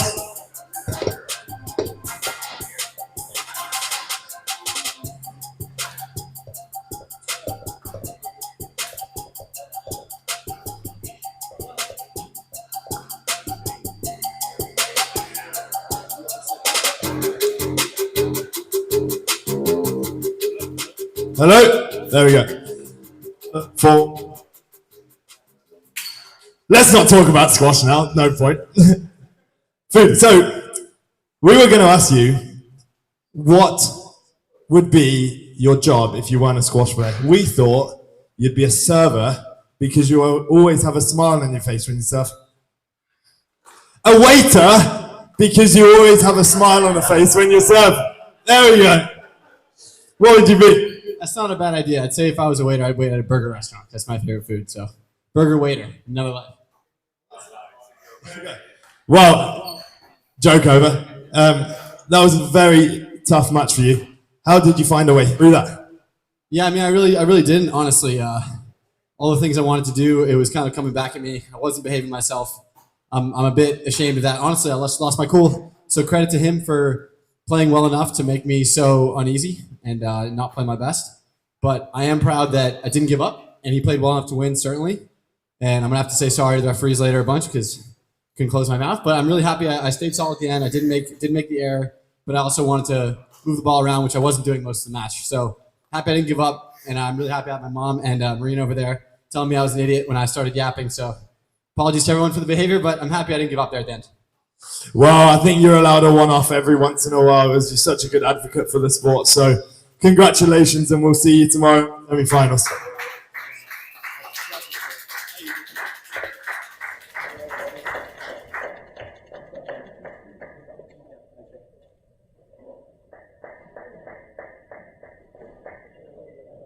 Well, Josh, it's been a very long quarterfinals day, and it's had plenty of action. 5-set thrillers all the way through, and just want you to give me your top two matches from today's play. Top two matches after all of those. I mean, it had all the makings of being a cracking day. Quarterfinals day, normally one of my favourite days because you get all the different styles playing out. Starting at the top of the day, actually, Sabrina Sobey looking in fine form, by the way, in the first opening match, dispatching number 2 seed Hannah Motaz 3 games to love. I think she put a bit of a statement out there to start the day, and then we went into some really tight nip and tuck matches. Really enjoyed watching Lucy get across the line against Sina Zain. Veer Chochani taking out the number 2 seed. Mohammed El Shbini stands out as well as an absolutely cracking match. And then we've been treated here by two of the United States of America's top players, with Timmy Brownell just getting across the line in a 19-minute fifth and final game against his compatriot Shah Jahan Khan. I think they're my standouts. Well, I think you give quite a few matches more than two, but I'll take them all. But looking ahead for tomorrow's semi-finals, could you give me two semi-final matches? Just two. I mean, I'm going to really hone in a little bit on the Lucy Beecroft versus the Simi Chan match. I think that's going to be two players that are going to play with a lovely style. I'm intrigued to see the other side. I think Sabrina could make a real statement. I know that's my two, and I've only done the women's ones. So the men's ones, though, Steve, there's two matches in the men's ones too. So I've used your little thing to be able to mention all of them. We're going to have a South American battle, right, between Lionel Cardenas and Jeremias Arizana. I think Lionel will sneak that one. I'm going to make an early prediction. He was looking in fine form as well. And I think this has potentially opened up for Veer Chochani to make a copper final here at the St James. So I'm making a few guesses for you to make up for taking all four of the semi-finals in the predictions. And, understood. Run through. And we'll hold you to those predictions. So thank you very much for tuning in to this fantastic day of squash and the quarterfinals. And tomorrow we'll be back live on SquashTV with an 6 o'clock start with Habiba Hani, the number 8 seed, up against Sabrina Sobey of United States. Join us again very shortly for those matches.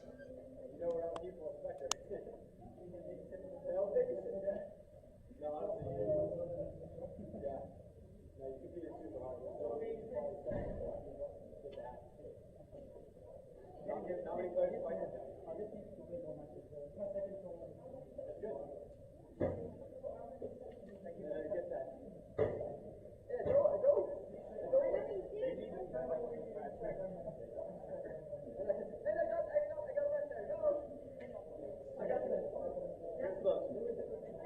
guys made me enjoy the match with your talking.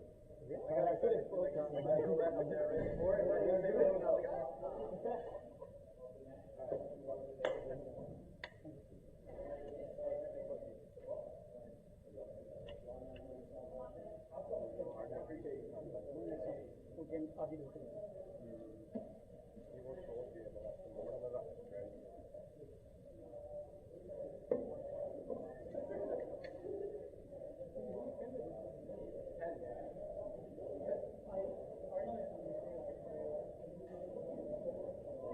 They're calling me to coach like a trainer.